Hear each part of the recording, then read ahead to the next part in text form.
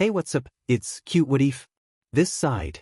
Today we will be seeing what if Hawk took Deku under him. Now before we move ahead with the FIC, leave a like and subscribe to the channel for future what ifs like this. Izuku Midoriya stood still frozen where the number one hero had left him. His face was wet with tears that would not stop falling. He felt them run down his face, scorching hot against his wind-chilled cheeks, and drip from his downturned chin. They made a growing pattern of dark gray raindrop-like splotches against the rooftop. He couldn't see them. He couldn't see anything but smudged gray fading into blurry sky blue through tear-filled eyes. Each blink let loose a fresh waterfall of salty tears that kept the world soft and blurry to his unseeing eyes. Eventually, what could be minutes or hours later, Izuku had no sense of how long he'd stood paralyzed in the place where his dreams had been shattered by his idol. The world faded back into focus. Izuku found himself staring at the spot where All Might had stood. It was nothing but an empty space in front of the railing at the edge of an entirely ordinary and unremarkable building in Mizudafu. There was no sign that the number one hero had ever stood there. That suddenly seemed so very wrong to Izuku. How could the most important hero know the most important person in the entire world have been right there and leave no trace behind? Izuku's feet started moving. He shuffled slowly over to the railing, clunky red shoes barely lifting from the rooftop with each step. By the time his hesitant steps carried him over to that empty space on the edge of the roof, his tears had finally tapered off. He was left with stinging eyes and a pulsating emptiness in his eyes. There was nothing there. No scuff marks or footprints or remnants of coughed-up blood marked the spot where All Might revealed an enormous secret and then destroyed every plan and expectation Izuku had for his future. His future. For the first time in his life, Izuku had no idea what his future could look like. He tried to picture himself doing anything other than saving people with a smile like a hero like his hero, but came up blank. An office worker, or a cashier, or a waiter, or any other mundane job taking up space and doing nothing for the greater good, just existing. The very idea of that life of being meaningless, of being useless, of being worthless, pathetic, Deku for the rest of his life.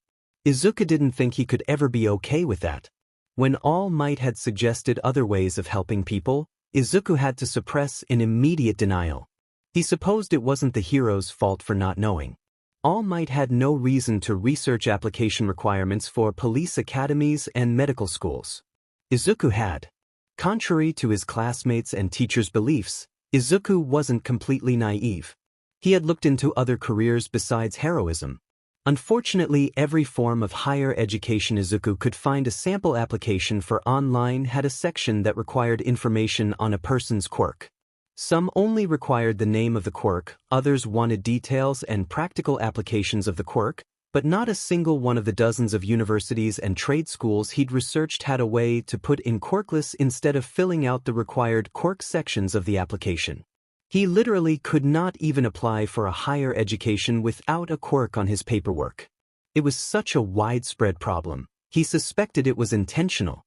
That's why UA was Izuku's best chance at a future that he could be happy in. UA was a hero high school that publicly announced that quirkless people were allowed to apply even to their hero course. The only other option was a dead-end job as something unimportant, unable to help anyone, not even himself. All Might couldn't have known all of that, though, Izuku reassured himself. After all Might had never been quirkless, so he surely wasn't aware of the discrimination and hardship that quirkless people faced in every aspect of their lives. If he knew, Izuku was sure that All Might would do something to help. After all Might saves everyone, even a quirkless Deku like him. Izuku took a deep breath in, held it for a moment, then let it go in a tremulous whoosh. He felt, suddenly, as if the weight of all the negativity in his life came crashing down on him all at once. Every pitying look and disgusted sneer, every whispered, quirkless freak and shouted, worthless Deku, every time he was shoved in the hallways of school and on the playground as a child, every time another kid had used their quirk to taunt and torment and hurt him, and every time an adult had seen it and just turned away from his pain. All of those things he could ignore because someday they would see. He would be a hero, and then they would understand that they were wrong, that he had value, that he wasn't worthless, that he was good. All Might said he couldn't be a hero. All Might was the #1 hero. He was the best. If he said so, it had to be true, right? Izuku took another stuttering, tremulous breath in and out. He felt so very tired. His body felt so very heavy, and the bright yellow book bag on his back full of notebooks and textbooks and pencils and papers seemed to drag him down as if it were made of solid lead. Izuku slipped the worn yellow straps from his shoulders and let the bag drop to the ground with a muted thud. A light breeze picked up and Izuku felt unbalanced. His mind was a chaotic whirlwind of self-depreciation and fear of an uncertain and unimaginable future. His trembling hands took hold of the railing in a white-knuckled grip as if the cold metal biting into his palms was the only thing holding him steady in that moment. Take a swan dive off the roof and hope for a quirk in your next life. Kaken's taunting voice echoed in Izuku's mind so loudly that Izuku flinched. For just a second, Izuku thought he could detect the faint sweet smell of nitroglycerin, and he instinctively braced for pain, tensing up and squeezing his eyes shut. Stupid Deku? He shook his head at himself, sniffling a little and using his sleeve to wipe away a few fresh tears as he opened his eyes again. Kaken isn't even here? Without really thinking, Izuku moved closer to the edge, leaning his weary body against the waist-high railing. His eyes mindlessly followed the patterns of traffic and pedestrians down on the street for a few moments. He leaned a little further to look at the sidewalk directly below where he stood. Huh? No pedestrians on this sidewalk, he noted absently. That's good. Izuku didn't realize what he was considering until he spoke. He shook his head violently, as if to shake away the idea. No, I can't because Izuku was no longer sure how that sentence could end. Every time before that he had been told he should kill himself, and there had been many, whether in whispers hissed at him in the hallways at school, or spider lilies on his desk, or even once a hateful neighbor who said he was nothing but a burden on his poor mother, he had always reassured himself by thinking about his future as a hero and his mother's pain if he were gone. Now, with no acceptable future in sight, there was only his mother to think of, and the more he thought of her, the more he thought that her life without him might be better. If I was gone, Izuku's mumbling habit left him unaware that he was speaking his dark thoughts aloud. Mom would be better off. Dad would come back. I know that he still cares about her cause he calls her all the time but only late at night or when I'm at school because he doesn't want to talk to me. Izuku didn't bother trying to hold back his tears as he acknowledged something he'd been actively trying not to think about for years. I know that Dad hates me and that he left because of me, but he still loves Mom and she loves him. Mom is sad and lonely without him. If I was gone they could be happy again together without me. Izuku leaned forward a bit and looked down once more, letting a few tears drip off his cheeks and fall over the edge. He lost sight of the tiny drops long before they made it to the empty sidewalk below. There's no one else, he realized. He pictured the apathetic faces of his teachers and neighbors and classmates. He remembered Kaken's hate-filled glare. No one else would care if I died. I would. Izuku flinched and then whirled around to face the stranger behind him so suddenly that he nearly lost his balance. Izuku's voice died in his throat the moment he set eyes on the stranger. Izuku was wide-eyed and gaping like a fish. In the middle of the rooftop stood a young man. He was wearing dark jeans, a light gray shirt and a jean jacket with several patches and pins that Izuku couldn't see clearly from this distance. He had stylishly tousled hair and what could be either sunglasses or maybe goggles pushed up like a headband in the blonde locks. In one hand was what looked to be a plastic bag of takeout with a bright yellow smiley face and the words, "Have a nice day," emblazoned cheerfully on the side. His other arm was half outstretched to Izuku and the man's golden eyes held genuine concern. Izuku wasn't sure how to process such an expression directed at him. Most shocking, however, were the two enormous red wings still halfway unfurled on his back. "Please, don't do it." The hero's voice was soft and careful.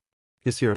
The wing hero, Hawks, #3 hero in Japan, was standing in front of Izuku asking him not to jump, and Izuku had always been better at doing things for others than doing things for himself. Izuku released his grip on the railing, hands aching dully from holding so tightly for so long, and let himself flop awkwardly down on the rooftop. He pulled his knees up, wrapped his arms loosely around them, and buried his face. Izuku was a hero fanboy, but today, with all that had already happened, this was just too much. He couldn't face another hero right now, especially not with what he had just been considering, and especially not with them knowing what he had just been considering. Hawk's voice carried a range of emotions from confusion to worry. Izuku simply no longer had the mental capacity to deal, so he remained silent with his forehead pressed to his knees and his eyes scrunched shut.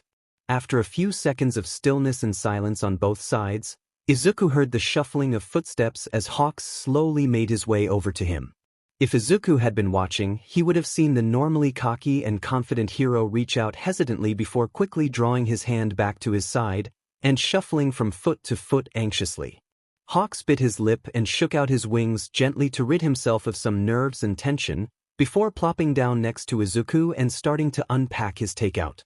So, Hawk scratched his head idly as he set out several boxes on the rooftop between them. I hope you like fried food because it's my cheat day and I just went to this great American-style place that my friend Rumi told me about and ordered everything that sounded good. He kept shooting cautious glances at the boy next to him, who was still curled tightly into himself as he rambled, filling the silence with mundane chatter. I only do like one cheat day a month, so I tend to go all out and always order way more than I can eat by myself. As he laid the last box out on the rooftop, he tucked the plastic bag into his jacket pocket and opened the boxes one by one. All right, Hawk said, forcing some enthusiasm into his voice. We have onion rings, cheesy pepper poppers, mozzarella sticks, mini corn dogs, French fries, fried chicken, 5 different dipping sauces, and apple pie. He announced proudly, waving his hands over the food like a salesman showing off his wares. His feathers ruffled and twitched, betraying his anxiety as the boy across from him stayed curled into himself, refusing to acknowledge Hawks or the feast laid before him. Anything look good to you? Hawks prompted hopefully. Still, the boy didn't move. Hawks picked up a piece of chicken and took a bite. He hummed as loudly and obnoxiously as he could. Delicious. I love fried chicken. He cheerfully declared. And don't even bother making a cannibalism joke, 'cause I guarantee you I have heard them all already. He waggled his finger at the slumped form of the boy. Every time I mention eating chicken in an interview, Hawks started ranting, gesturing with the chicken drumstick still in his hand. People start saying that I'm a cannibal, eating my own kind. I even had one interviewer ask if me eating chicken was even legal, and isn't that like eating another person? As he continued his rant, his gesturing got wilder. Then they laugh like they've just told the funniest joke ever. Hawks are birds of prey. The voice was so soft Hawks almost didn't hear it. Hawks responded intelligently, staring at the boy in shock. Hawks are birds of prey. Izuku finally lifted his head from his knees. His eyes were dull and lifeless. His cheeks were lined with tear tracks. He looked utterly defeated and done with life. Birds of prey eat smaller birds, so those jokes don't make any sense. His voice was emotionless and hoarse from crying, but he had finally lifted his head and looked at Hawks, so the hero was going to count this as progress. Exactly. He grinned as he made an emphatic, sweeping gesture with the arm holding his chicken. The grease and crumbly texture made him lose his grip. The drumsticks sailed through the air, bounced twice across the rooftop, and skidded right through the railing and over the side of the building. Hawks was frozen in shock for a moment before his face fell and his wings drooped. "Aw, my chicken," he murmured despondently, bottom lip jutting out in a childish but genuine pout. Hawks heard a muffled snort. He slowly turned away from where his chicken had disappeared to look back at the boy. Izuku was covering his mouth with one hand, trying to muffle his laughter as he stared at the number 3 hero pouting over lost chicken. Hawks marveled as a tiny spark of life came back to those muted green eyes, and his own lips ticked up in a small, unconscious smile. It took a few minutes for the boy to get control of his giggles and catch his breath back. Hawks was more than content to sit back, smiling softly, and give him all the time he needed. These moments of liveliness from the previously unresponsive boy were incredibly relieving. Honestly, Hawks had no idea what he was doing. He was thoroughly trained in villain apprehension, disaster rescue, and public relations. He could take out multiple assailants while pulling dozens of civilians to safety with ease, and then smile charmingly for the most obnoxious of reporters while ignoring painful injuries. He was experienced in hostage situations, house fires, robberies, and accidents of all kinds, but a suicidal teenager on a rooftop alone, this was outside his wheelhouse. Still, Hawks was a hero, and this boy obviously needed saving. Most people thought Hawk's quirk was just wings with telekinetic feathers, but there was actually a bit more to it than that. Firstly, he actually had a raptor mutation. Gave him lots of seemingly random bird traits, like a fixation on shiny things, the longing to perch in high places, avian vocalizations, and enhanced eyesight among other things. His feathers were also special. He could pick up vibrations and hear through them. Some of these abilities made him excellent at reconnaissance, so it was second nature for him to pause and observe when he saw a green-haired teen standing alone in the middle of a rooftop. Hawks had just finished an especially irritating photo shoot. It was the only thing he had scheduled for the day because it was supposed to be his day off. Anthony Foster, the award-winning photographer, as he would remind everyone every 15 minutes, was flying back home to London in the morning, so it had to be done today. Of course, the pretentious but was quirkest against mutations too. He spent the whole shoot calling Hawks the bird and the avian and refusing to speak directly to him.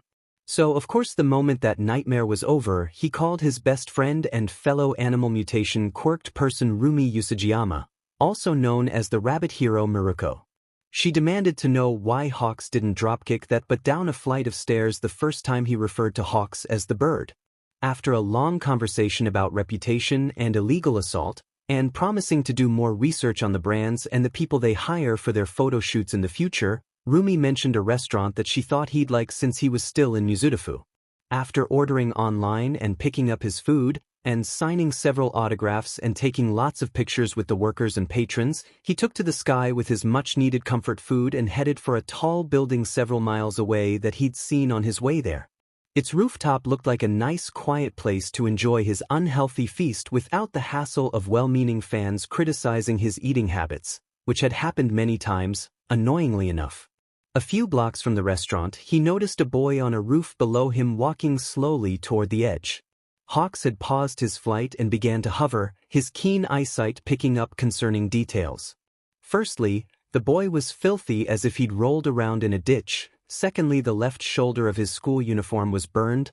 Thirdly, he was crying silently. And fourthly, which was the most problematic, he was headed to the edge of a tall building.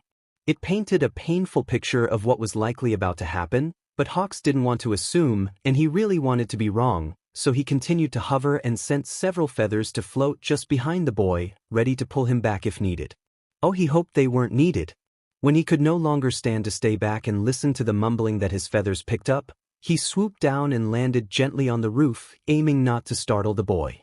He needn't have bothered. The boy was so wrapped up in his own thoughts that he heard nothing and simply continued his mumbling. No one else would care if I died. The words were spoken with a calm certainty. He spoke as if commenting on the weather or something completely inconsequential. It broke Hawk's heart and brought tears to his eyes that this child honestly believed that no one in the world cared about him. So Hawks spoke up without thinking. I would. It wasn't a lie. He knew as soon as he touched down on the rooftop that if this kid died now, it would haunt him for the rest of his life. The kid startled and spun around to face him. With barely any effort, Hawks kept his hovering feathers behind the boy as he turned, and then sent them to hover just over the edge of the building, just in case. When the kid collapsed and curled into himself, Hawks had a mini heart attack.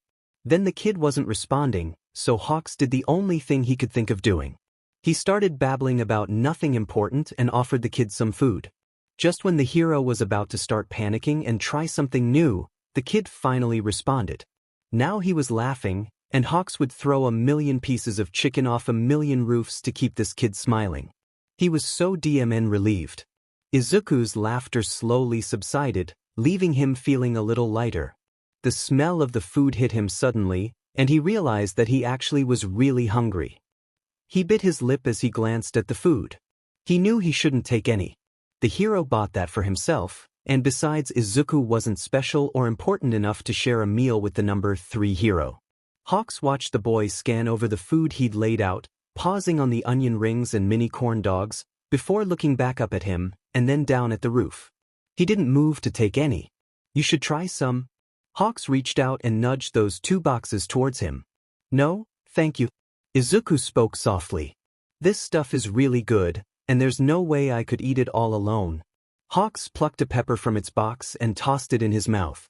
Maybe just a little then, Izuku said cautiously. He reached out and took a mini corn dog. He struggled not to stuff the whole thing in his mouth after the first bite. Hawks was right.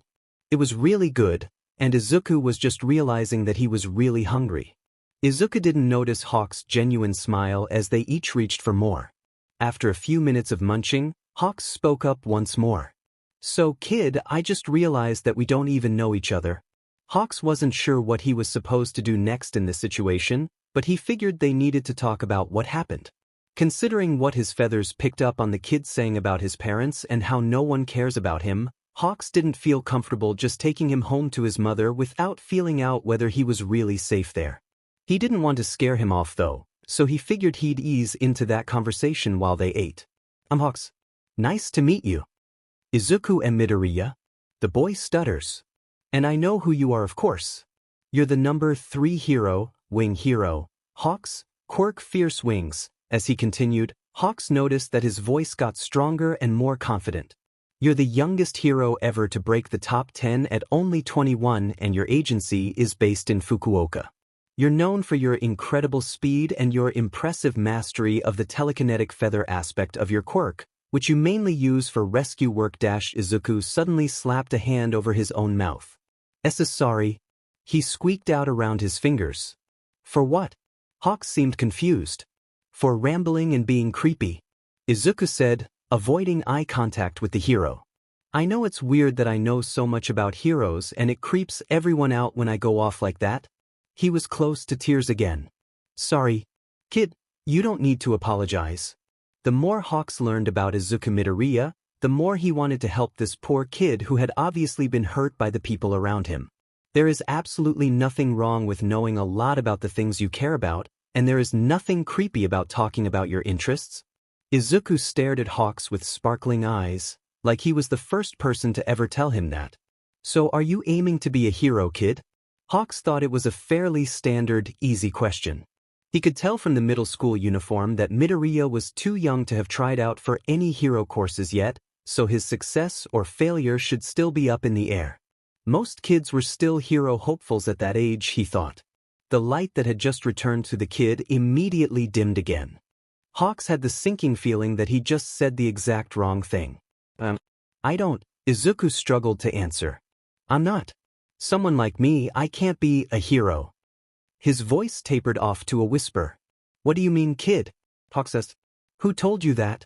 He knew from the way he'd said those words that he was repeating something painful that someone else had said to him. Everyone. Izuku said despondently.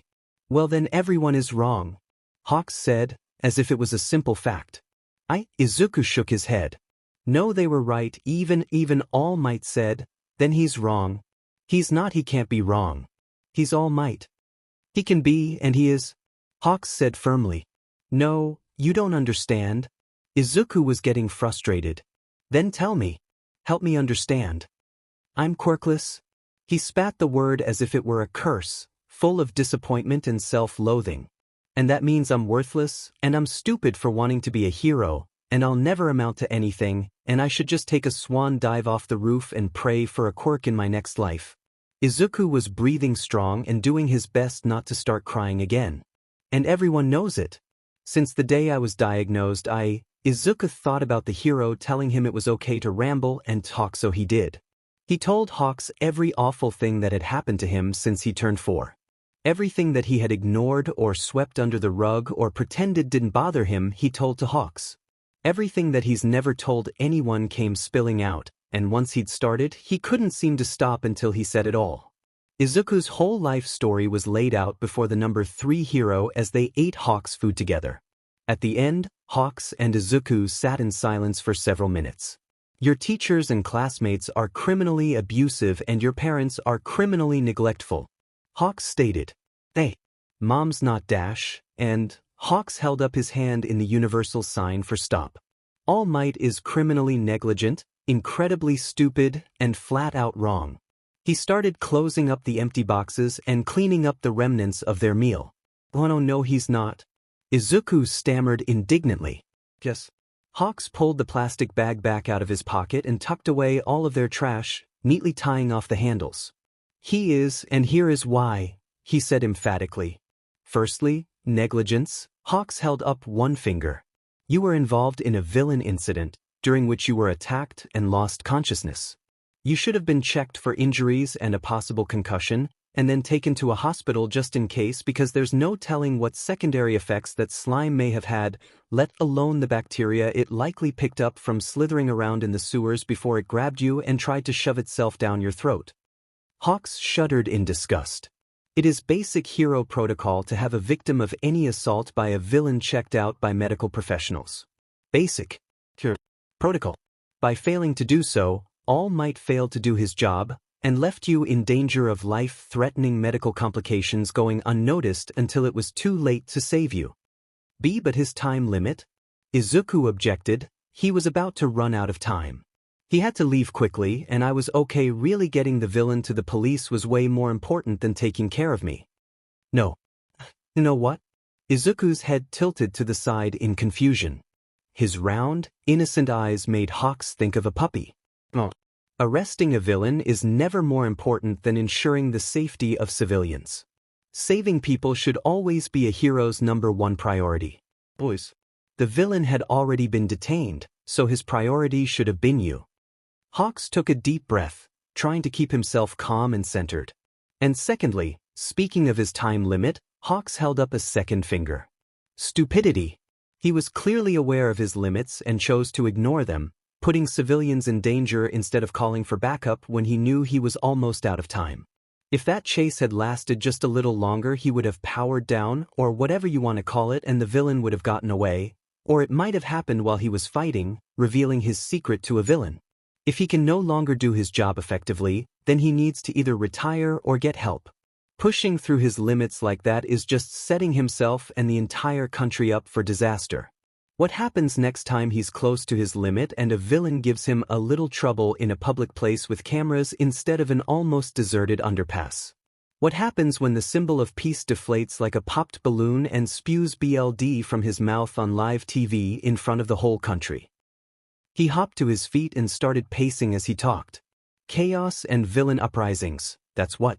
All because the great All Might apparently has too much ego to retire gracefully and too much pride to let other heroes stand beside him, even as sidekicks or backup.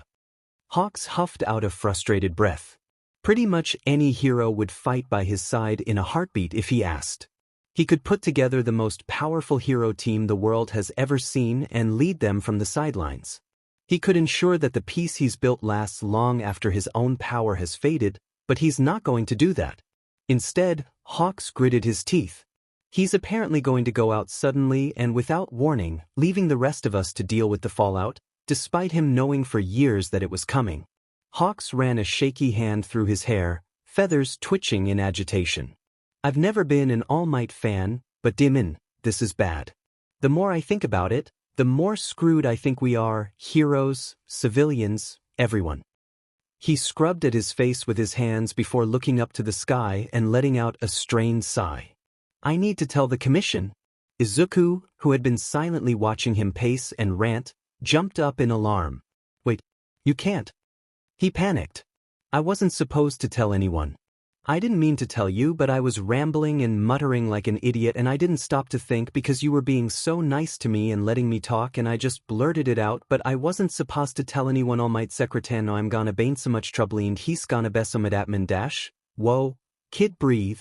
Hawks was suddenly in front of Izuku with a gentle hand on his shoulder, carefully avoiding the tender burn he now knew the origin of. He coaxed Izuku through a deep breathing exercise to get his panic under control. I don't mean the whole organization, kid, just the commission president and a few higher-ups. They need to start preparing for the fall of the symbol of peace as soon as possible. He reassured. But it's All Might's secret, and he doesn't want anyone to know. Izuku's voice was soft but firm. His big green eyes were focused intently on the hero, as if daring him to disagree. Hawks was the #3 hero and golden boy of the Hero Commission. He could go straight to the commission's headquarters and tell whoever he wanted to the whole story that Midoriya had just told him, whether Midoriya wanted him to or not, and there was nothing the boy could do to stop him. Hawks didn't want to do that, though. He wanted Midoriya to understand that this was necessary, regardless of All Might's wishes. What's the most important part of being a hero? Izuku was thrown off by Hawks' question. Saving people? Izuku answered, confused, but without hesitation. Exactly. Hawks gives Midoriya a small smile, a little proud of the immediate right answer. But All Might keeping this secret and acting recklessly puts people's lives in danger. I wasn't just being dramatic when I said there would be chaos and villain uprisings if All Might goes down on live TV. Even if it isn't filmed, if it gets out that some ordinary villain like the one that attacked you could take out the #1 hero, well, All Might's overwhelming power and reputation is keeping organized crime and the smart villains in check for now, but when he goes down, that ends. There will be a huge leap in crime and villainy. Robbery, kidnapping, murder. It's all gonna skyrocket, and no one who could help prepare for it knows that it's gonna happen. People will die. I have to do everything that I can to prevent as many of those deaths as possible, and that means getting this info to the people who can analyze and strategize and use their influence to do the most good before it's too late. Do you understand? He asked gently. Izuku looked down at his feet and fidgeted with his fingers. I think. He let out a harsh breath and looked up into Hawk's eyes with a sudden determination. People's lives are more important than keeping All Might secret, even though he said not to tell anyone and he's the #1 hero. Izuku's voice wavered a little, but he pushed on. You're right, and All Might is wrong. Hawks gave him a gentle, proud smile that made Izuku feel warm and safe. All Might is wrong about other things too, Hawk said. Just because he cut off suddenly. His wings shot open, and he tilted his head, listening intently. What's dash? Izuku started, but quickly covered his mouth as Hawks put a single finger over his own lips and shushed him. Izuku took the hint and closed his eyes, listening carefully for whatever had alerted Hawks. After a moment, he could just barely make out the sound of explosions. Fireworks, maybe? Izuku guessed hesitantly. Nope. Hawks stated, popping the P. He pointed over Izuku's shoulder at a column of smoke that was just beginning to raise above its surrounding rooftops. Wanna see me in action, kid? Really? Izuku was nearly vibrating with enthusiasm. Hell yeah, kid. He gave a sharp grin, summoning his feathers back from the ledge of the building. I'll fly you over and set you down at a safe distance to watch. How does that sound? Amazing. It sounds amazing. Hawks swore he could see stars in the kid's wide green eyes. All right, here we go. He scooped Midoriya up in his arms and launched them both into the sky. As Midoriya's startled shriek tapered off into breathless laughter, Hawks had a life-changing realization. This kid had been through hell all alone and came out of it still able to smile and laugh. Izuku Midoriya was one of the strongest people Hawks had ever met. As he flew toward fire and explosions, Hawks thought to himself, you won't be alone anymore, Izuku. I'll be there with you for as long as I can, kid. Hawks knew that civilians watching hero fights were putting themselves in an unsafe situation. Villains often tried to take advantage of crowds during fights by aiming damaging attacks at them that the hero would be forced to try and block, or by trying to take hostages. Police usually did a good job of keeping people at a safe-ish distance, as much as possible anyway, but desperate villains could be unpredictable and incredibly dangerous. Even so, there was no way in hell Hawks was leaving the kid alone on that rooftop while he took care of this, so with few powerful flaps of his crimson wings they were near enough to see the commotion. Hey, Midoriya gasped. That's the villain that attacked me. Hawks banked as he got closer and circled the scene, quickly taking in the details with his keen vision. Several heroes were already on scene dealing with fires and evacuating civilians, but none were actively engaging the villain. The villain itself stood in the middle of the street, surrounded by rubble and blazing fires. Hawks thought that he was even grosser than Midoriya had described. Its gloopy, gelatinous form cackled in glee as it flailed at an approaching hero. Death Arms attempted a single ineffectual punch at the mass of putrid slime before retreating again. Hawks frowned as he noticed the blurry form of a hostage trapped within the body of the villain. "Hey kid, do you remember anything important about this guy?" Hawks says. "Strengths, weaknesses, that kind of thing." His quirk gives him a semi-liquid body which seems to make him impervious to blunt force or cutting attacks. He didn't seem to take any damage, or even feel pain from Death Arm's punch. He can stretch and change his shape, which he's using to increase his range for bludgeoning attacks. All Might used a wind pressure move to blast him apart when he fought him, and his eyes and mouth seem to be the only solid parts of him. They may be the only parts that can be damaged or feel pain. Izuku didn't even realize that they were descending as he muttered, doing his best to focus on only the most important info and not go off on a tangent about the villain's quirk, which was actually really cool when he wasn't be drowned by it and had so much potential for heroics. "Demon kid." Hawks chuckled as he landed, setting them both down just inside the police line. "Sorry." Izuku bit his lip. "I was trying to only say the important stuff, but I know I get carried away and it's dumb and annoying and I'm sure you already knew everything I pointed out anyway and dash, kid." Hawks stopped him with a hand on his shoulder. "I meant DMN in a good way. That was hella impressive." Hawks grinned at him. "Your observation skills are off the charts, kid, and you just gave me a great edge on this guy." A sudden explosion drew their attention back to the villain. The hostage flailed and struggled, pulling their head free for a moment. Desperate red eyes darted around the area, and Izuku could swear that those familiar crimson orbs locked right onto him. "Kaken." Izuku's feet started moving instinctively before he could think, but Hawk's hand on his shoulder pulled him back after a single step. Kid." Hawks quickly steered Izuku behind the police line. "With your observations, this guy shouldn't give me too much trouble. Just stay here and let me handle it, K." Hawks threw him his signature cocky grin and a wink, before darting off. He hovered about a bus length above the villain, easily dodging its attacks.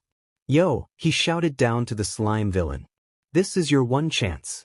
Let the kid go, or I'm gonna have to hurt ya." "Ha. You can't defeat me, you stupid little bird." The villain laughed as he thrashed his tentacle-like slime arms through the air wildly. Hawks evaded the attacks and flew up a little higher, his bright golden eyes narrowed in annoyance. "I always try to avoid permanently injuring the people I apprehend, but you are a colossal butt and a psychopath, so I don't think I'll feel too bad about this." Hawks released a small swarm of feathers towards the villain while he shot high up into the sky. The feathers circled and harried the villain like a swarm of bees until Hawks was only a speck, way up in the air. Then, suddenly, Hawks dove as one feather zipped around the villain's flailing slime and sliced cleanly across both of the villain's eyes while the rest darted over to surround the hostage. As the slime villain screamed in pain, the feathers dove into the slime and yanked the hostage free, flying him swiftly over to the waiting police and heroes. The villain couldn't focus enough to stop him through the pain of being blinded. Izuku heard several people in the crowd behind him gasp as Hawks approached the ground at breakneck speed with his wings tucked close to his back. Less than 20 feet above the ground, and right above the villain, his wings snapped open with a mighty downstroke. The force of his momentum and the huge crimson wings created an incredibly powerful blast of wind. The villain gurgled as his body was forcibly scattered across the ruined street. For several seconds, the crowd was still in silent shock, and then a cheer broke the stunned people out of their stupor. The crowd went wild, praising Hawks and his dramatic villain takedown. Izuku joined in the cheering. He stared in amazement as Hawks hovered over the scene, shooting off a cocky two-fingered salute and a slightly smug grin at the crowd.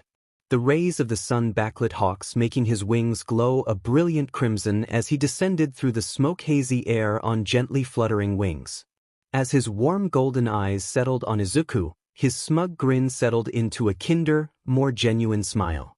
He stood for a moment among the dying flames, glowing crimson wings spread wide, a gentle smile on his face, and his intense molten gold eyes focused on Izuku. The sight took Izuku's breath away. This was a hero, a true hero. He wasn't just smart and strong. He was kind. He was compassionate. He was real. This is what Izuku wanted to be. All Might's smile had always seemed the best and brightest. It had always brought Izuku comfort, but compared to Hawks, It seemed cold and fake. All Might said Izuku couldn't be a hero, but Hawks said All Might was wrong. Maybe Izuku couldn't be a hero like All Might, but he realized suddenly he didn't want to be like All Might anymore. He had a better hero to look up to now. Hawks' back muscles ached. Breaking a speed dive like that was extremely HRD on his body, but that had been the quickest way to end the conflict with minimal collateral damage. He hovered and posed for the crowd for a moment, just like he'd been trained to do, before touching down and subtly stretching out his burning wings and back muscles. As he'd descended, Hawks had spotted Midoriya still standing just behind the police line, right where Hawks had left him. Hawks couldn't help the heartwarming fondness that overtook him at the kid's awestruck expression. Hawks assessed the scene, sending some feathers into the burning buildings and in a sweep around the area to make sure that there were no more civilians in danger. Finding none, he decided to let Backdraft and the other heroes handle the fires. That was Backdraft's specialty, after all. An ambulance had arrived in the meantime, and several EMTs were fluttering around the boy who had been held hostage. Hawks stepped back and let the police take control of the scene in a flurry of activity as he headed back over to Midoriya. "See, kid," he winked. "Told ya I'd handle it, didn't I?" The crowd around Midoriya was tittering excitedly and shouting praises. Several reporters tried to maneuver their way toward Hawks, but he pulled Midoriya past the police line before they could get to him and threw them all a wave and a "thanks for all your support." Hawks towed a reluctant Midoriya over to the EMTs. "Really, I'm fine. I don't need dash, Midoriya." Hawks gave him a stern look, and Izuku gulped nervously. "You need to be seen by a medic. We already talked about this, remember?" Midoriya was looking down, fidgeting and biting his lip. He looked up at Hawks and nodded reluctantly. Hawks noticed Midoriya watching the other boy warily out of the corner of his eyes, but never looking directly at him. He'd heard enough of Midoriya's life story to know that this Kaken was the kid's biggest tormentor. He was also, according to Midoriya, guaranteed to make it in heroics with his flashy, powerful quirk, high intelligence, and strong work ethic. It kind of bothered Hawks that Midoriya could so easily compliment someone who was so intentionally cruel to him. "Hey," Hawks said softly, reaching out and ruffling the kid's hair, "I'll be right there beside you the whole time, okay?" "Really?" "Yep, and after we still have to finish that conversation we were having." Hawks smiled softly at him. "Okay." Midoriya looked at him with teary eyes and a small, amazed smile. Hawks finished guiding him over to the EMTs and, to Midoriya's great relief, took it upon himself to explain the whole ordeal with all might, leaving out the bit on the rooftop, thankfully. Hawks stated it all very professionally, leaving out his criticisms of All Might's mishandling of the situation, but clearly insisting that Midoriya's condition be assessed as it should have been when he was first attacked. Midoriya was amazed at how easily Hawks had just told the truth while skipping a few key parts and managed to completely avoid exposing All Might without even really lying. Hawks could practically feel the heat from the other boys' red-eyed glare at Midoriya. They were only a few feet apart as the paramedics and EMTs treated their injuries. Midoriya fidgeted nervously and clearly knew that the other boy was glaring, but never lifted his head or looked at him. The medical personnel didn't seem to notice the tense atmosphere between the two boys, but Hawks certainly did, and he chattered constantly at Midoriya and the medics tending to him to distract the kid from his bully's ire. As the EMTs wrapped up with both boys, a few of the heroes loitering on the scene came up to the angry blonde boy. Hawks listened in as they began gushing over the boy's powerful explosion quirk and his future as a hero. Even as the boy angrily scoffed and glared at them, they praised him. Hawks shook his head in disappointment. Just being near the bully that tormented Midoriya had Hawks' feathers ruffled in irritation, but Hawks was a professional hero, and the bully was a kid who just survived a brutal villain attack, so Hawks did his best to ignore him until Midoriya was treated and free to go. "Okay." The coppery-haired paramedic who had been tending to Midoriya exclaimed cheerfully as she finished taping a square of gauze to the burn on his shoulder. "You'll need to make an appointment with your regular doctor as soon as possible to do blood work and a thorough checkup, but for now just change that bandage daily and apply burn cream to the area for about a week and a half, and you should be good. You're really lucky to just get away with a minor second-degree burn and some bruising, you know, and you even met All Might and Hawks." She grinned at him. And it seems you've even caught someone's attention, she said, nodding towards Hawks, who was still loitering nearby. Hawks looked over as she spoke, clearly listening in to their conversation. Yep, he sure did. Hawks laid a hand on Midoriya's uninjured shoulder. Kid's super clever. He watched that villain for just a few seconds and then told me exactly how to beat the guy.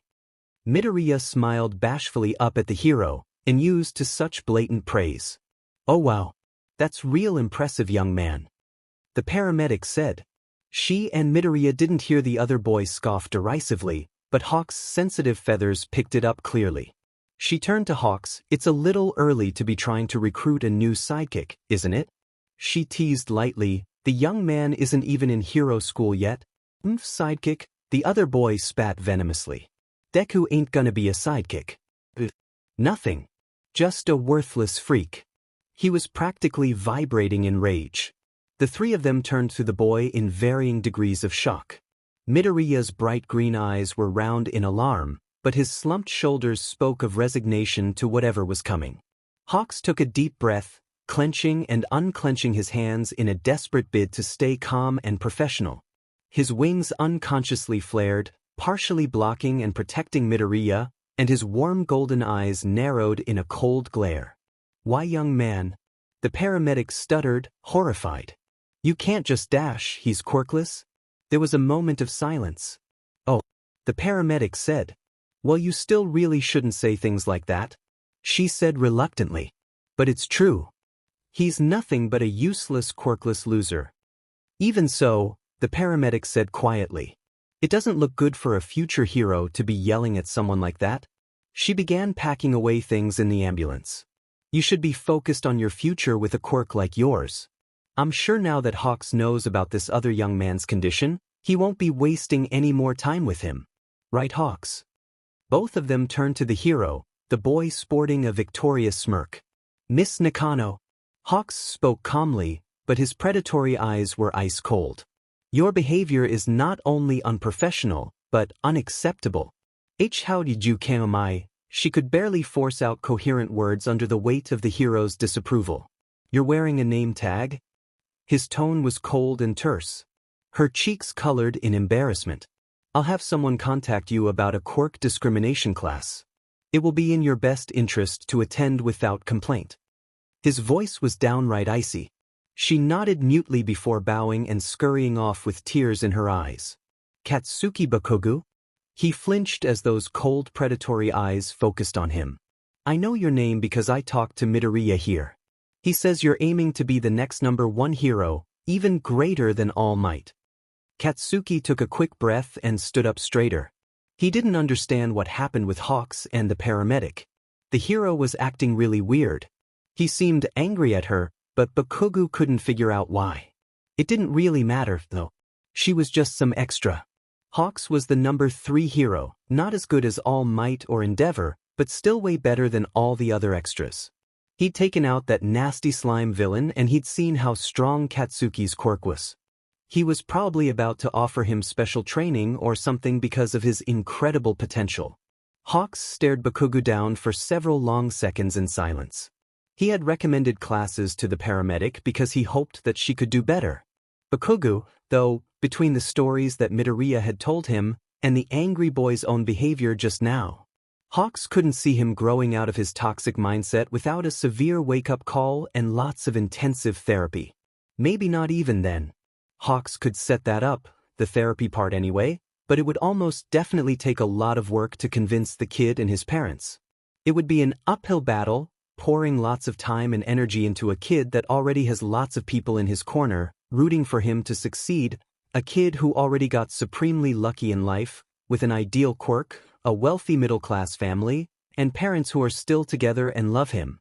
He is a stark contrast to Midoriya, who got dealt almost the unluckiest hand possible.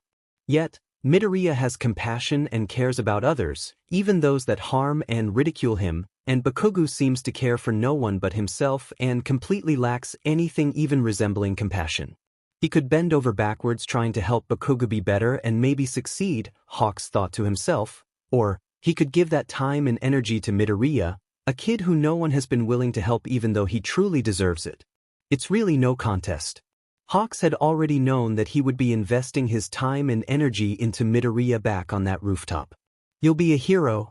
Hawks finally broke the silence, but you won't be a good one, let alone number one. Probably not even top 50, honestly. Bakugo's red eyes widen almost comically in shock and confusion. Anyone with a strong, flashy quirk and half a brain can get a hero license, but, Hawks elaborated. You have to be like-able too, if you want to rank that high. And you are not. You'll never be a true hero either.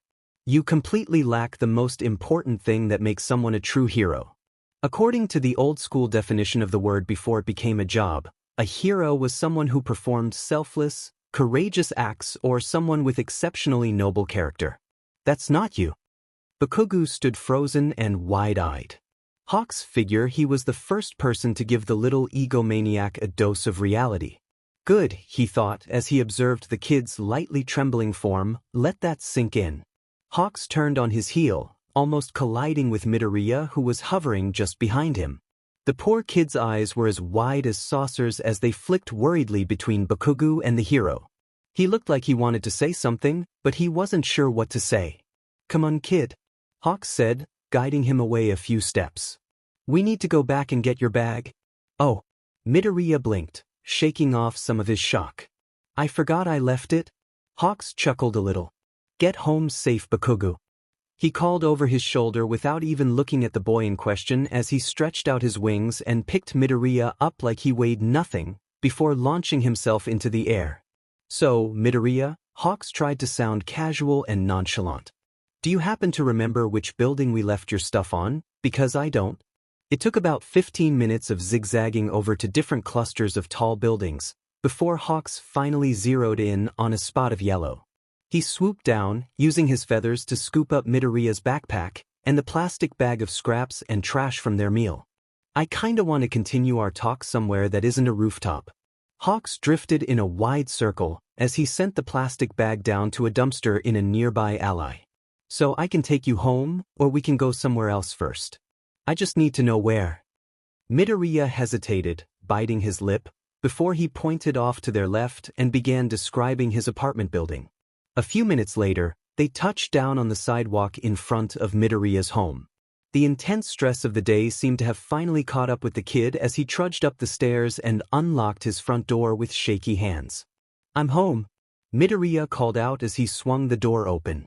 After a moment of silence, the kid's tense shoulders relaxed, and he welcomed Hawks into the apartment. Looks like Mom's not home yet? He let out a relieved sigh as he shuffled over to the kitchen. Well, would you like some tea? His fingers tapped a nervous staccato pattern against the countertop. Sure, kid, that sounds good. Okay, make yourself at home, I guess. Midoriya began filling the kettle. Can't believe Hawks is in my house. Hawks chuckled as the kid began muttering to himself as he puttered around the kitchen. He found himself studying the pictures scattered around the living room and dining room area as Midoriya busied himself with making tea. The whole apartment, as far as he could see, was clean, tidy, and cozily furnished. It seemed nice and homey.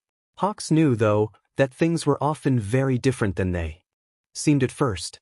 He wandered back into the kitchen just as Midoriya finished making the tea. You said? They were sitting at the kitchen table nursing their cups of tea before Midoriya cautiously addressed the topic from the rooftop. That all might was wrong. The kid's fingers were clenched tightly around his mug, and his gaze was resolutely fixed on the tabletop. What specifically do you think he was wrong about?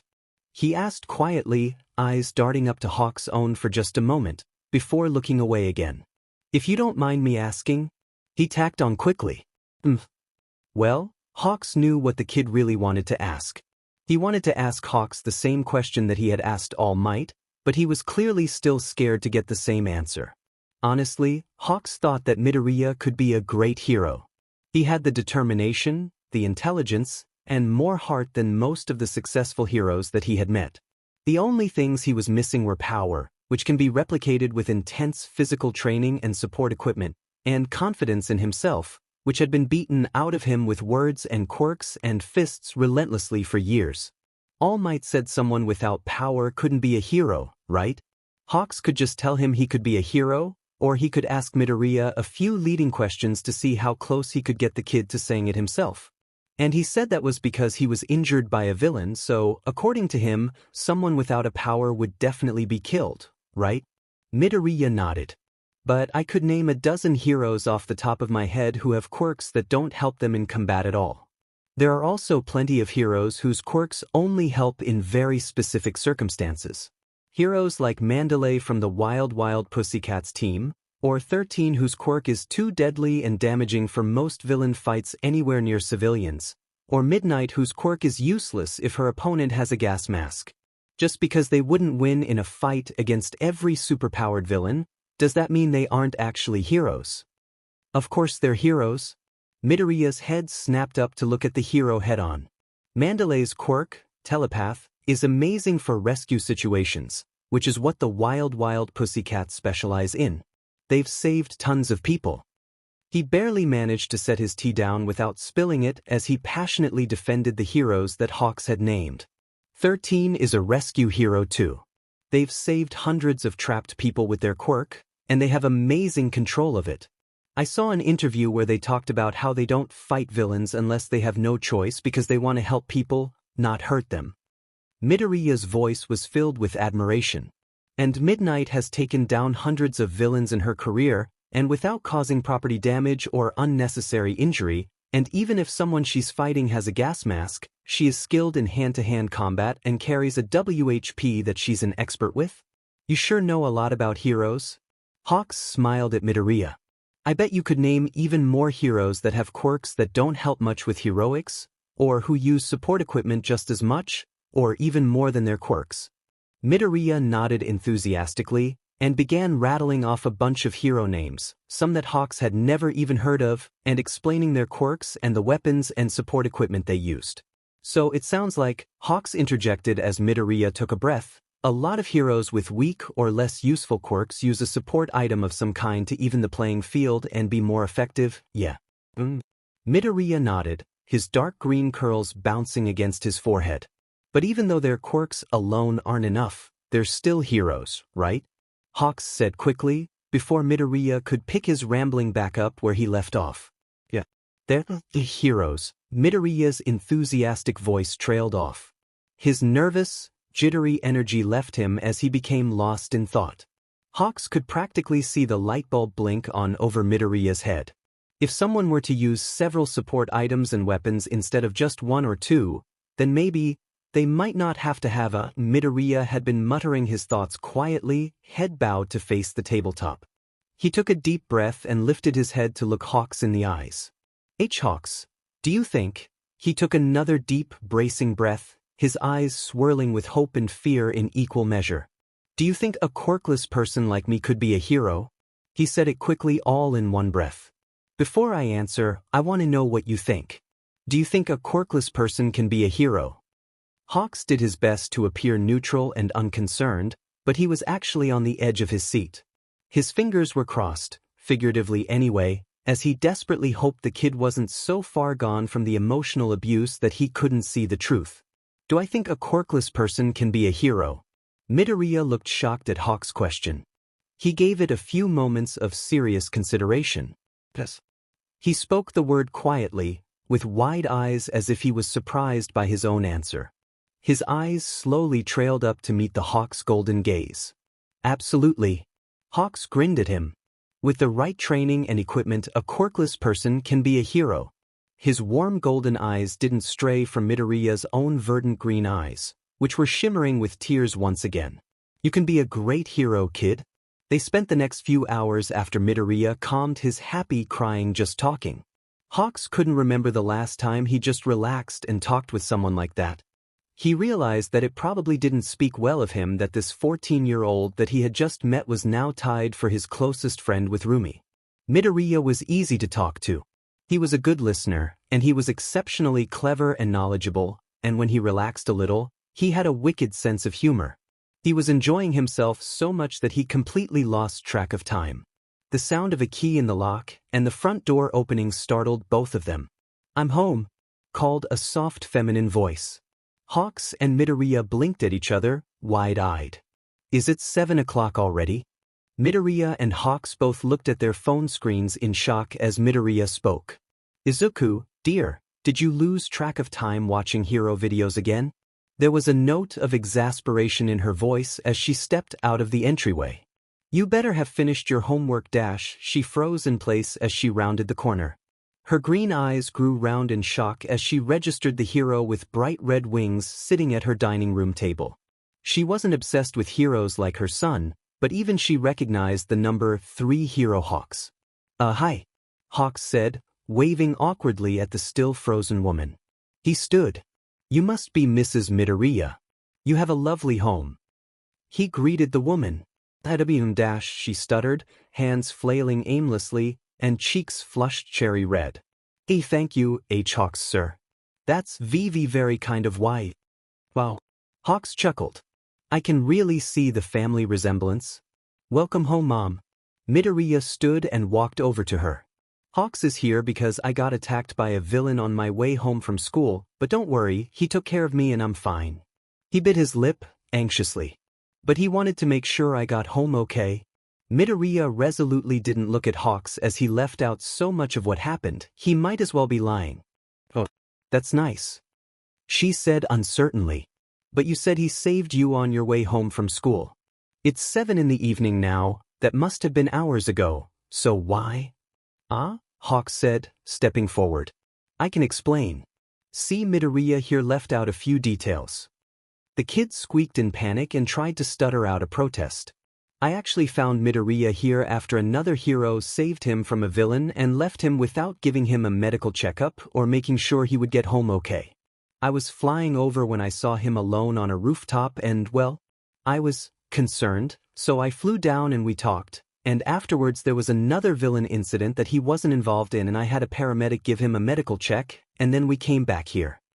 Midoriya was anxiously biting his thumb, looking back and forth between his mother and Hawks. The hero put a hand on his shoulder in a reassuring gesture. What do you mean by concerned? Mrs. Midoriya looked genuinely confused. He was alone on the edge of a tall building and seemed distressed. I was concerned that he was suicidal. Hawks didn't mince words. I wouldn't, that's not. The kid stuttered. I wasn't really going to. I was just thinking. He trailed off.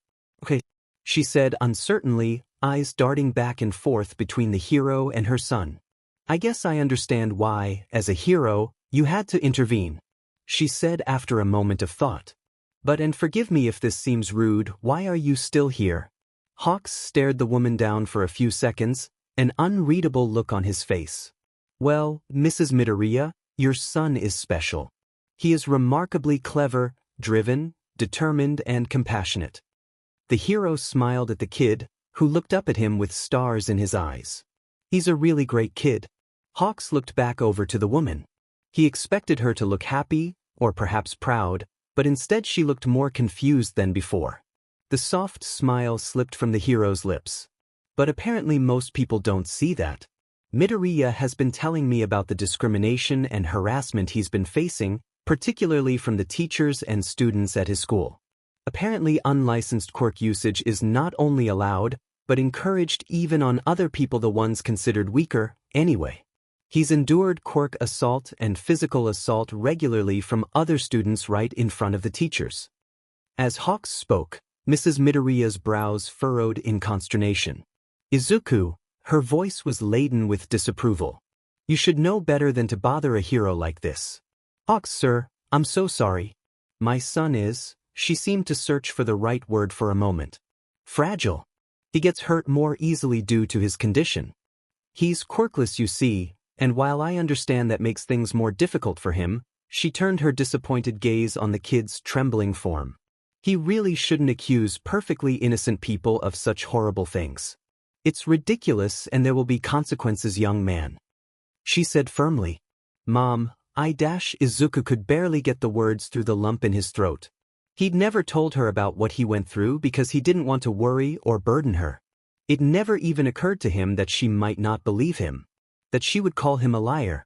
Hawk's hand was heavy on his shoulder. Oh no, Izuku's blood ran cold as a thought occurred to him. Would Hawks think he was a liar too? He'd taken Izuku's word for everything with no real evidence, but now, Well, why would Hawks believe a quirkless middle school student when his own mother accused him of lying? Izuku stared down at his socked feet, unable to force out another syllable in his defense. He felt Hawks grip his shoulder tighten, not enough to hurt, but more than enough to feel. He didn't dare look up. He didn't want to see whatever disappointed or disgusted look the hero would have on his face. Hawks was livid. He took a deep breath and repressed the urge to shield the kid within his wings and screech at the vile woman until her ears bled. Even so, his wings twitched, the feathers rustling lightly as he fought his instincts. Again, Hawks, sir. The movement drew Mrs. Midoriya's attention back to him. I am so sorry for this, and I promise that Izuku won't bother anyone with this nonsense ever again. Shut the F up with your bullshit. What little filter and tact he had used to remain mostly professional in front of the discriminatory paramedic and obnoxious bully went up in flames. The kid's head shot up. Hawks found himself looking into two pairs of wide green eyes. The kid and his mother were both frozen in shock. Hawks thought that their nearly identical expressions might be funny under different circumstances. Nothing about the situation was funny at the moment. He stepped forward, removing his hand from the kid's shoulder and shoving his clenched fist in his pocket. For the second time that day his wings flared out, shielding his kid. You are a shitty parent, and I'm not going to stand here and let you justify your son being abused, especially when we both know it's bullshit. She tried to stammer out an indignant response, but Hawks didn't care. He spoke over her objections. I wasn't sure at first, but now I am. You have been knowingly allowing your son to be abused for almost a decade. There is no other explanation I can think of for why you watched your son come home covered in bruises and burns day after day for years, and then looked me in the eye and told me he was lying about the harassment and discrimination. He stared her down, shoulders and wings tense with barely contained anger. That's not I don't. She shrank before the hero's intimidating form. Why do you care? She cried. I couldn't do anything to stop it, even if I cared to. If you cared to? The hero scoffed, shaking his head angrily. He's quirkless. He was never going to survive in this world anyway. I knew as soon as he was diagnosed that a villain would kill him, or suicide, or an accident. She had tears in her eyes, but Hawks knew they weren't for her son. He heard nothing but self-pity in her voice. I can't afford to care about him. It would just end in heartbreak. So you let people hurt him and just waited for his death? Hawks said incredulously. Yes. She cried. What else was I supposed to do? You were supposed to care. The kid's shout made both adults jump. They turned to him in open-mouthed shock. The kid was panting, harsh breaths threatening to turn to hyperventilating, fists clenched tightly at his sides as he glared hatefully through tear-damp eyes at his mother. You were supposed to care.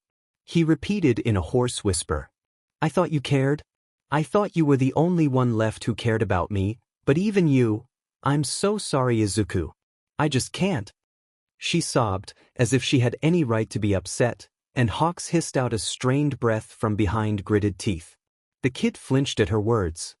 His shoulders slumped, and all his anger and energy seemed to drain away at once. Hawks stepped over to Izuku, turning his back to the woman he couldn't stand to look at for 1 second more. Kid, he reached out and tilted the kid's head up to look into his grief-clouded eyes. I care about you. He pulled the kid into a tight hug, wrapping his wings around them both. The kid's trembling arms hesitantly returned the hug, fingers twisting into the soft, well-worn denim of his jacket. They spent several moments that way, just breathing. Hawks ignored Mrs. Midoriya fretting anxiously in the background for the moment as he comforted his kid. He realized suddenly that he'd started thinking of the kid as his at some point today.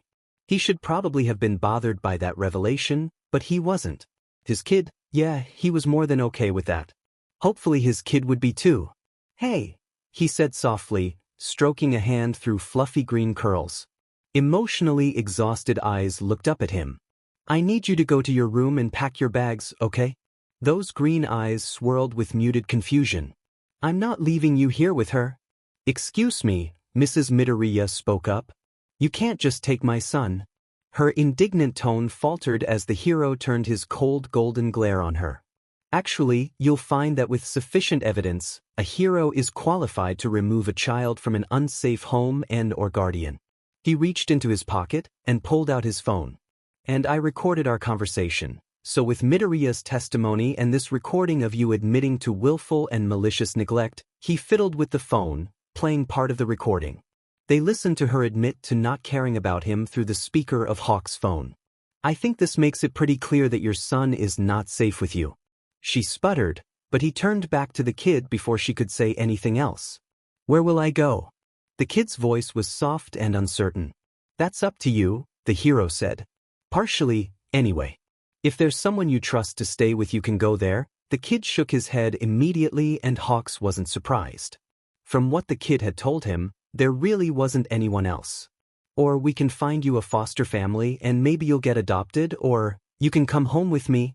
Hawks tried to sound impartial. It really was the kid's choice, but he did hope. The kid blinked up at him in confusion. What do you mean, come home with you? Kid, Hawks did his best to convey his sincerity, knowing that today had been an emotional roller coaster for the kid. You can come home with me and I'll take care of you, or we can find a foster family for you, and I will still drop in as often as I can to see you. Because I care about you, and I want to make sure that you're safe and happy, no matter what you choose. Izuku was exhausted in every way. He didn't understand why Hawks would want to take him in, and he didn't have the mental energy to figure it out. He wanted it more than anything. The hero had given him more kindness in these past few hours than he'd had since he turned 4 years old. Maybe he didn't need to know why yet. Maybe he could just have this and figure it all out later. I think I'd like to go home with you. Izuku stood in the center of his room surrounded by yellow, red, blue, and blinding white. All Might's muscular form and bright grin leered at him from every angle. I am here was boldly proclaimed by posters and other merch scattered across the walls and shelves. Liar. The vitriolic thought hissed through his mind unbidden. He took a deep breath, trying to shake off his sudden bitterness at the #1 hero. He saw movement out of the corner of his eye and turned to the open door. Hawks was leaning against the doorway. He whistled lowly. Thank it. That's a lot of All Might. Why yeah, Midoriya blushed. I don't know what to pack. Well, he eyed the shelves full of figurines and collectibles, almost exclusively of All Might. Obviously we can't take all of your stuff tonight, so, for now, you should probably only pack like you're going on a weekend trip, plus anything important you'd really miss if it suddenly disappeared or was destroyed. We should be able to come back for the rest in a day or two. Disappeared or destroyed. Just in case. Hawks glanced over his shoulder toward the kitchen, where Izuku's mother could be heard slamming cabinet doors and rattling china as she made herself tea. Do you really think she would?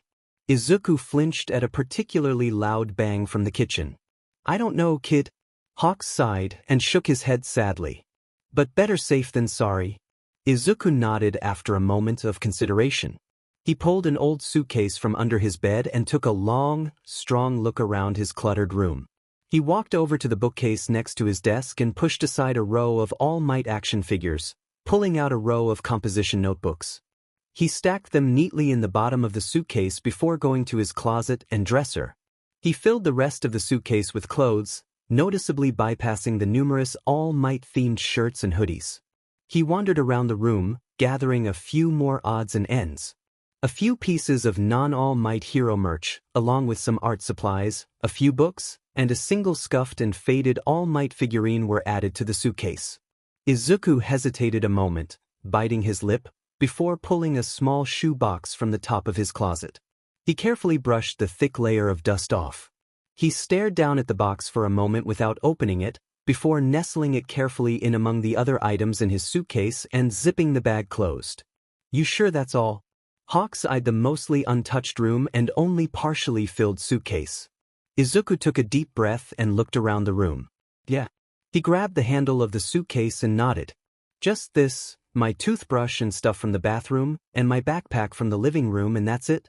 Izuku tucked his toiletries into his suitcase and headed to the living room to grab his backpack, but as he stepped out of the hallway, he froze.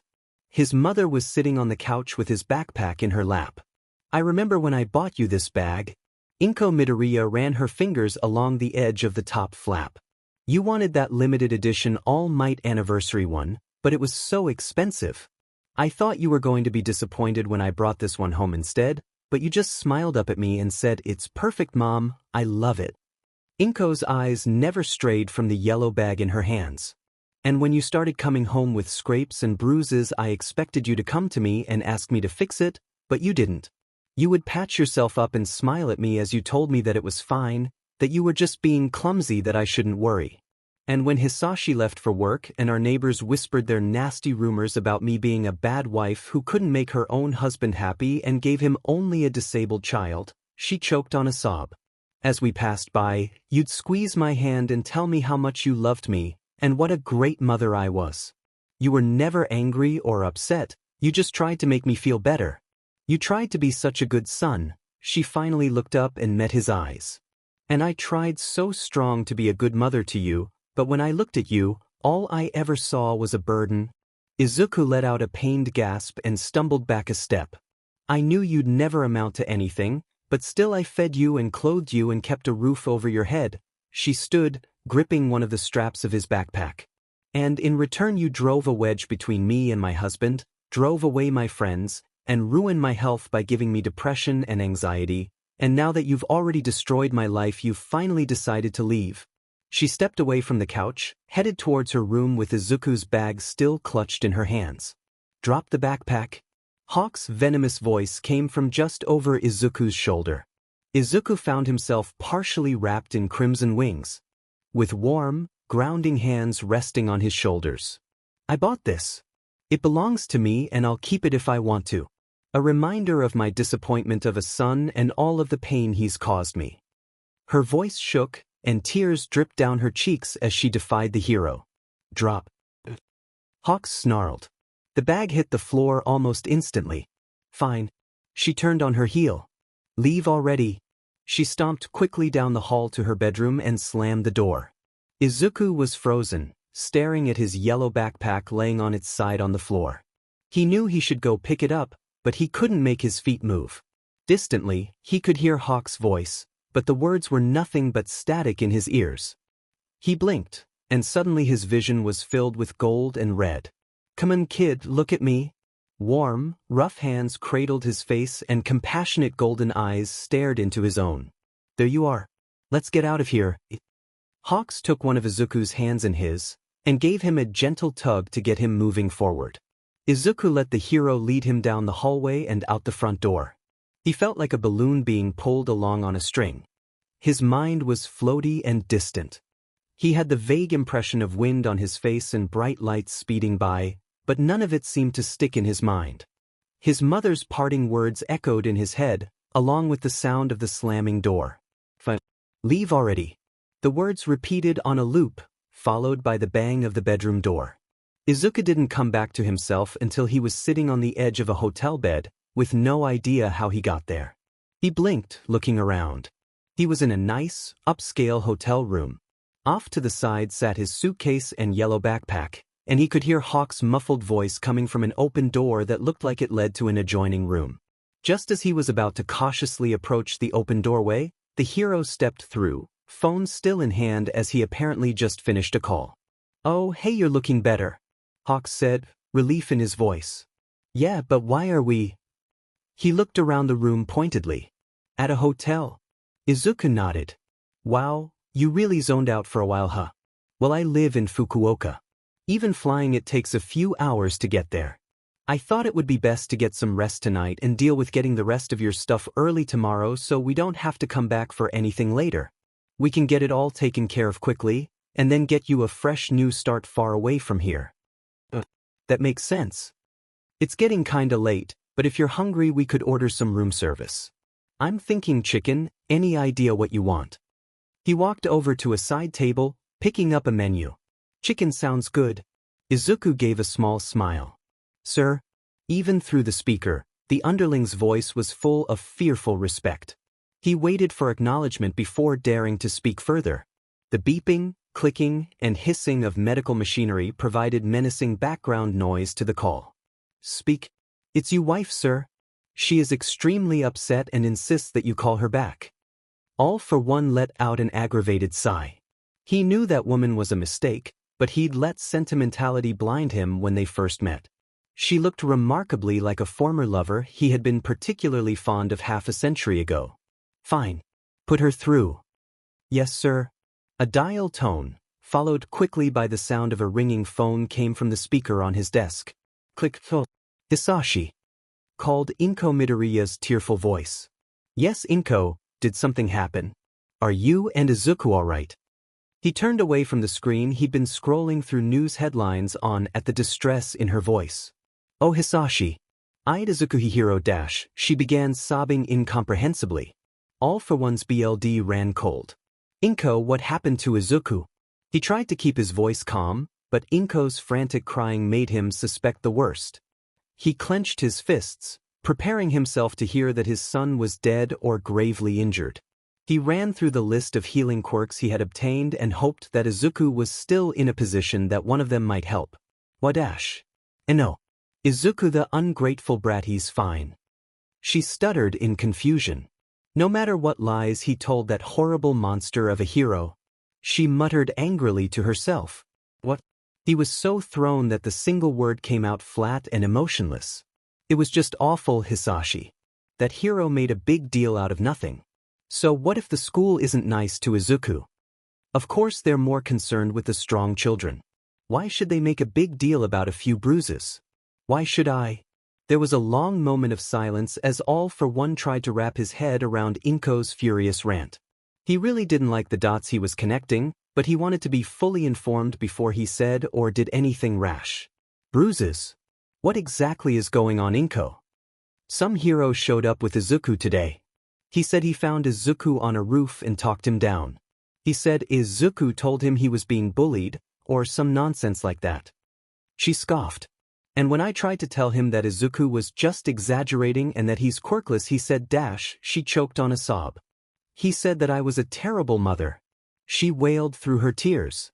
Let me make sure that I'm understanding the situation. All for one took a deep breath, carefully controlling the tone of his voice to remain neutral. My son almost killed himself after having been bullied at school severely enough to leave injuries, and what you're upset about is that the hero who prevented him from jumping off of a building called you a bad mother. Is that correct? Well, yes, but dash, the hero was right. That was a sentence all for one never thought he'd say. It is our responsibility as parents to take care of our child. I send you enough money that you don't need to work so that you can be there for him. You clearly knew he was being hurt. What did you do about it? What do you mean? Exactly what I said. I provide for you financially so that you can provide for our son physically and emotionally. That is the deal. Clearly you are failing at your part, and I would like to know if it is because of outside influence or your own incompetence. To that end I will ask again. Izuku was being hurt. What did you do about it? I don't think I like the way you're speaking to me, Hisashi. I'm beginning to lose my patience, Inko. He growled. Answer the question. There wasn't anything I could have done. Her quiet voice wavered. Yes. Yes, there was and still is.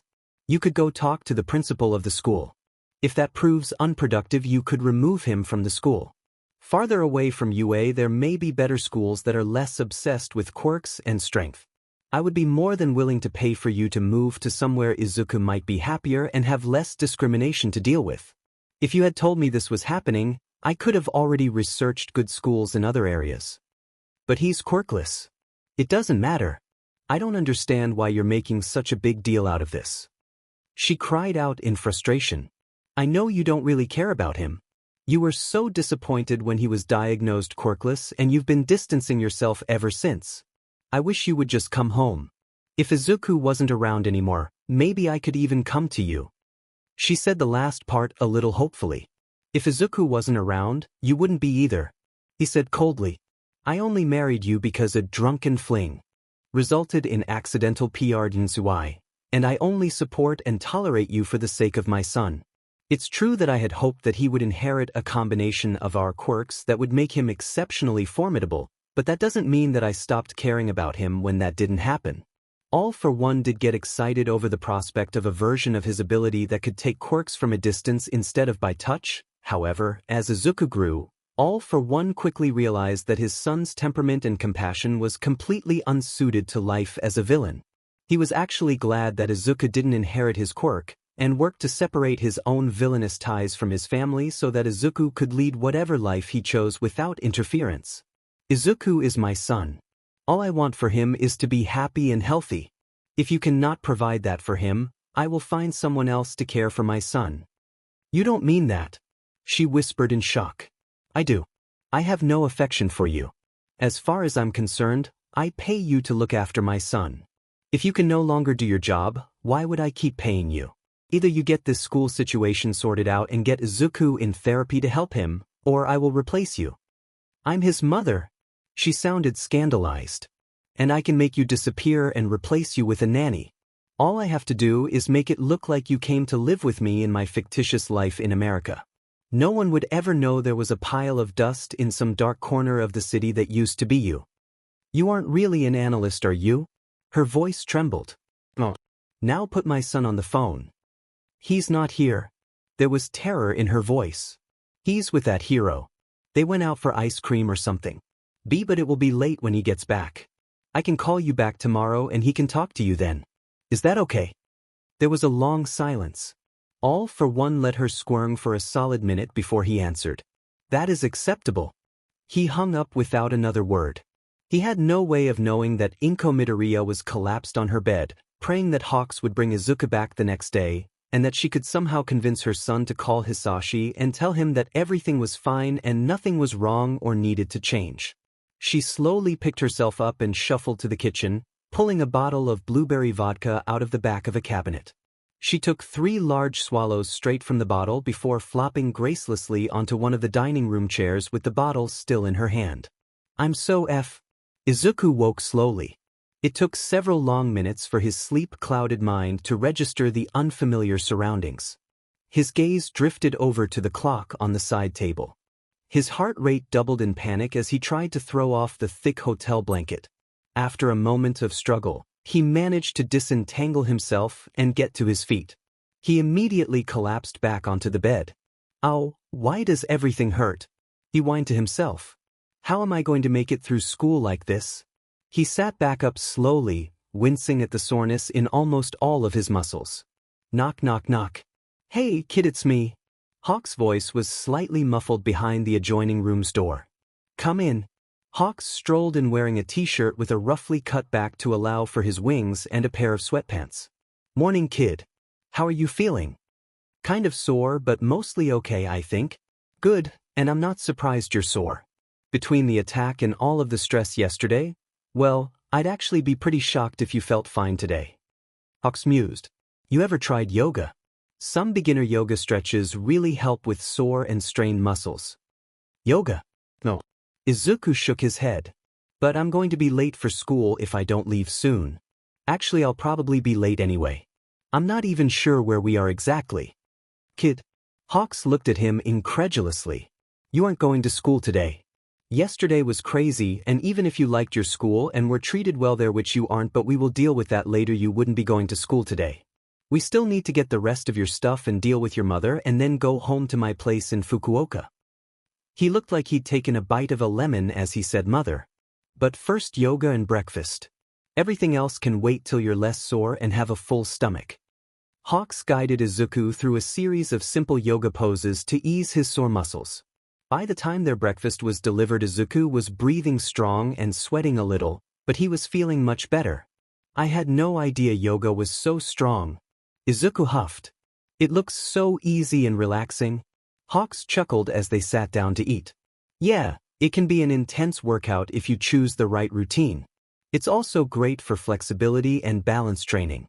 I can't do a lot of the more advanced yoga because it's not designed for extra limbs. His wings gave a little flap, but I do a lot of the more basic poses and stretches in the morning to help wake myself up and at the end of a strong day so I don't wake up as sore the next day. I never thought about it that way. I suppose there are a lot of things that are more difficult or impossible with wings. Yeah, but I don't mind most of it too much. After all, my wings let me fly, and I wouldn't trade that for anything. Your quirk is really amazing. I can only imagine how incredible it must be to fly. Izuku said wistfully. If you really want to fly, I bet that you could figure out something. I'm sure the tech for it is already out there in some form. You just have to redesign something. I'm not saying it would be easy, but that big brain of yours could figure it out for sure. Huh? Izuku stared at him in shock. I've never invented or built anything before. What makes you think I'd be good enough to make something like that? I wouldn't even know where to start, and wouldn't it be a waste, building something like that for no reason, just so I could fly? You never gave up on being a hero, Hawks said as if that was an answer. Izuku's head tilted slightly to the side and his brows furrowed in confusion.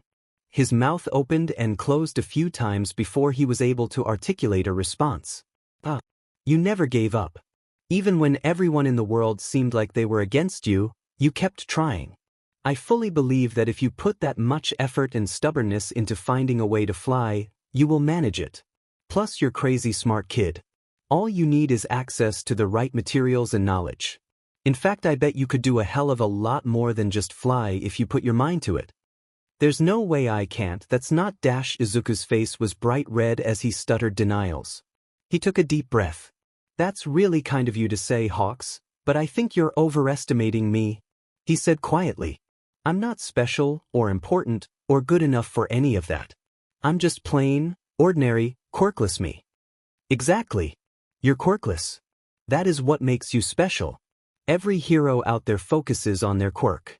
For most of them, that is all they are. A quirk. If that quirk has drawbacks or won't work in certain situations, then they're out of luck. They have nothing to fall back on. You, though, if you train right and use that big brain of yours to set yourself up with the right equipment, well, just think of the possibilities. You wouldn't be limited like those quirk-obsessed heroes limit themselves. Rescue, combat, stealth, flashiness, subtlety, you get to pick. Infinite potential possibilities. You just have to make your choices and work for it. You get something that the rest of us don't. You get to choose. Izuku looked at him in wonder. He never thought he'd hear his quirklessness described as a good thing. It made him a little breathless, and he fought down the tears that welled up. He'd cried enough for a lifetime yesterday. He was tired of crying. But Izuku struggled to find words. Thank you, Hawks. Thank you. They ate their breakfast together in companionable quiet. They both had a lot to think about. Izuku was thinking over everything Hawks had said to him this morning and yesterday, and Hawks was thinking about the plans for the rest of the day. Hawks had seriously considered reporting Izuku Midoriya to the police, but he was a little worried about quirkless discrimination. He'd had no idea it was this bad before he'd met Izuku. Between his life story and the incident with the paramedic and the bully, Hawks felt like he had to be cautious with this situation. It's part of the reason he had intentionally riled up Izuku Midoriya and then recorded her. His word carried a lot of weight as a hero, but he wanted as much physical evidence as he could get just in case. It was awful that the kid had to hear his own mother say that stuff, but it was better than having a drawn-out case with no evidence. That recording made things so much simpler. Also, even though it hurt, Izuku needed to hear that his mother didn't care directly from her. Now he knew for sure what she thought about him, and even though it was painful, he could start to move on without her toxic influence in his life. So, with that in mind, instead of calling the police, he'd called his lawyer. He didn't need her services that often, but when he did, she always got the job done. She was the best money could buy, and it showed. He had spent a couple of hours on the phone with her last night, and she should be arriving in the early afternoon with all the paperwork and contracts that he needed Izuku Midoriya to sign to give over guardianship and surrender all of her parental rights. Hawks just had to get Izuku Midoriya to sign them. Hopefully it wouldn't be too strong, but he was prepared to threaten to file a police report over neglect and emotional abuse. Even if she refused, he wasn't going to give up. He was prepared to go as far as it takes to make sure his kid was safe, and he wasn't safe with her. The rest of the morning passed fairly peacefully. After Izuku showered, he settled into one of the room's armchairs with a notebook and his phone, alternating between frantic scribbling and internet searches. Meanwhile, Hawks was fielding calls from his agency and employees, making sure that everything was running fine in his absence. He never took extra time off without being severely injured, so it seemed like everyone from his sidekicks to his secretary was calling to check on him. Those that knew him well were more than confused when he said he was dealing with a family emergency, since as far as they knew, He had no family that he was in contact with. Now if he could just make it through the day and get everything settled before his handler found out what he was doing. Not that he would let his handler stop him from this, but it would be so much easier if all of the legal stuff was done and locked in before he had to convince them that this wasn't a bad thing for his career and image. He already knew how he was going to spin it to make it look good, but they still might try to say no. It would be easier if everything was settled and done with before they even found out. When Hawks called in their order for lunch, Izuku finally pulled his nose out of the notebook he'd been writing in all morning. He blinked his big green eyes like an owl as he came back from his hyper-fixated state. "Isn't it kind of expensive?" Izuku asked quietly. Hawks made a questioning sound. "This?" Izuku gestured to their surroundings. "The hotel and the room service and everything." "Oh." Hawks laughed a little in surprise. "Kid, I'm the number 3 hero. I make a lot of money. I can definitely afford a couple of days in a hotel with room service." "Yeah, that makes sense." Izuku flushed in embarrassment. He tapped his fingers nervously on the cover of his notebook, working up to his next question. Hawks, do you know if the schools in Fukuoka are— He bit his lip, searching for the right word— nice? He looked at Hawks pleadingly, hoping he understood what was being asked. "Well, the thing is," Hawks actually seemed a little embarrassed himself as he answered, "I don't really know because I didn't go to school. I had personalized training with private tutors when I was younger, and then did a specialized correspondence course for most of high school." "Why, the thing is, it's just," Izuku had never seen Hawks look so unsure of himself. It made something inside him twist in empathy. "Never mind," Izuku said suddenly. "I don't need to know why." Hawks' shoulders sagged and he let out a big sigh of relief. "You're a really good kid," Hawks said softly. "It's a complicated thing, but I will tell you about it. Just not today, okay, kid? You don't have to tell me anything." Izuku tried to reassure him quickly. "I don't have to, but I will. Just not yet. Not today." Hawks shook his head, recentering himself and getting rid of the tense mood that had settled between them. "So, schools?" He forced enthusiasm and cheerfulness into his voice. "I think that getting you enrolled in an online correspondence course will be the best option. That way you can get your schoolwork done at your own pace and have more time for training and taking extra classes for science, or inventing, or martial arts, or parkour, or any and all of the things you want to learn. Plus you'll only need to be around a teacher or other students once every 2 weeks for a few hours. That's how my correspondence classes were anyway.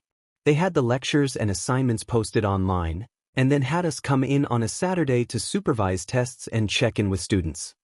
"That sounds good. Really good." Izuku could barely picture a daily routine that didn't revolve around being as unnoticeable and small and quiet as possible while dodging outstretched legs and hands meant to trip and shove him. Going weeks at a time without the whispers and glares, or the constant tension of being on his best behavior so that the teachers didn't call him out in the middle of class for the slightest infraction. It sounded like heaven. "Wait, training. Yeah. You've got the brain and the heart for heroics, but not the body. We can fix that though.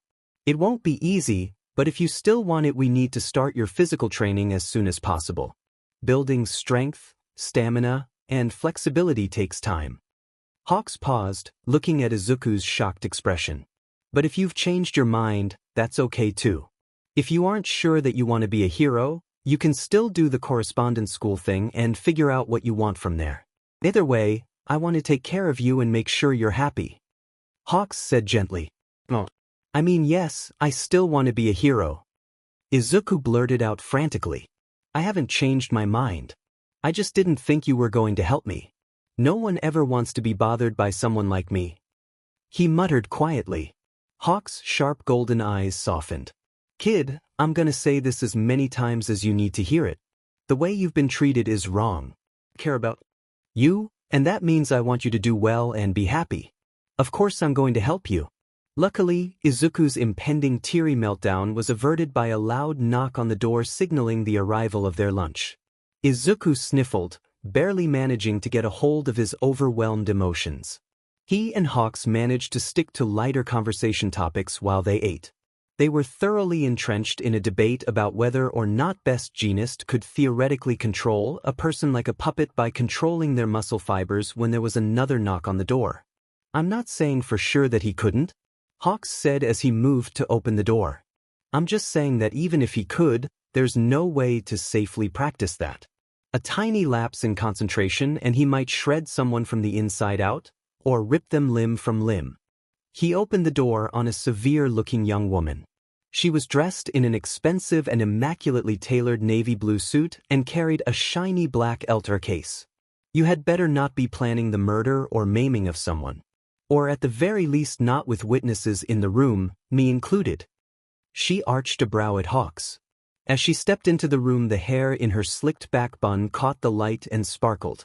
Her black hair looked like the night sky sprinkled with stars. The little specks of light were spread evenly throughout her dark hair, and Izuku desperately wanted to ask about them since they were obviously quirk-related, but he held his tongue. No, it's not like that at all. Hawks laughed. We were talking about Best Jeanist quirk and what exactly it can do with different fibers. Right? Hawks stepped over to Izuku. Chiaki Shiratori, this is Izuku Midoriya. Hawks put a hand on Izuku's shoulder. Izuku, this is my amazingly talented lawyer, Chiaki Shiratori. She is going to get us all sorted out legally so we can go home today. He smiled at Izuku, and the kid gave a shaky smile back. All right. Shiratori set her briefcase on the table, pulling out a stack of papers and a pen. Hawks told me the gist of the situation last night, but I still need a few details from you before we go speak to Mrs. Midoriya and get this signed and settled. Izuku bit his lip. What if she doesn't sign it? He asked quietly. Trust me, she will. Shiratori gave a sharp smile. Even if she doesn't want to at first, she'll be begging to sign by the time I finish laying out her options. Yep. Hawks was nodding reassuringly. She really is the best lawyer money can buy. Don't worry, kid, she's got this. Shiratori asked a lot of questions. She asked about his mother and father. She asked about his teachers and classmates, and made notes about their names and specific dates of incidents. She even asked about the people in his neighborhood. Throughout all of the questioning, one question kept repeating, and he grew to hate hearing it. And what did your mother do when that happened? Nothing. He answered for what felt like the 100th time. He glared sullenly at the small voice recorder sitting in the middle of the table between them. Do you want to take a break? No. Izuku said quickly, looking back up at the lawyer. I'm fine. You shouldn't be, she said. Izuku's brows furrowed in confusion. You've been through a lot of terrible things, and the person who is supposed to take care of you and love you unconditionally did nothing for you. You shouldn't be fine, and you aren't, and that's okay. She spoke with no particular emotion in her voice, as if she were simply reciting facts. She had been that way throughout the entire ordeal, even when Hawks had clenched his jaw and fists to keep from exploding in anger at some of the things Izuku had recounted. Shiratori had kept her professional tone, and showed no emotion as she asked her questions and took note of certain names and incidents. So if you want a break, that's okay, we can take a break, she said, holding out a package of tissues. Izuku hadn't even realized that he was crying. Thank you, but I want to keep going.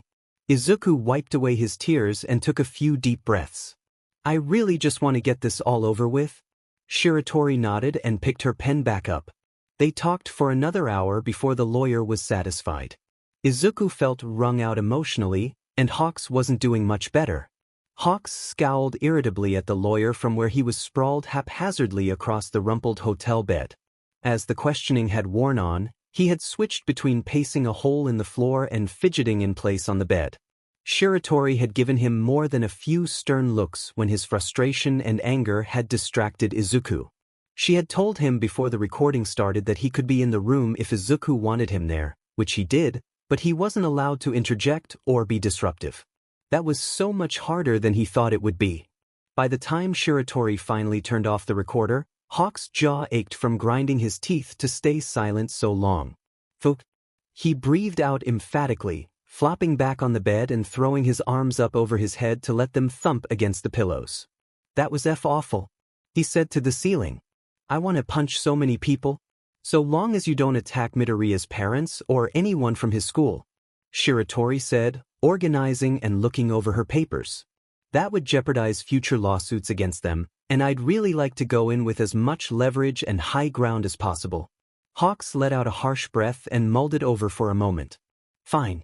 But I want to personally take a sledgehammer to that school when you're done with it. Nonsense. There's nothing wrong with the building, just everyone in it. Destroying the building would be pointless and wasteful. Then I want to be the one to arrest all the teachers. Oh.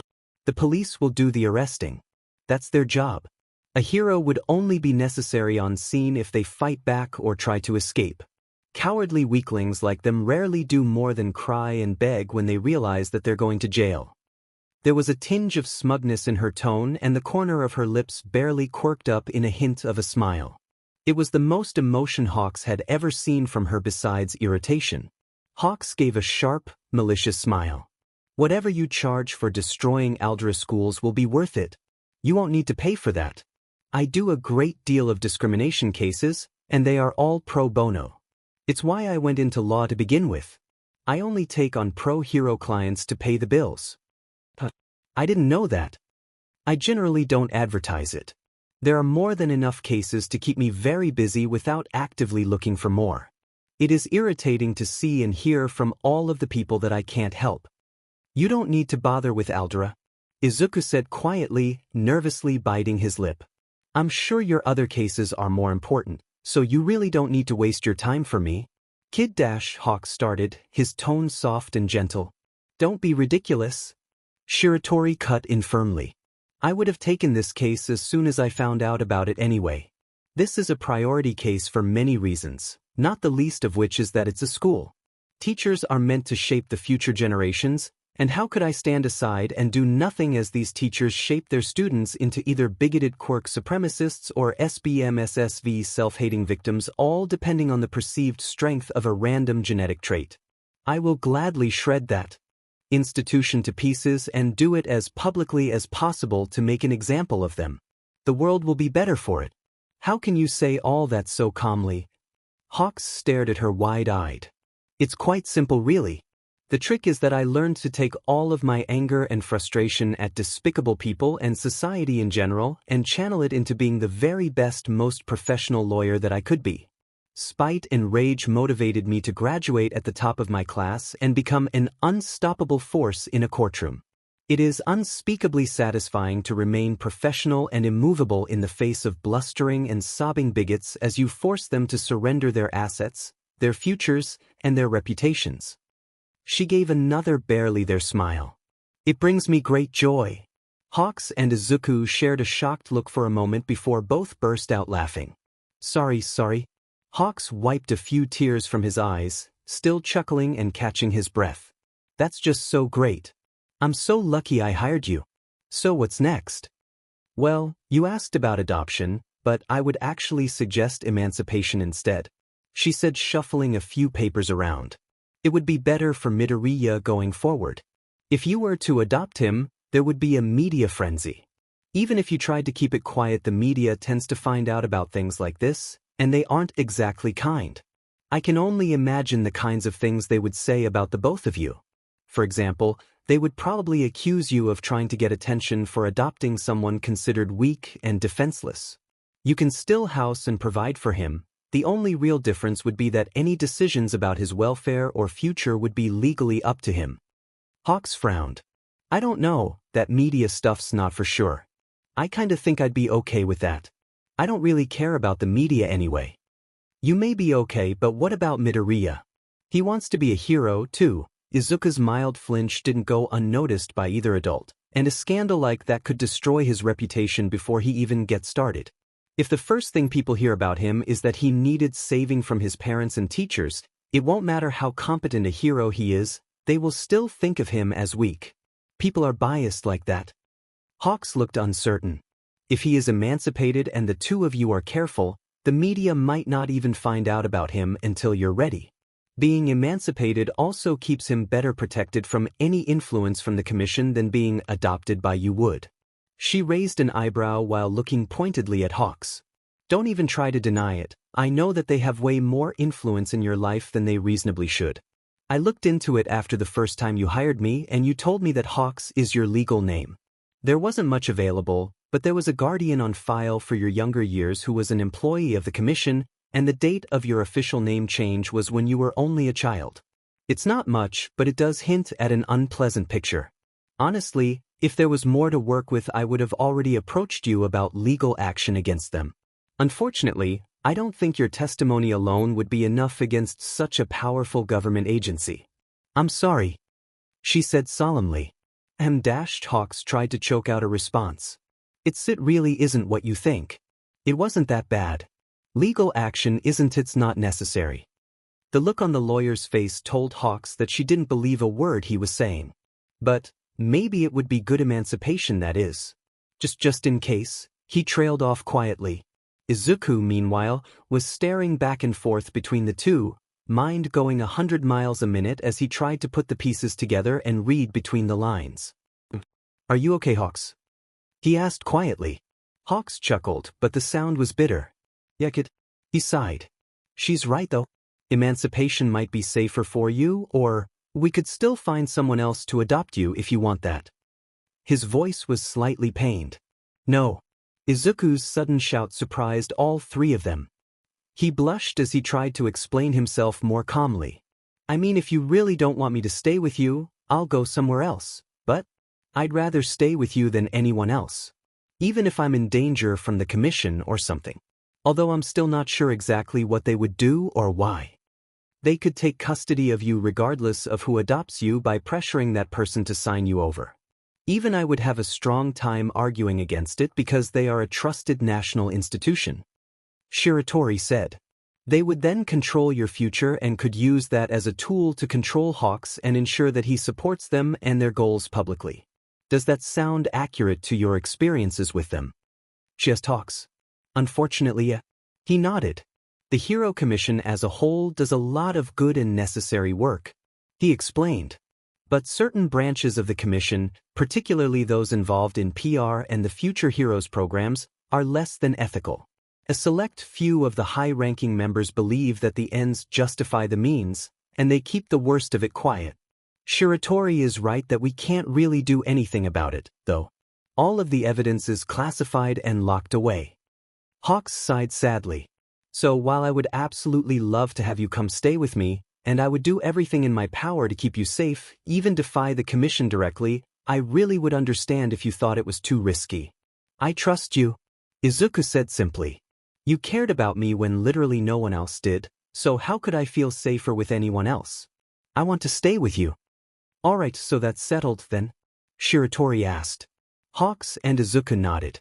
Emancipation requires the person in question to be able to support themselves, so you may need to prove that you can hold a job for legal reasons.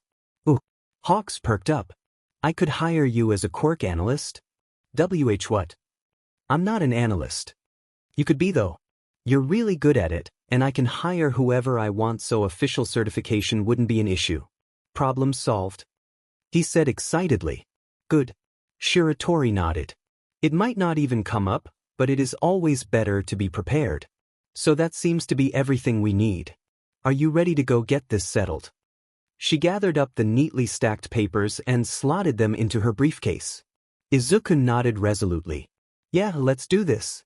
Izuku rode back to the Midoriya apartment in Shiratori's car. Her calm, assured nature kept his nerves in check while Hawks flew ahead. His wings made car rides uncomfortable. When they pulled up outside the apartment block, Hawks was already there waiting, talking to the driver of a moving van he had arranged to come for the rest of Izuku's things. Hawks made his way over to them as they got out of the car. Okay, the movers are gonna wait out here until I let them know we are done with the paperwork. Let's get this done. Izuku took a deep breath and gazed up at the apartment block.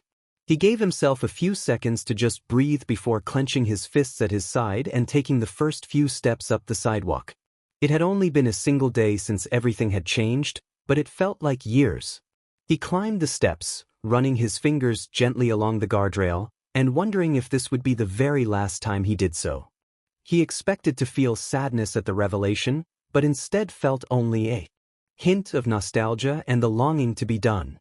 Izuku was more than ready to sever all attachment to this place now that he knew that he was unwelcome and uncared for here.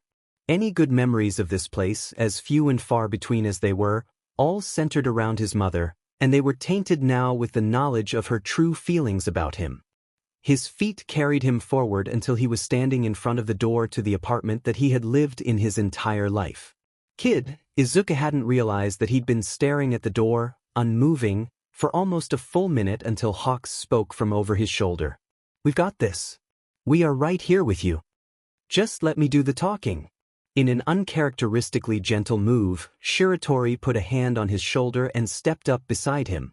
She threw Hawks a pointed look, and he stepped forward too, sandwiching Izuku between them, before reaching out and rapping sharply at the door.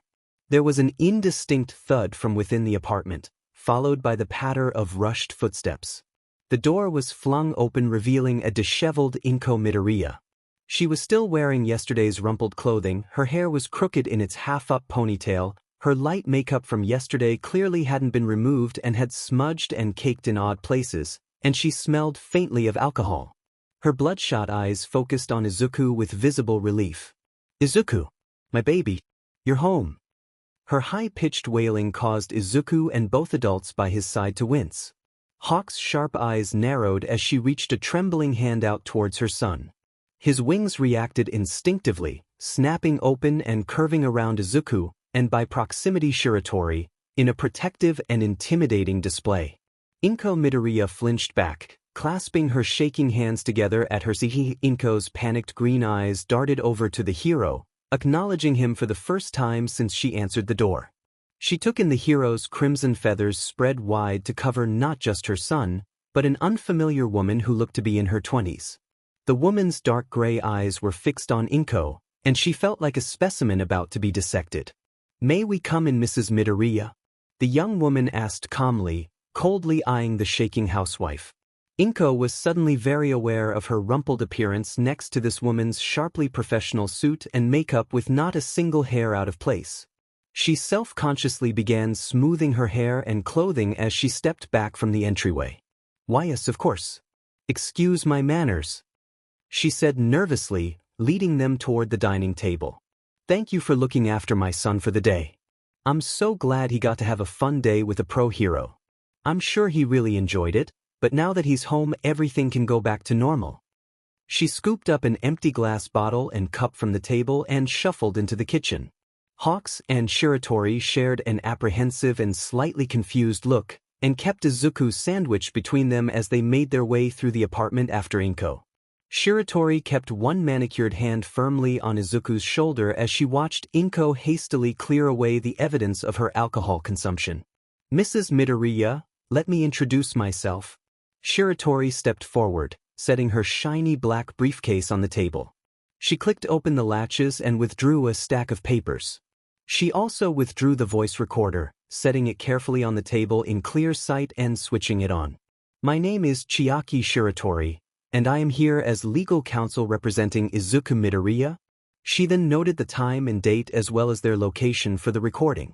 Izuku, meanwhile, had made her way back to the table and was staring in wide-eyed shock at what Shiratori had laid out. Shiratori gestured at the chair Izuku was standing in front of, inviting her to sit. Izuku did so robotically. "I don't understand. I am here representing Izuku Midoriya's interests." Shiratori settled gracefully into the chair opposite Izuku. "It has come to my attention that your level of care has been insufficient, therefore it is in Izuku Midoriya's best interest to be removed from your care permanently." In the short silence that followed, Hawks and Izuku seated themselves at the table next to Shiratori. Hawks had to pull the other chair from next to Izuku, and he did so with a smug grin, flipping the chair around and resting his crossed arms on the backrest casually. That's not, you can't." There was a hint of panic to Izuku Midoriya's voice. Shiratori arched an eyebrow skeptically. "From what I understand, you didn't feel that way yesterday. I've listened to that recording and I have to say, it seemed to me that you would be glad to no longer have the responsibility of your son to pretend to care for." "How dare you?" Izuku blustered. "As I said, I've listened to the recording from yesterday. I've also spoken extensively with Izuku Midoriya about his treatment both at home and in public, particularly at his school. Your inaction in the face of blatant harassment and assault is a clear case of criminal neglect. You and your husband can both be reported to the police. Shiratori's sharp gray eyes zeroed in on the minute flinch at the mention of Inko's husband. My husband has nothing to do with this. He's not even in the country and hasn't been for years. You can't possibly charge him with anything. If your husband retains his parental rights, then he is legally as responsible as you are for the neglect and abuse of his son. While that was technically true, Shiratori knew that no judge in his right mind would hold the father responsible in this situation. Izuku Midoriya didn't know that though. It would be quite the hassle to have Mr. Midoriya served with a summons in America and have him take off work and come back to Japan to be charged with a crime and possibly serve jail time, but I am more than willing to see this through. She watched Inko's eyes grow progressively wider in horror. Shiratori held back a smug grin at Inko's panic. One of the reasons Shiratori was such a good lawyer was that she knew when and where to press her opponents. Clearly, Izuku Midoriya's weak spot was her husband. Shiratori was prepared to take full advantage of that. If she could get Izuku convinced that signing the emancipation papers was their best option for the least amount of hassle, the husband should fall in line with his wife and sign off on it easier. Wait, Izuku startled them all by jumping up from the table suddenly and dashing to her room. I thought we were just going to have her sign emancipation papers, Izuku said quietly, turning his wide-eyed, uncertain gaze on Shiratori. That's the end goal, but we need both your parents to sign the papers. This is like negotiation. We start off with our unrealistically high number, then work back to what we actually want so the opponent thinks they are getting the better deal. We need your mother to want to sign so she can help get your father to sign too. She reassured him. Plus, she deserves to be a little afraid of the consequences of her inaction. Her lips quirked up in a vicious smile. Izuku came flying back into the room triumphantly, clenching a piece of slightly crumpled paper in a shaking fist. She slammed it down on the table, breathing strong. I have sole parental rights. It says so right here. Hisashi signed over his parental rights when he left to work in America so that we wouldn't have to send paperwork back and forth that needed both parents' signatures. She collapsed back into her chair. So you can't charge him with anything? When her husband Hisashi first insisted on it, she didn't really understand. Sure, sending signed papers back and forth would take a little extra time and effort, but it didn't seem like such a big deal to her. Still, she did as her husband wanted. Now, though, knowing that her husband lied about being in America and that he was some sort of criminal, it made more sense. Shiratori hummed non-committally as she scanned the paper. It was, indeed, a legal document giving Izuku Midoriya sole parental rights in regard to Izuku Midoriya. It was odd, but also incredibly convenient. Now she only needed Izuku to sign the paperwork. The woman was an emotional mess. This should be easy. See? Izuku said desperately when Shiratori took too long to confirm what the paper said. Indeed. This does absolve Hisashi Midoriya of responsibility. She laid the paper back on the table and focused her sharp eyes on Izuku once again. However, it does nothing for you. Tell me, who should we contact to take custody of Izuku when the police take you into custody? She asked calmly. What?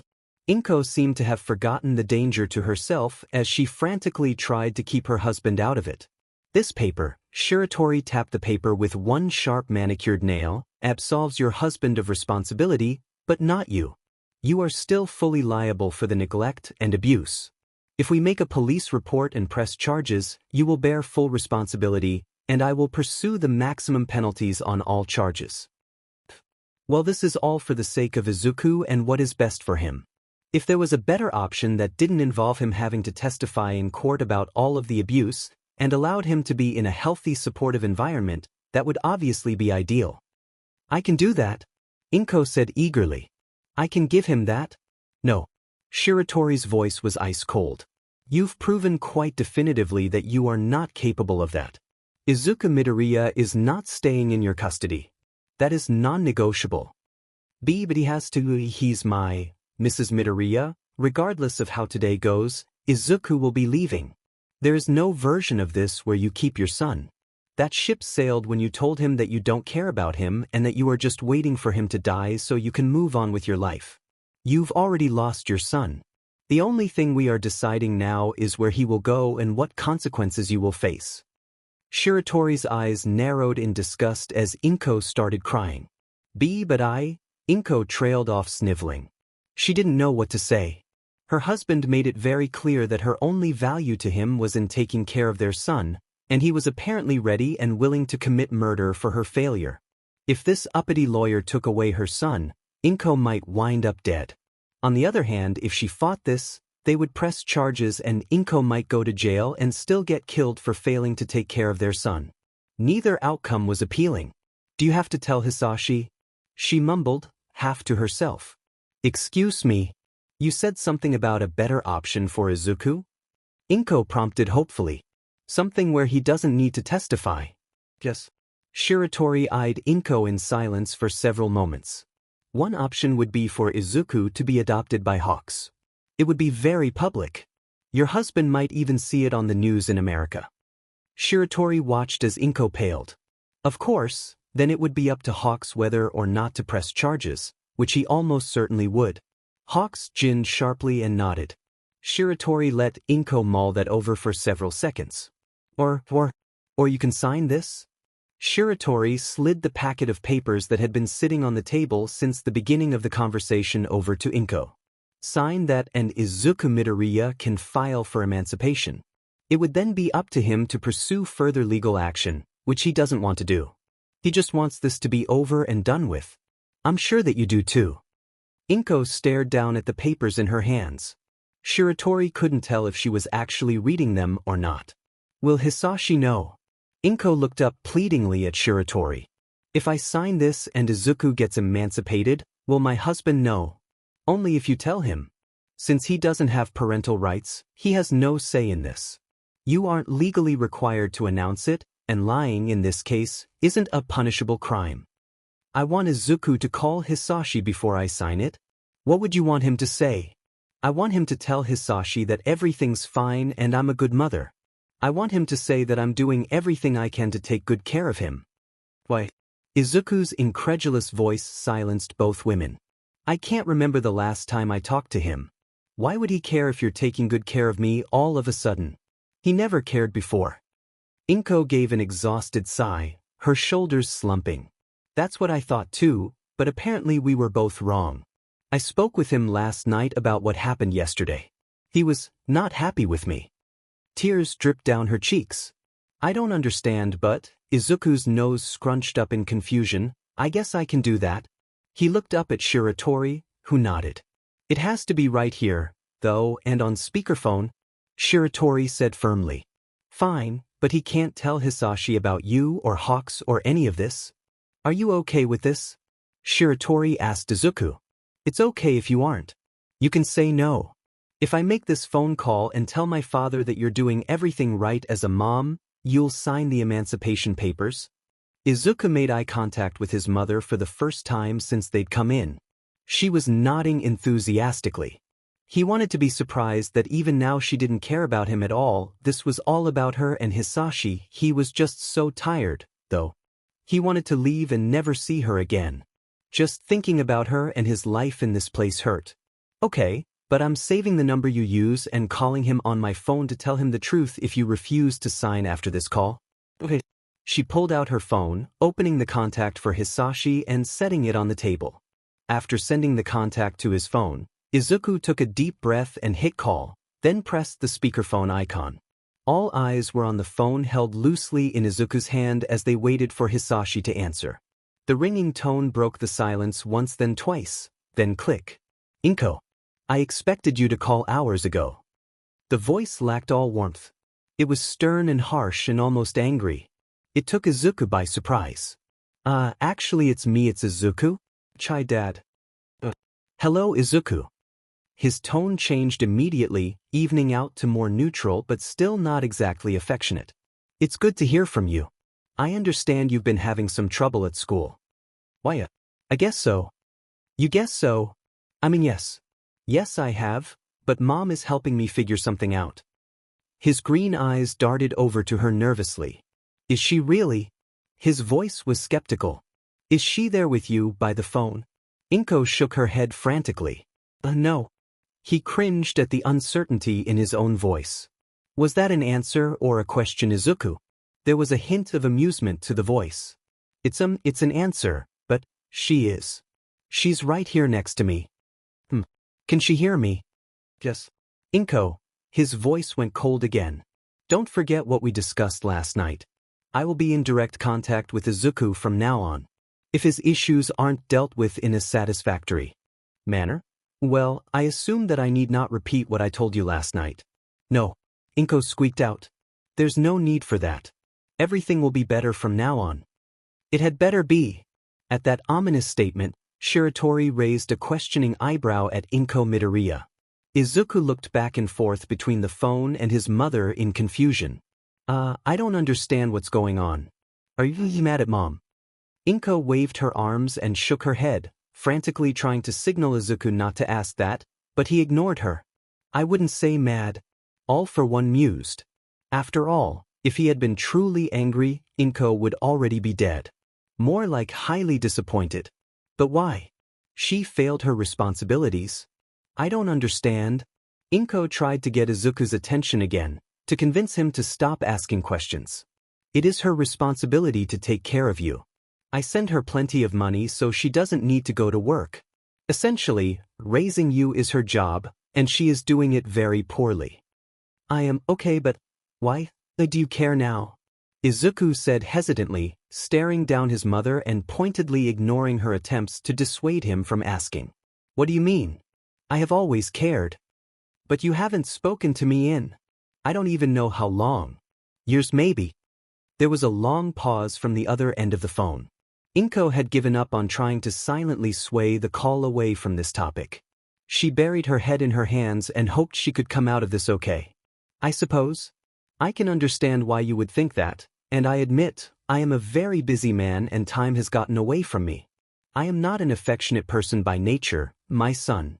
I never intended to become a father, and clearly I am not very good at it. Your mother was under the impression that we married for love, when truthfully our marriage was only for the sake of you. I truly don't know where she got the absurd idea that I was in love with her. I provide for her financially to fulfill my responsibilities as a father and to allow her a relatively easy life. I mistakenly believed that this was the best course of action for everyone. It seems that I should have been more involved to ensure that you were properly cared for. Izuku was confused. His father was nothing like he thought he was. His mother talked about Hisashi frequently, but none of what she said matched up with the man on the other end of this phone call. She described him as a kind, strong-working man who was doing his best to provide for a family that he dearly missed. She said that their wedding and the early years of their marriage were some of the best days of her life. This man was cold and apathetic, and viewed his family as a responsibility he had to take care of, and nothing more. How involved do you intend to be now? Izuku asked cautiously. You live all the way in America, so I'm not sure what you could do to be involved. For starters, I'll no longer be trusting Inko to keep me informed about your life. She has been telling me that everything was fine, which is clearly not the case. I had no idea that anything was wrong until last night when she told me that you've been having trouble at school and that you were suicidal. Izuku couldn't help cringing. He hated that so many people were learning about his worst moments. I've decided to keep in contact with you directly from now on. We also need to discuss a change in schooling, I think, and therapy.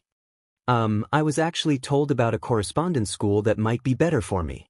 I was going to start researching it tomorrow. I am still kind of overwhelmed with everything that happened yesterday. Could we maybe text about it tomorrow, or something? Izuku really wanted this conversation to be over. It was just one more thing that was appending everything that he knew. First, All Might isn't the best hero, then his mother doesn't actually care about him, and now his father actually does care, kind of, anyway. It's all just a lot, and that comes through clearly in his strained voice. Mom is going to make Katsudon, and we planned on binge-watching that reality show about extreme karaoke together. She already bought us some cookies and junk food for later. Izuku knew that he wasn't a good liar, so he let the stress and anxiety in his voice be, hoping that his father would attribute it to his emotional state. All right, Izuku, but if there are any issues from now on, I want you to contact me.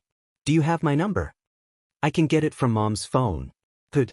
I want you to send me a text as soon as we hang up so I can save your number. Is your mother still there? Inko looked up in alarm. Yes. You're on thin ice, Inko, so don't mess up again. Yes, Hisashi. She breathed out, trembling lightly. Goodbye, Izuku. We'll talk tomorrow, son. Bye. The click of Hisashi ending the call was the only sound for several long moments. Well, that was not what I expected. Shiratori finally broke the silence. What exactly was he threatening you with? I don't know what you mean. Hisashi wasn't threatening me. She attempted a glare at the lawyer. Her slumped posture and shaky hands were only a small part of why her glare completely failed to be intimidating. Shiratori refused to back off, leveling Inko with a stern look of her own. Inko deflated after only a few seconds of their nonverbal standoff. He said he'd stop supporting me financially and that he'd divorce me if I don't take good care of Izuku. She mumbled. The lawyer hummed, satisfied with Inko's answer. For just a moment, Inko had considered telling them the truth, that he was apparently a criminal who threatened to kill her, but then what? She had no proof and no idea where he actually was. She would also lose her only source of income. She hadn't actually had to work in years, and she liked that. One of the biggest reasons that she'd been so fond of Hisashi was his willingness to completely provide for her. Inko wasn't ready to give that up yet, but she wasn't ready to die for it either. Wait, how do I know you'll keep up the act? You have to text Hisashi, and keep in contact with him from now on. I won't. Izuku's cell phone was still sitting in front of him on the table from when he'd transferred Hisashi's contact. He tapped at the screen for a few moments before sliding the phone over to her. You can do it yourself. I removed the passcode and sent him a text. It's all yours now. I don't know. What if he calls? I think it would be better if you just played along. Inko eyed the phone skeptically. I'm an awful liar. You know I am.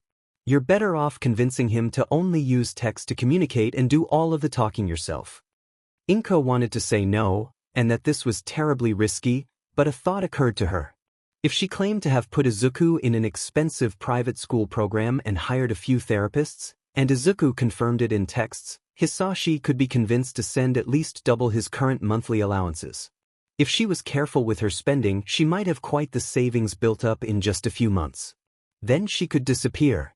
Maybe she'd go to America, or France, or Brazil, or anywhere else far, far away. So far, this was the first plan she'd thought of that kept her from being murdered or jailed. She reached out to take the phone. Shiratori's hand shot out and covered the cell phone before Inko got to it. With her other hand she held out a pen. Sign the paper first, then you get the phone. Inko shot another unimpressive glare at the lawyer, but she plucked the pen from Shiratori's hand and finally signed the paper. Izuku let out a breath. He didn't realize he'd been holding as Inko shoved the signed papers back towards Shiratori. They're heavy. Inko bit out sarcastically. I'm satisfied. Shiratori lifted her hand from the phone, allowing Inko to snatch the device off of the table. The lawyer scooped up the papers, shuffling them into a neat stack before sliding them back into the briefcase and latching it shut with a loud click. Now we just need to collect Izuku's things and then we'll be done here. Fine. Inko clutched the phone tightly in her hands as she stood. She stared down at Izuku for a long moment before turning and walking to her room without saying another word to her son. Kid. Hawks spoke for the first time in what felt like days as he stood up from the table. We're almost done. You've been really strong and brave and smart, and I'm proud of you. Izuku stood slowly, shaky hands gently pushing his chair back into place, then he threw himself at the hero, wrapping his arms tightly around Hawks and burying his face in the hero's. Hawks wrapped his arms and wings around the kid, cooing softly in his ear. By the time Izuku managed to calm down and get a hold of himself enough to pull away from Hawks and his feathery cocoon of safety and comfort, Shiratori had already collected her voice recorder and gone down to get the moving people. She pointed the two burly moving men to Izuku's room and got them started on packing up all of his things. Hawks kept one wing gently draped over Izuku's shoulders as they watched in companionable silence as the movers trailed in and out with boxes. All for One was feeling conflicted after the phone call ended. It was not a feeling he was used to. He was unsettled by Izuku questioning whether he cared about his son. Of course he cared. However, Izuku was right that he did not show that care as clearly as he probably should. He found himself thinking about his brother for the first time in a long while. He had loved his brother, but trying to force his brother to see the world the way All for One saw it had destroyed their relationship. Unwilling to make the same mistake with his son, he had stepped back and unintentionally almost stepped right out of his life without even realizing it. He wasn't sure how to proceed. With his goals and enemies, he didn't think being even partially involved in Izuku's life would be very safe, but not being involved at all clearly hadn't worked well either. He trusted the boy's mother more than he should have, apparently, and now instead of being the most logical caregiver for his son, she was an inconvenient problem. He could make her disappear easily, but explaining it to Izuku without revealing his true nature would be an issue. It could be done, certainly, but he would have to make some arrangements and it would take time. He would need a new caretaker for Izuku, and it would have to be one that he was sure he could trust this time, and a safe location that couldn't be traced to him. Perhaps he would even start to visit his son in person. Yes, he decided, Inko would have to go. He would let her think that he was satisfied with her improved attitude while he made the necessary arrangements over the next few months, and then he would deal with her. Knowing that his son had suffered at the hands of those with unearned power made something dark within All for One begin to stir. When Izuku was little, he was so bright and kind and good, but after so many years of being treated with cruelty for something he had no control over, All for One began to wonder if perhaps his son's outlook had changed. Maybe, just maybe, his son could be gently swayed to All for One's side. Unlike with his brother, All for One would let him choose a quirk. He wouldn't force it on him. A sinister smile spread across All for One's mangled face as he pictured his son standing at his side, as his brother should have all of those years ago. All for One leaned forward at his desk, running a hand along the keyboard in front of him. The half-dozen monitors blinked to life as he used one of his technology quirks. He began scrolling through his contacts and files, sorting and rearranging them with barely a thought through the quirk as he made plans for Inko and for his son. Izuku stood in his empty room. He realized, suddenly, that this room perfectly encapsulated his life in this moment. The shapes of the furniture were still clearly imprinted on the carpeting, and the posters had left blocky, discolored rectangles on the walls. It was barren, stripped of everything that had been collected and built up over the years, but still bearing the imprints and shapes of the things that were now gone. Izuku turned slowly and made his way out of the room. The only thing left of his was the All Might-themed name plate on the outside of the door. He stared at it solemnly for a moment before plucking it from the door and meeting Hawks and Shiratori by the front door. "Have we got everything?" Hawks asked him. Izuku nodded. "Then let's get out of here." "That went rather well." Shiratori spoke as they walked to her car. "Really?" Hawks eyed her skeptically. "Yes. We got exactly what we wanted." "Not exactly." Hawks huffed. "I really wanted to throw her out a window and tell her husband the truth about her." Defenestration was never an achievable goal. The husband issue, however, will likely solve itself. After all, she can't possibly keep up that lie forever. Defenestration. Izuku asked. "It means to throw someone out a window. Why is there even a term for that? And why do you know it?" Hawks stretched and shook out his wings as they stepped out onto the empty sidewalk. "It's a useful term to know. So, what's next?" Izuku asked as they reached Shiratori's car. "Next I file this paperwork at the courthouse, you become officially emancipated, and then you go home with Hawks to start your new life." Izuku nodded to himself. His eyes caught on the yellow backpack in the back seat of Shiratori's car through the window. "Before we go," he opened the car door and started emptying out the bag, stacking his school supplies neatly on the floorboard.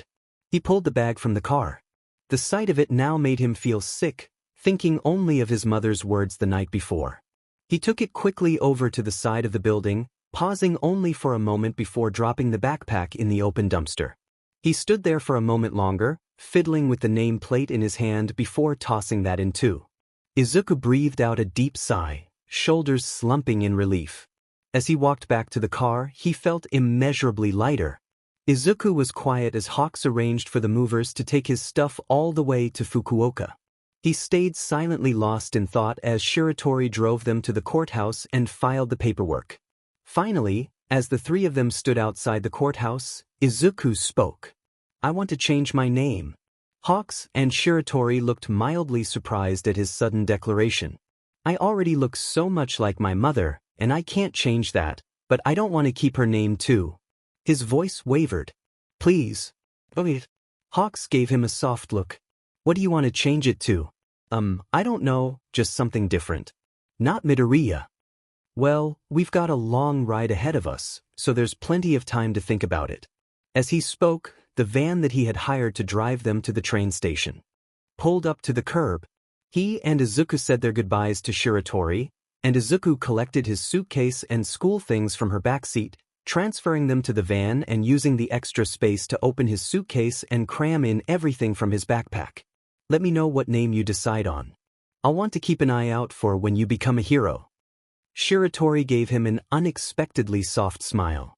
I think you'll be one of the few pro-heroes that I actually like. Izuku choked out a shocked noise. You really believe I can do it? I do. Her voice was firm and held no trace of doubt. Izuku bit his lip, thinking for a moment. I'm not sure about my new name yet, but I do kind of have an idea about a hero name, maybe? He trailed off, mumbling under his breath. Let's hear it then. Hawks said cheerfully. Izuku took a deep breath, and with way more confidence than he felt, spoke. The limitless hero, Infinity. It felt right, he realized. He hadn't said it out loud yet until this moment, and he hadn't been entirely sure of it until now. It's because of what you told me this morning about heroes being limited by only thinking about their quirks, and how, without a quirk, I have infinite possibilities. It was the first time anyone ever called my quirklessness a good thing, and it made me feel, I don't even know, really good. So I wanted to keep that feeling, and maybe help others like me feel it too. The limitless hero, Infinity. Hawks said slowly, as if testing out every syllable. I like it. His face split into a wide grin. It's a great name for the first quirkless hero. It is. Shiratori nodded solemnly. I look forward to seeing the hero you become. Izuku barely held back tears as he and Hawks climbed into the van and left. Don't worry, kid. I'm sure we'll see her again soon. She really liked you. He used the extra room in the van to stretch out his wings a bit. Oh, and I had an idea. What you said about looking like your mother. Do you want to dye your hair? We have a few hours to kill before the overnight train to Fukuoka. I could take you to a salon. Izuku perked up immediately. I'd really like that. By the time Izuku and Hawks stepped on the train that evening, Izuku felt like a whole new person. His once messy green hair was now inky black and styled with products to enhance his natural curls, and he was sporting a pair of shiny silver studs in his ears. He'd asked for them hesitantly, eyeing Hawks' own pierced ears, after he'd chosen black for his hair with Shiratori in mind. I've been thinking that Takami is a good name, Hawks said after they'd settled into their private cabin on the train. It was mine before. He trailed off, staring out the window. Takami. Izuku tested the name out. Izuku Takami. Only if you want it, of course. Hawks said quickly. Still, hearing his kid, and yes, Izuku was still his kid even though they went with emancipation instead of adoption, using his old name made something warm and soft rise in his I like it. Izuku smiled brightly. Izuku Takami. He repeated quietly to himself. Hawks found himself smiling too. Tomura Shigaraki. The calm, deep voice of Kurojiri cut through the background noise of Tomura's video game. What? He hissed. Our wishes to speak with you. Instantly Tomura's irritation was replaced with excited anticipation. He stood swiftly from his computer chair and practically ran down the stairs to the television in the bar that was set up to communicate with All for One. Sensei? His voice was slightly breathless and full of admiration. Tomura. All for One greeted. Tell me how you've been. How are your plans for the destruction of Hero Society coming along? All for One listened as his protege rambled excitedly. His schemes were juvenile and their success unlikely, but he encouraged the boy with affection and pride. It was all fake, of course. He simply told the desperate, twisted boy what he wanted to hear in order to keep his fanatical adoration.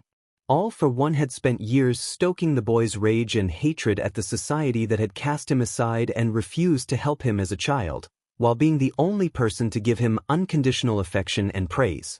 Now Tomura was a lethal, insane weapon ready to be fired at the heroes, and All Might in particular.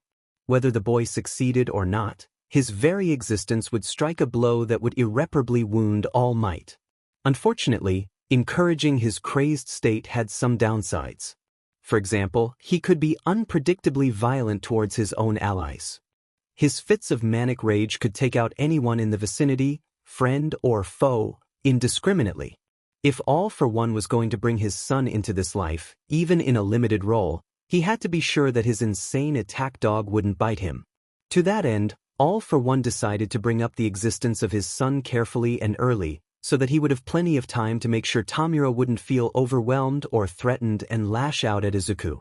He would have to stress the importance of family and reassure Tomura that he wasn't in danger of being replaced. "Did I ever tell you about my little brother?" All for One asked after Tomura wound down from his excited chattering. "Little brother?" Tomura was clearly thrown by the question. All for One hummed in affirmation. Then he told Tomura the story of All for One and One for All. It was heavily edited, of course, and he put particular emphasis on the importance of family and his longing to protect his little brother, even from his brother's own choices. When he was finished, they sat in silence for a time. "Do you miss him?" Tomura asked, uncharacteristically hesitant. "Every day," he lied. All for One did feel regret for the way things happened back then, and thinking so much about his brother did fill him with nostalgia, but 100 years is a long time. Everything he once felt so strongly for his brother was tempered and distanced by the decades. "I wanted to tell you this now for a reason, Tomura. There is something I want you to know, and I need you to fully understand why it's so important to me. Why family is so important to me." He smiled as he sensed that he had Tomura's undivided attention. "I have a child. A son." He heard Tomura's sharp intake of breath and gave him a few moments to process before continuing. "He has been raised by his mother for the past 14 years and he doesn't know anything about who I am or what I do. I told them that I was an analyst for a company in America and have kept them away from the dangers of my life." All for One told him the boy was quirkless and innocent and kind, but that the world had been cruel to him, just like it had been to Tomura. He told him about the unexpected apathy of the boy's mother, just like the indifference of the people who never helped Tomura when he was a suffering child. He didn't say anything, however, about a hero saving Izuku. That would not be helpful to the narrative he was carefully crafting and the feelings he was trying to invoke in Tomura. "So you see, I can no longer leave the boy in the care of his mother, but bringing him here would be too dangerous. He isn't strong like you." "But you will save him, right, Sensei? Like you saved me?" "Of course, Tomura, but I must make preparations first, to ensure that my enemies don't know of his existence. They would surely attempt to hurt him and use him against me." "Right, of course." Tomura hesitated. Can you what, Tomura?" One could sense Tomura fidgeting. "Can I meet him?" he asked quietly. "When you move him somewhere safe, can I meet your son?" His voice was uncertain but slightly hopeful. "Yes." All for One smiled in smug satisfaction. "After all, you are my adopted son, and that makes Izuku your little brother. He is not just my family. He is yours too." After they said their goodbyes, All for One secretly listened in on the bar for a few minutes to be sure that Tomura had been honest about his feelings. He needed to be sure that he'd put the right ideas and mindset into his protege's head to keep Izuku safe once they eventually met each other. "Little brother. I have a little brother." He heard Tomura whisper to himself in wonder. He sounded happy. "Good." All for One sighed to himself, switching the bar's microphones off. "Very good. That went better than I was expecting. Now, what quirks will be best for Izuku's caretaker?" He mumbled, planning out the nomu he would have the doctor make to care for Izuku and, if necessary, keep him imprisoned until he came around to All for One's side. I may need to collect some new quirks for this." He hadn't actively collected quirks for a few years, knowing that All Might and his allies thought him dead, and wanting to keep it that way. Now, however, he had reason to risk it, so maybe he should see if anything out there would be particularly useful. He seemed to remember hearing about some pathetic Yakuza sect having some interesting and useful quirks. Perhaps he would pay them a visit. The next few days were a whirlwind of activity for Izuku. He wound up donating almost all of the things they brought from his old room. No matter how guilty he felt about having Hawks pay for the hassle of moving everything, Izuku just couldn't bring himself to unpack all of the All Might merch. It stayed in the stack of boxes for 2 days before a smiling Hawks suggested burning it all. Izuku talked him down from destroying it all, and they decided it would be best to donate everything to a local organization for children in poverty. Izuku got his name changed. He was now officially and legally Izuku Takami. He cried, of course. Surprisingly, Hawks shed a few tears as well, before texting Shiratori a selfie of the two of them grinning brightly. Izuku Takami says hi, smiley face. He texted right after the photo. She texted him back a reminder that she was very busy and unless he wanted to be billed for further services, he should refrain from texting her. Also, she said, tell Izuku hi back and that he looks nice. Registering for Fukuoka's correspondence school program was surprisingly quick and easy, even if Izuku had to keep rewriting his name because he was so used to writing Midoriya. He was scheduled to come in on the next Saturday to take a proficiency exam and discuss a customized schedule, so he had several days to adjust to his new home before restarting school. Hawk's home, as it turned out, was on the top floor of an upscale apartment building about a 10-minute walk, or barely 1-minute flight, from his agency. It was bright and open, with high ceilings, an entire wall of windows, and a large balcony. In the middle of the living room, instead of a couch, was what Hawks proudly declared the best part of the whole house. Hawks said it was technically called a conversation pit, but really, it was a nest. It was a sunken-in area filled with an absurd amount of mismatched cushions, pillows, and throw blankets. At one end of the squarish pit was a TV and entertainment center, and there was a clear bit of carpet there, but every other surface was covered with plush softness. There weren't even couches, just cushions and pillows lining the walls of the pit. It was heavenly. The rest of the apartment was fairly ordinary. It had 3 bedrooms, one of which was used as storage and contained bins of merch prototypes, fan mail, old damaged costume pieces, and other miscellaneous bric-a-brac. The other extra room had been a guest bedroom before it became Izuku's.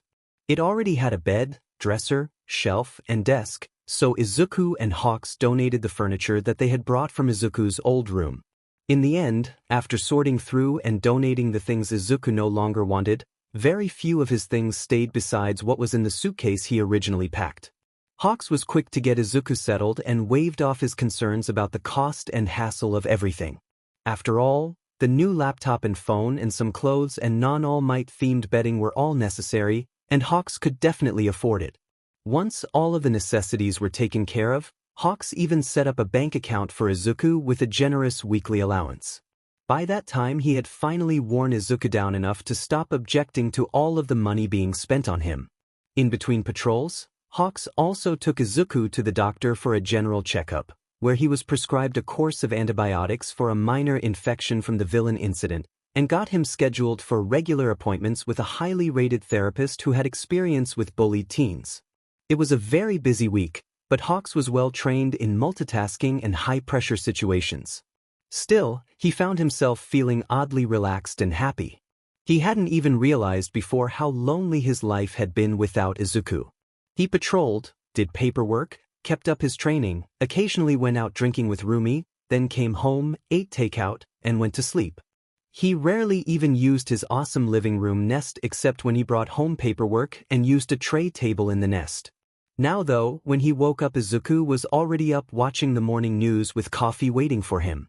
They did yoga together before Hawks left for his agency, and when Hawks came back in the evening, Izuku sometimes had a home-cooked meal waiting for him. It was never anything fancy, but Hawks couldn't remember the last time he had a homemade meal. They even watched movies together in the nest. It was the first time in his life that he felt like he was a part of a real family, even though it was only the two of them. Katsuki Bakugo stood in front of Deku's front door, glaring at it like the door had just insulted him. Deku hadn't been to school all week and it was seriously pissing Katsuki off. Katsuki didn't know what bullshit Deku had told Hawks, or why Hawks even cared what some quirkless weakling said, but he was going to beat it out of Deku if it was the last thing he did. The loser just needed to stop hiding and face Katsuki. He raised a clenched fist and knocked aggressively. After a minute, the door swung open revealing Izuku Midoriya. "Oh, Katsuki dear, what are you doing here?" Katsuki was surprised by how tired she looked. There were dark circles under her hazy and unfocused eyes, and despite it being the afternoon, she was still wearing pajamas and had no makeup on. She looked sick. "Are you okay, Auntie Inko?" Katsuki fought the urge to step back. He really didn't want to get sick, but he shouldn't be rude to Auntie Inko. She and his mom had been best friends since before he and Deku had been born. If she told his mom that he was acting rude, he'd never hear the end of it from the old hag. "Oh, I suppose I'm not very put together at the moment." She brushed some of her sleep-ruffled hair away from her face. With that movement, Katsuki caught the unmistakable smell of alcohol wafting off of her. He scrunched his nose in disgust and confusion at the smell. Auntie almost never drank and definitely never in the middle of the day. What the hell? I came to tell Izuku about a project that the teacher assigned today. Since he hasn't been at school this week and all. He was so thrown by the realization that Auntie Inko was drunk that he almost forgot the excuse he came up with for why he was here. He was even holding a random packet of papers in one hand. "Oh sweetie, that's so nice of you. Such a good boy." She sighed. "Wish Izuku was more like you." She trailed off, mumbling so quietly that Katsuki could only catch a few words here and there. "Never good enough, what am I when Hisashided?" Her words turned to choked-off sobs. "Auntie." Katsuki hated it when people cried. It made him uncomfortable, which made him pissed off. "Sorry Katsuki, but it's really not a good time." She sniffled. "And you don't have to worry about Izuku anymore. He's not going to be, well, you just don't need to worry about him anymore." She looked up at him with those watery green eyes. "I'm not worried about that nerd." He snapped automatically. Good. She turned, wobbling a little, and shut the door on him. Katsuki stood there in shock for several minutes, trying to make sense of that bizarre conversation. Eventually, he turned and walked away. As he walked down the sidewalk, he passed the dumpsters by the side of the building and suddenly remembered the papers still clenched in one hand. They were crumpled in his fist, but that was fine. It was just a bunch of old notes he'd already rewritten. He sighed in irritation, striding over to toss them in the trash. As he threw the papers in the dumpster, he froze. It felt like his blood had turned to ice in his veins. He reached out slowly and pulled a very familiar bright yellow backpack from where it was half buried under a black garbage bag, ignoring the dirt and the smell. As he lifted it from the dumpster, there was a light clattering noise. Something had been caught on the bag and fell on the ground. Katsuki looked down. Izuku, the little wooden plaque proclaimed under two little spikes that looked like All Might's signature hairstyle. He dropped the bag like it had burned him. He stood there, breathing raggedly like he had just run a marathon and going back over his conversation with Auntie Inko in his mind. He replayed it over and over and over, but could only come to one conclusion that made any kind of sense. Deku was dead. He almost definitely killed himself sometime after Hawks took him home. This was all that Bird F's fault, not his. Hawks probably told him some mean bullshit because he's in butt and then left like he did to Katsuki. It would have hurt the loser's feelings way more coming from a hero than anything Katsuki ever said to him. So that was that. Deku killed himself like the pathetic coward he was, and it was all the Bird F's fault, and Katsuki had nothing to do with it. He shoved his shaking hands in his pockets and walked away, ignoring the yellow backpack he left behind, just like he ignored the pain and guilt twisting his stomach into knots. Izuku really didn't want to do this. He had one blissful week of living with Hawks and being free of the taunts and torment. Now he was headed to the school building to finish the enrollment process and meet with his supervising teacher for the first time.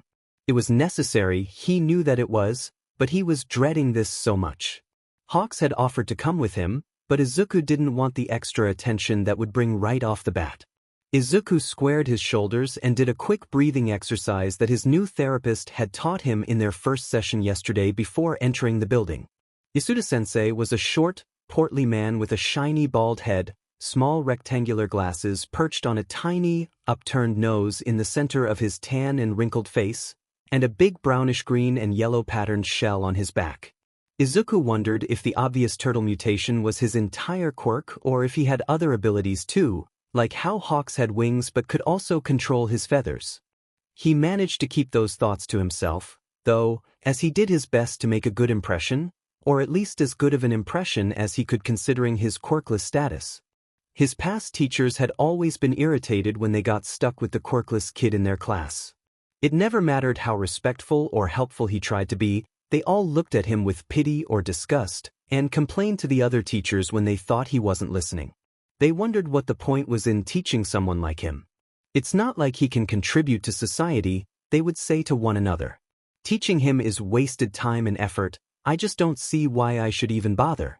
So Izuku listened attentively to Yasuda-sensei as he gave a tour of the building and explained the learning structure in depth, as well as which of the school's facilities and clubs were available for the students in the correspondence program.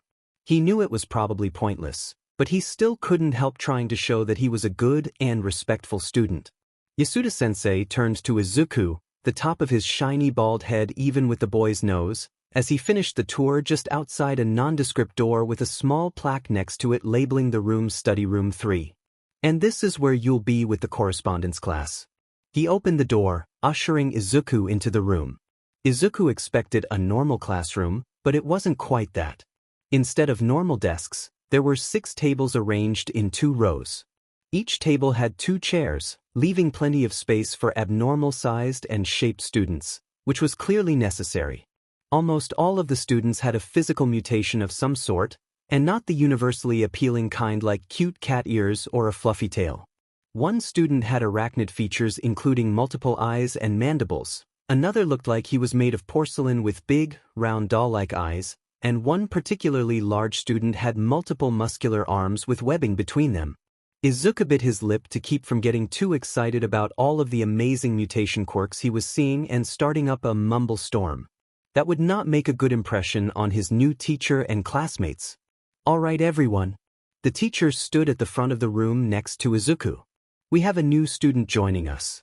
Please introduce yourself and tell the class a little bit about you. I am Izuku Takami. I just am moved here from Yuzudafu and Hawks is my favorite hero. He managed to only stutter a little. Pleased to meet you. He knew that he was expected to talk about his quirk or lack thereof. It was a part of everyone's introduction when meeting a new class like this, but he wanted this temporary peace to last a little longer. He hated watching people's reactions to his quirkless status. At least this way when they eventually found out he wouldn't have to watch all of their expressions turn to pity or disgust all at once. His therapist said that Izuku's quirklessness wasn't something to be ashamed of, but that he knew it would take some time to break out of that mindset. Izuku was already scheduled for 2 sessions a week. Apparently, a decade of mental, emotional, verbal, and physical abuse by not just peers, but those in positions of authority had really messed up his head and thought processes. In fact, the therapist told him that a lot of what he would be doing was just teaching Izuku how to recognize which thoughts and actions were the product of abuse and neglect. Alright, take a seat, and we'll get started. The teacher's beady orange eyes scanned the room quickly before settling on the multi-armed student. You can sit in the open place next to Mizo Shoji. He gestured to an open chair 2 rows back. The white-haired student with multiple arms nodded in greeting as Izuku sat down next to him.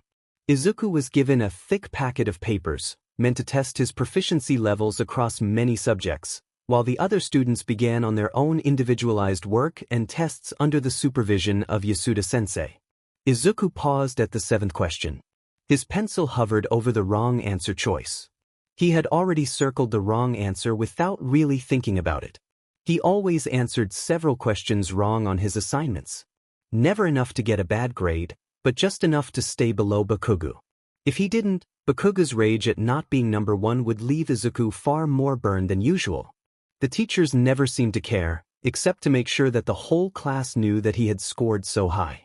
At first, Izuku had thought that the teachers were praising him for doing well, but he quickly realized that they were just putting a target on his back, not just for Bakugo, but also for the bitter students who didn't do as well on whatever assignment or test that Izuku had just aced. After all, it doesn't look good for the most promising students to fall behind the least promising one, so the teachers made a point of calling him out so that the other students could deal with him. So here he was, having kept to his ingrained pattern without really thinking about it. He bit his lip and took a deep breath before carefully erasing what he'd circled and marking the right answer. Izuku had, for years now, been very careful to dumb himself down for his classmates and teachers, to keep them from feeling like they needed to put him in his place. They weren't here now though, and maybe he wouldn't have to do that anymore. Izuku had spent years with no friends and no extracurricular activities or clubs to take up his time. With nothing else to do, he had plenty of time to get ahead in his studies. He wondered what his grades would be if he actually applied himself and tried to get the best scores that he could. He smiled down at his test, excited to find out. Hawks hovered high in the air over Mizudafu. He had his phone in one hand, waiting for an alert about All Might. The man was always all over the news, a robber apprehended here, a hostage situation resolved there. Hawks just needed one sighting somewhere within the range of his incredibly sharp avian eyesight. He had taken several early and late patrols over the past week in order to have extra time today to try to corner All Might. So far, he'd managed to keep the eyes of the commission off his kid, and he really wanted to keep it that way, and so he planned to manufacture a situation where Hawks found out about All Might's secret and it had nothing to do with Izuku. He just had to happen upon All Might becoming Small Might seemingly by accident. If he could just get his eyes on the guy, it should be easy to follow him from the air and drop in at the right moment. Based on how he interacted with Izuku, it shouldn't be too difficult. All Might clearly wasn't careful at all with his big secret. It was kind of mind-boggling how it wasn't already out there. After all, he just blurted it out to some random civilian and then wandered off. He was incredibly lucky that Izuku wasn't a villain or criminal or even just someone willing to make a few bucks and get his 5 minutes of fame by revealing secrets about the #1 hero. Hawks wasn't a naive and easily influenced hero fan like Izuku. He was a bird of prey, and he couldn't wait to sink his talons into the man who left his kid alone and hurt on a rooftop. Yes, All Might had been incredibly lucky so far, but that luck was about to run out. He was so focused on scanning the streets below for that ridiculous hairdo All Might sported that he almost jumped out of his skin when his phone pinged with an alert. He skimmed the Hero Watcher's post and smiled. His sharp eyes zeroed in on an intersection below as the distant sound of sirens reached his ears, and he dove. Hawks tucked himself into the shadows of a billboard on a roof overlooking the intersection. His sharp golden eyes locked on to the scene below. It was clearly the aftermath of an attempted robbery. The sidewalk in front of a jewelry store was littered with glittering glass shards from a broken display window, and police officers were shoving a dark-haired man in the back of a police car. All Might stood off to the side grinning, laughing boisterously, and posing for photos with a rapidly growing crowd of fans. Hawks stayed on his toes, ready to take off at any moment to follow All Might. He couldn't afford to lose the man now that he had eyes on him, especially considering that he didn't know how much of All Might's limited hero time had already been used up for the day. After almost 20 minutes of watching All Might sign autographs and give interviews to the reporters who had shown up, Hawks was about to tear his own hair out. Either All Might had lied about his 3-hour time limit, or he had just wasted 20 minutes of his extremely limited and valuable hero work time on flirting with fans and preening in front of the cameras. Regardless of which was true, Hawks was furious. Finally, All Might gave one last dramatic pose before leaping away across the rooftops. If Hawks hadn't been ready and waiting for it, he would surely have been left in the dust. The man was fast, but so was Hawks. All Might bounced from roof to roof, carefully watching his surroundings and changing his direction several times, no doubt to keep from being tracked or followed. Too bad for him, he never checked the sky. Despite the vast variety of quirks, flight was still rare enough that most people don't look out for someone following them from above. Even so, Hawks stayed high enough to be mistaken for a bird at first glance and used his exceptional eyesight to his advantage. When All Might suddenly jumped down into an isolated alleyway, Hawks dove down and silently perched on the edge of a roof overlooking the alley. He cautiously peered over the edge to keep his eyes on the other hero. All Might was leaning against the alley wall when he was suddenly engulfed in white steam and shrunk down in an instant. Even though Hawks was waiting for that very thing, he was still shocked. Small Might was sickly and frail-looking. His brightly colored costume hung limply from his emaciated frame as a bony wrist wiped a streak of BLD from the corner of his mouth. DMN. Hawks stepped up to the edge of the roof he was on, dropping all attempts at stealth now that he found All Might exactly how he wanted to. You really just shriveled up like a raisin. All Might had a violent, full-bodied flinch at the younger hero's sudden appearance and words. "Excuse me," he spluttered, BLD trickling from his gaping mouth. Hawks did his best not to grin at the gobsmacked look on the number one hero's face. He did, however, use the backlighting of the sun and his flexing wings to disguise the fact that he had his phone out and was taking several quick pictures to share with Izuku later. His kid deserved to get to see this too. He tucked his phone away subtly and stepped off of the edge of the building, letting his wings catch him and gliding gracefully to the ground in front of All Might. "Sup?" Hawks could no longer keep the sharp grin off his face. "Oh, a dash." All Might cleared his throat and took a deep breath before starting over. "Young man dash Hawks?" he interjected. "But I would think you'd know that, after all, I am pretty recognizable." He pointedly flapped his large red wings a couple of times and smirked. "Yes, of course, well, young Hawks dash, just Hawks. I'm not a child. Younger than you definitely, but still the number 3 pro hero in the country." Hawks. He paused as if waiting for another interruption. When that didn't happen, he continued. "I'm sure you have questions, but I must impress on you the need for absolute secrecy on this matter. No one can know about what you've just seen and what I'm about to tell you. I'm sure you understand as a fellow hero." Hawks gave a non-committal hum, and then flapped his hand as if to say get on with it. All Might frowned in consternation at the younger hero, but continued speaking anyway. He told Hawks the same things that he'd told Izuku, and Hawks made no indication that he already knew. He stood and listened impassively throughout, not even flinching at the sight of the gruesome injury or as the hero admitted to his 3-hour time limit. "So I'm sure I can count on you to keep all of this quiet?" All Might said confidently. "No." I said no, Small Might. "Did your ears get injured in that fight too? I can talk louder if you're having trouble hearing." Hawks said with blatantly fake concern. "I don't understand." "Small Might," Hawks explained smugly.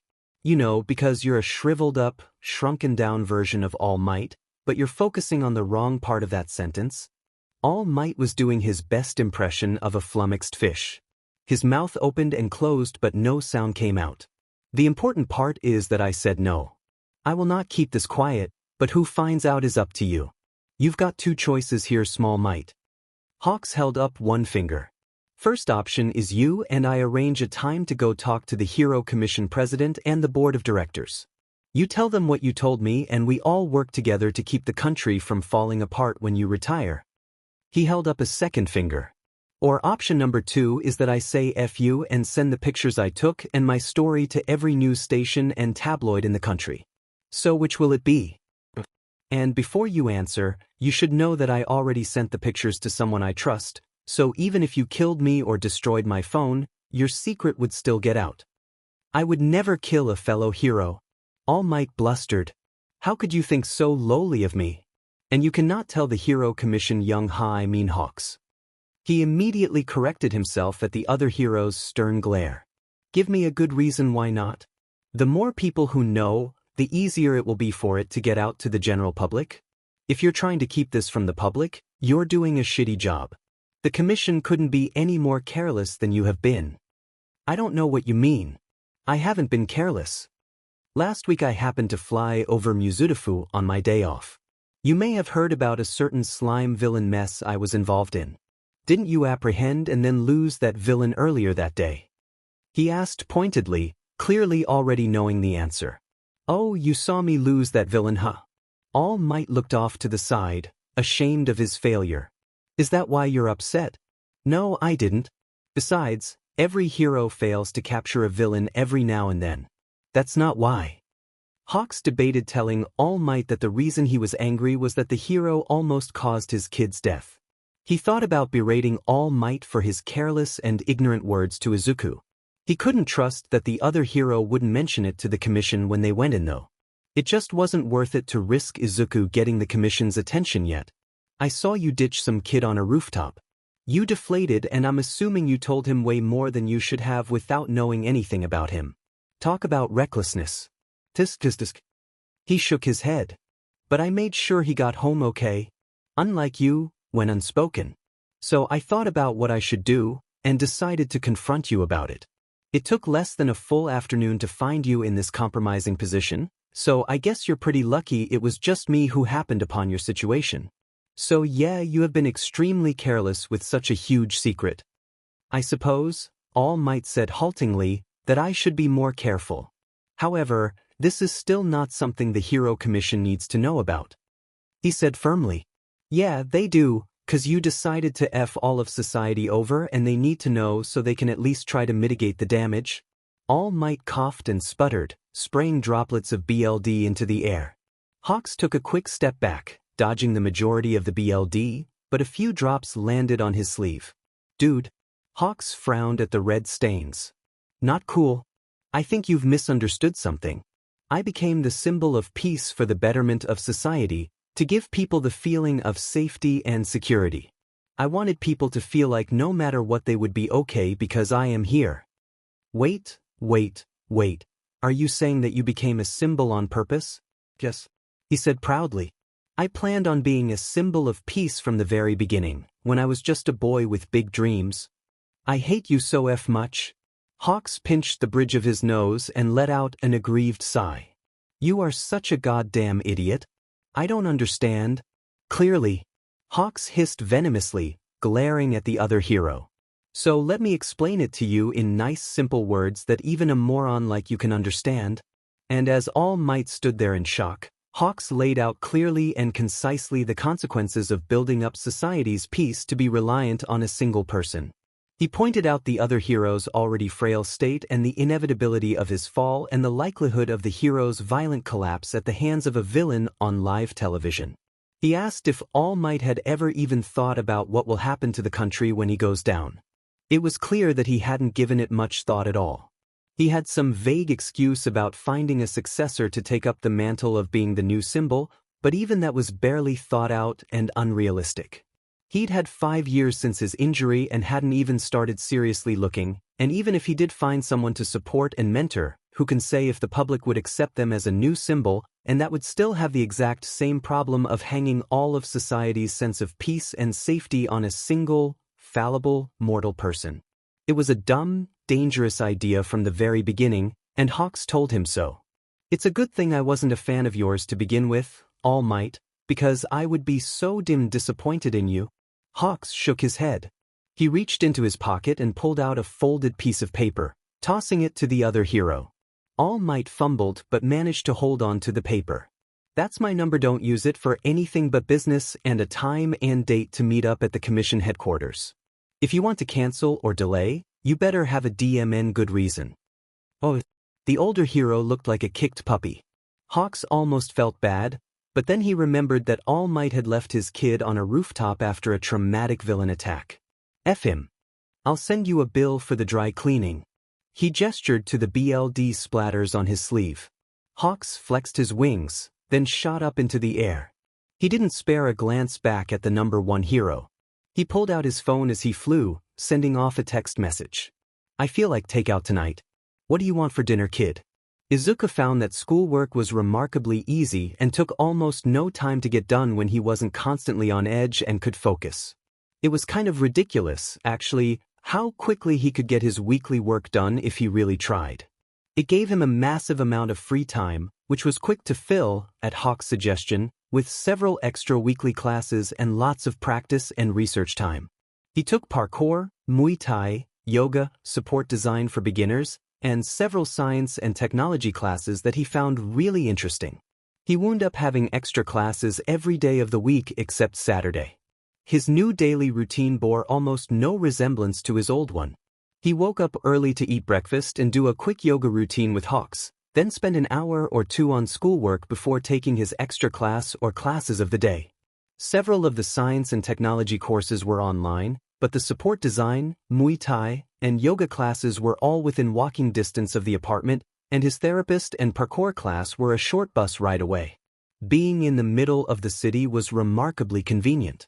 If he was out of the apartment for classes at lunchtime, he'd stop at a convenience store and grab something to take to a park to eat. After his classes, he'd go home and practice and research the things he'd learned until dinner, which he would make or Hawks would bring home takeout. They had both learned quickly that Hawks should stay out of the kitchen. He was great at many things, but cooking wasn't one of them, and the brand new scorch marks on the cabinet next to the stove were there to prove it. They would eat together and talk about their days. They'd watch a little TV and then he'd fall into bed, exhausted but satisfied. Izuku didn't know he could be so happy. The one exception to his newfound happiness was therapy. He didn't want to say that he hated it, but he kind of hated it. Izuku just wanted to forget that his life before had even happened. He was happy and safe now, so why should he have to think about all the other stuff? The first session hadn't been that bad. He'd had to tell another person about what happened with school and his mother, and that sucked, but afterwards he'd felt a bit lighter, especially when the therapist had reiterated that Izuku didn't deserve to be treated that way. She had even taught him several exercises to help with his anxiety. The sessions after that, though, left him feeling so conflicted. She spent almost an entire session trying to get Izuku to admit to being angry, and telling him that expressing anger is healthy.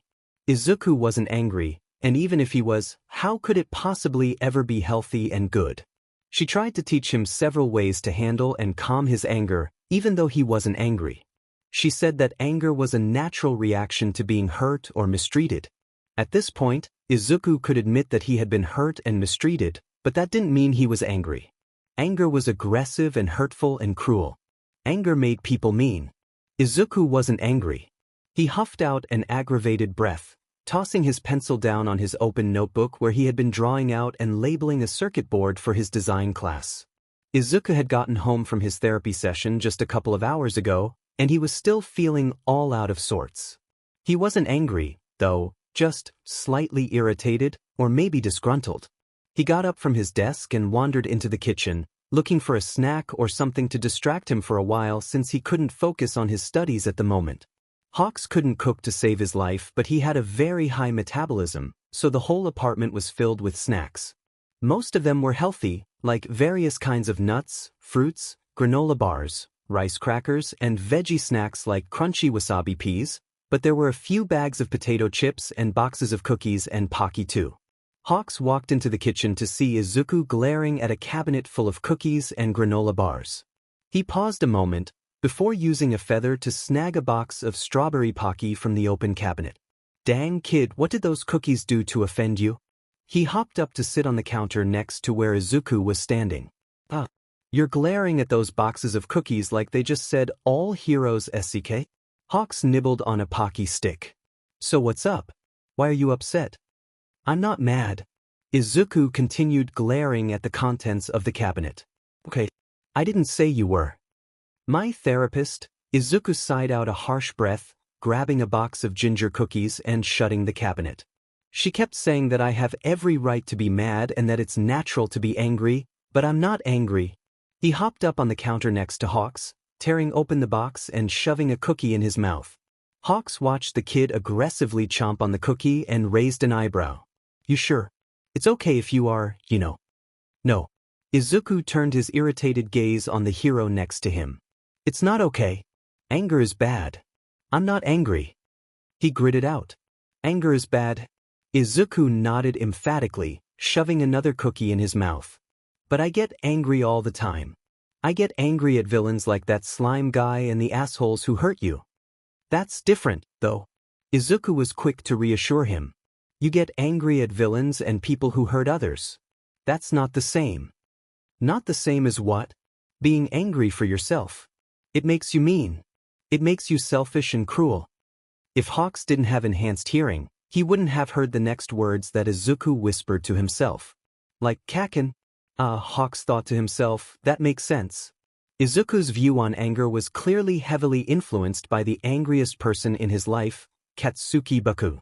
From that perspective, it was easy to see how he would associate anger with the self-obsessed blonde and see it as a solely negative trait. He had probably never seen a healthy and reasonable person's reaction to feeling anger. I don't think that's true. Hawks nibbled his pocky, deep in thought.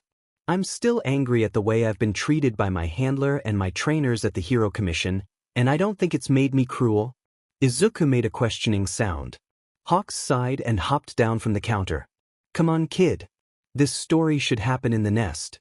It'll be way more comfortable. They snuggled into the nest, sitting across from each other. Hawks pulled a plush velvety blue pillow into his lap, running his fingers back and forth across the fuzzy surface. As he spoke, he kept his eyes on the abstract waves that his fingers made as he dragged them across the velvet. I barely remember my parents.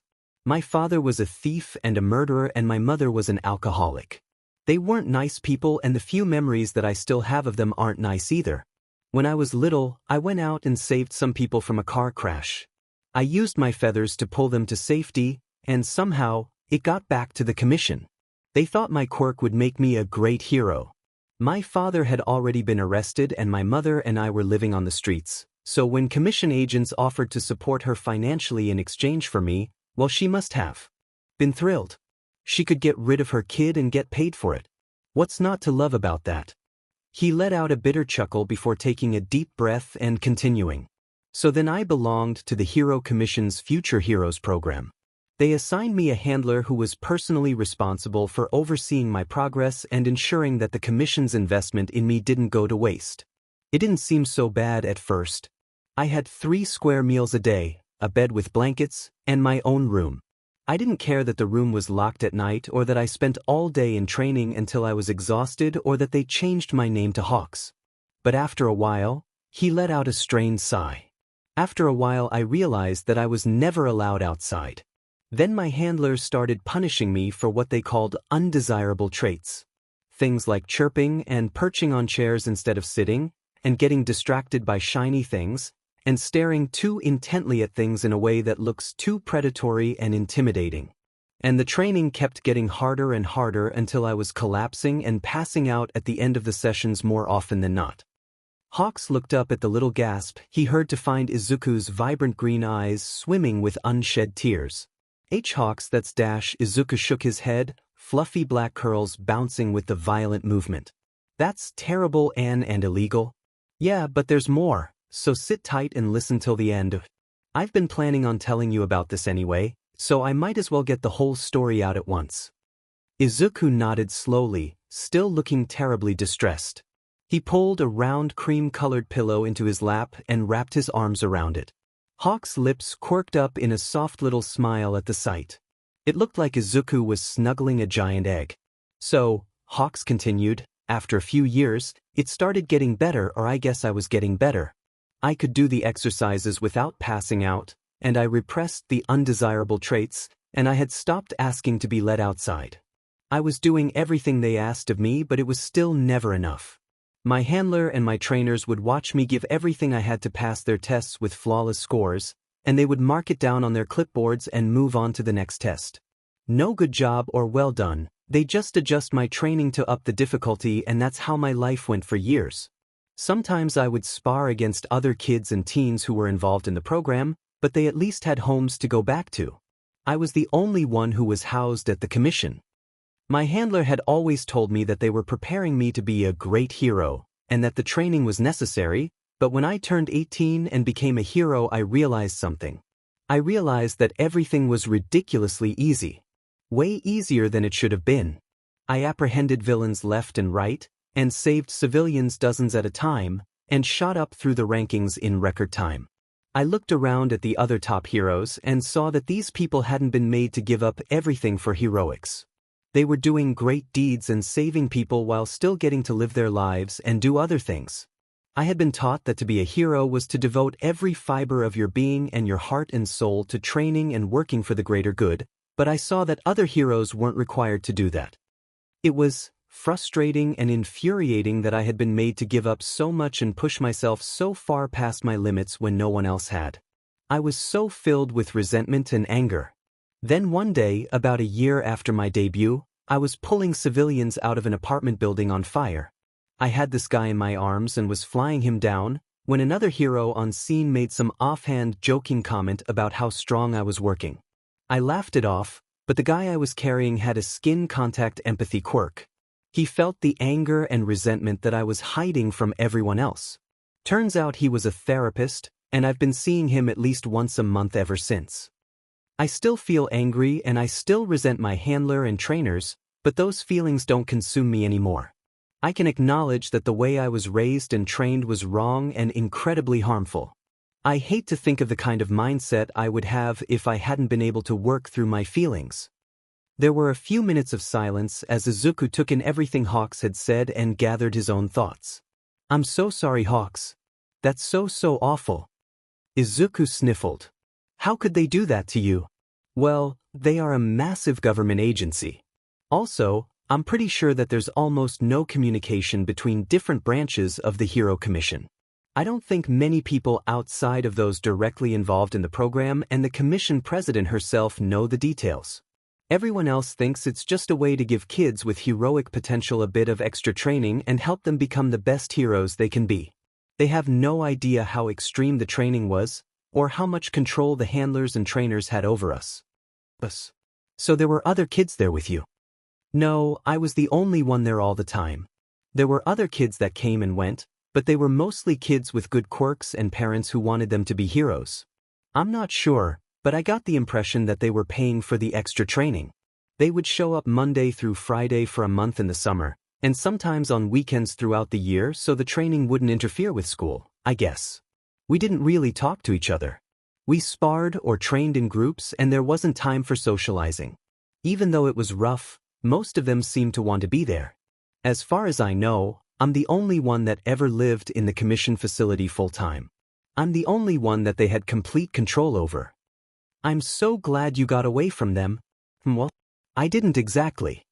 Hawks saw Izuku's brows furrow in confusion and concern.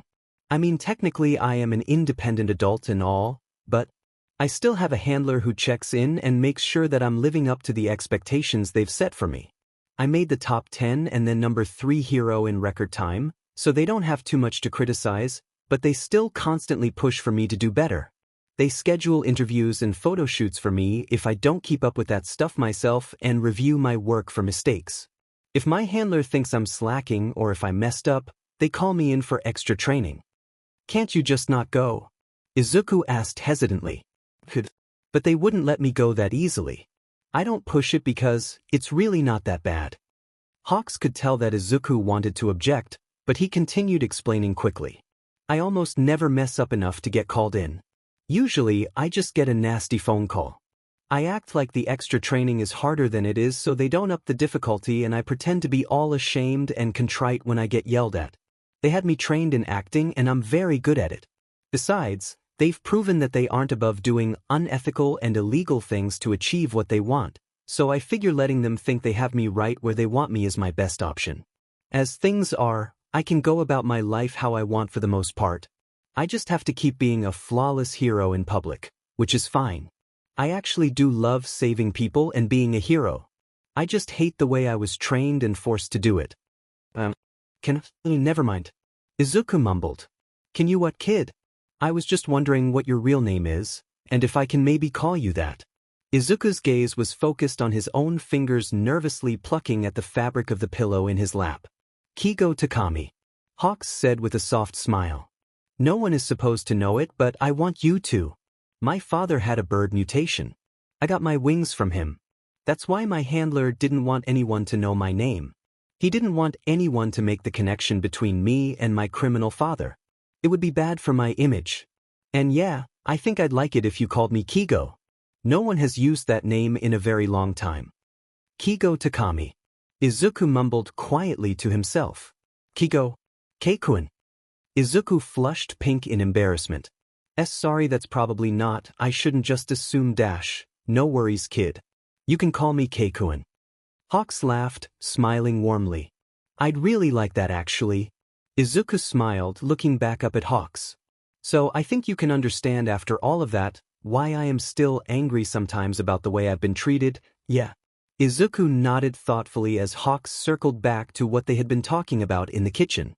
"But I don't let that make me mean or cruel. I try to deal with that anger in a healthy and productive way, like I learned to in therapy. Being angry and acting aggressive or cruel are two different things. One is a feeling that happens to everyone, the other is a choice. There is nothing inherently wrong with anger. The problem is how some people act on that feeling in a way that hurts other people. Hawks let Izuku think on that for several moments. I guess that makes sense. Izuku said quietly. I never thought about it like that.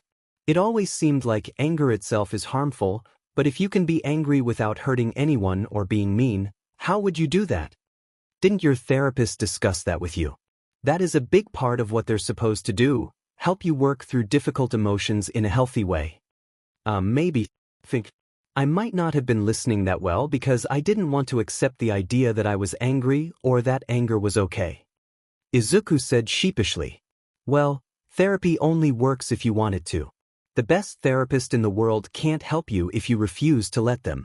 How about you go into your next session with a more open mind and see what ideas and tips she has for you? Hawks nudged him gently and reassuringly with the tip of one wing. Okay, Keikuan. The use of that name made Hawks feel all warm and fuzzy inside. He blamed that feeling and the extremely emotional talk that they just had for the noise that he made next. Chirp Hawks' eyes went wide in shock. I didn't know you could do that.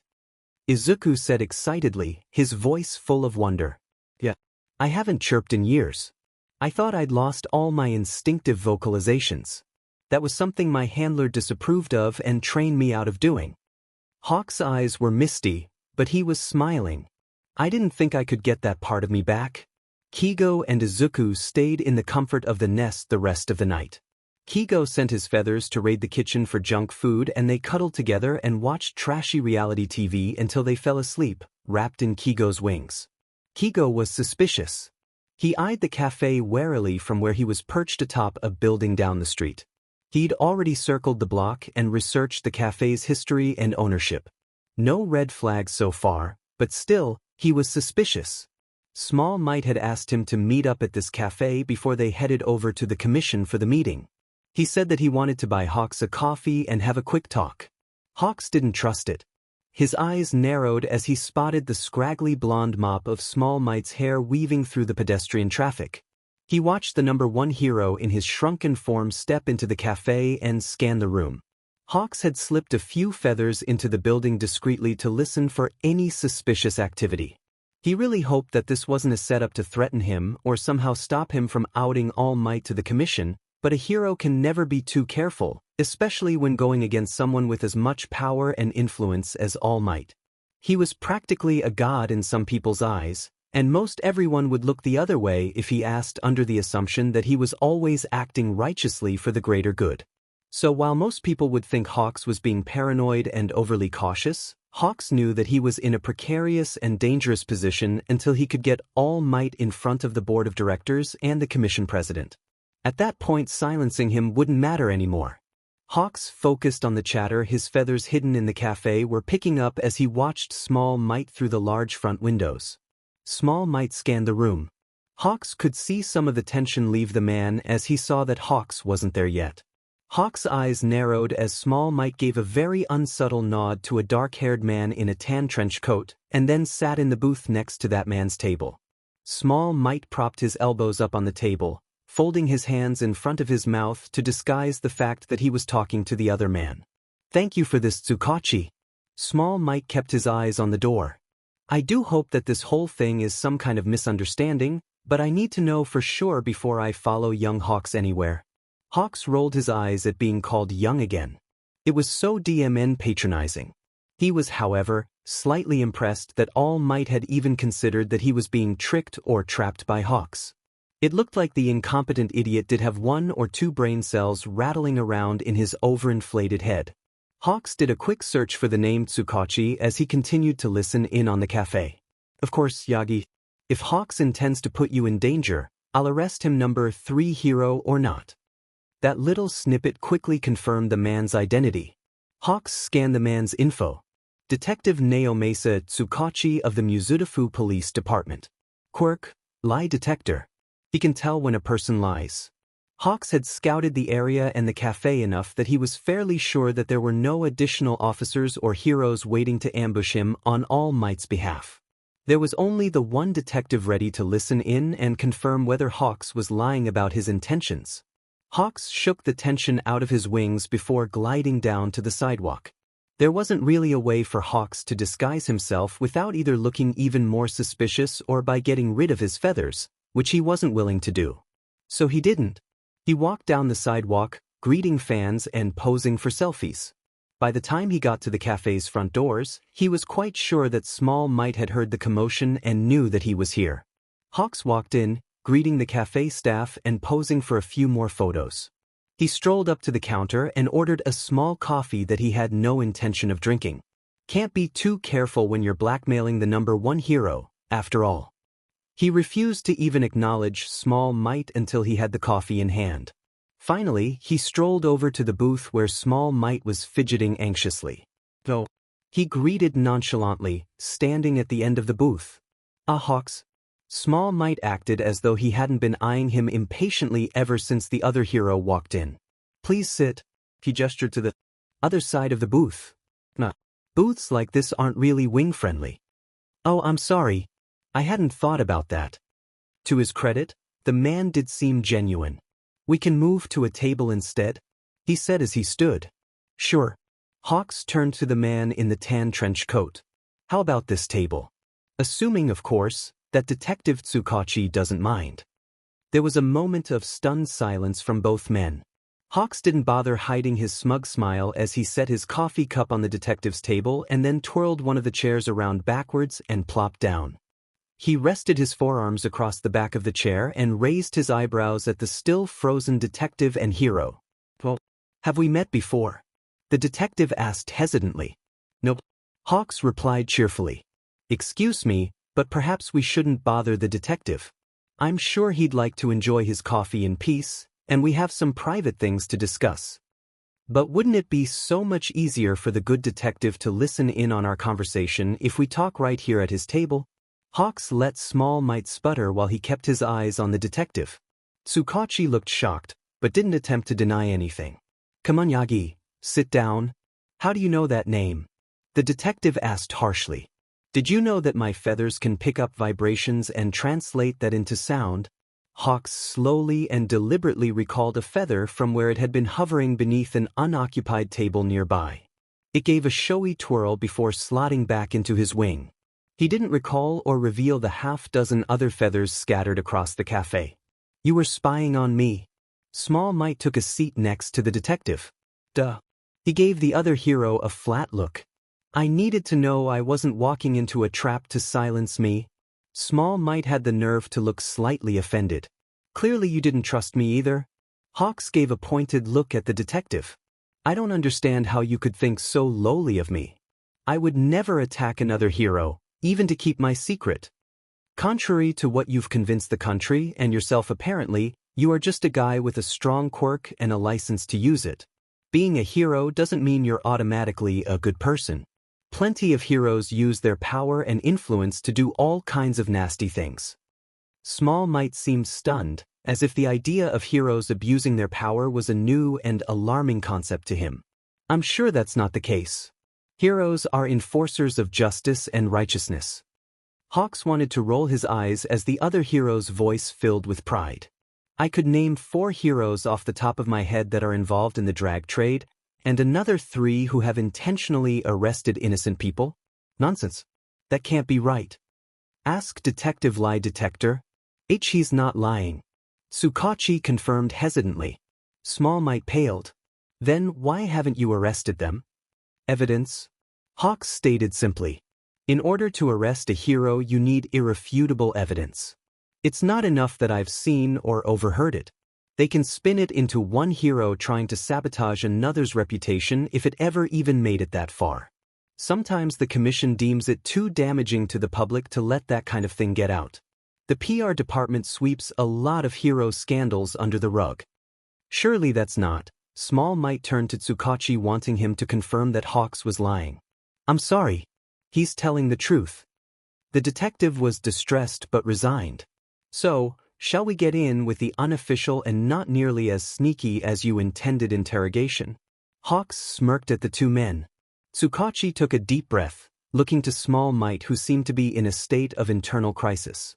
Well? Tsukachi began, apparently deciding to proceed while Small Might struggled to get a grip.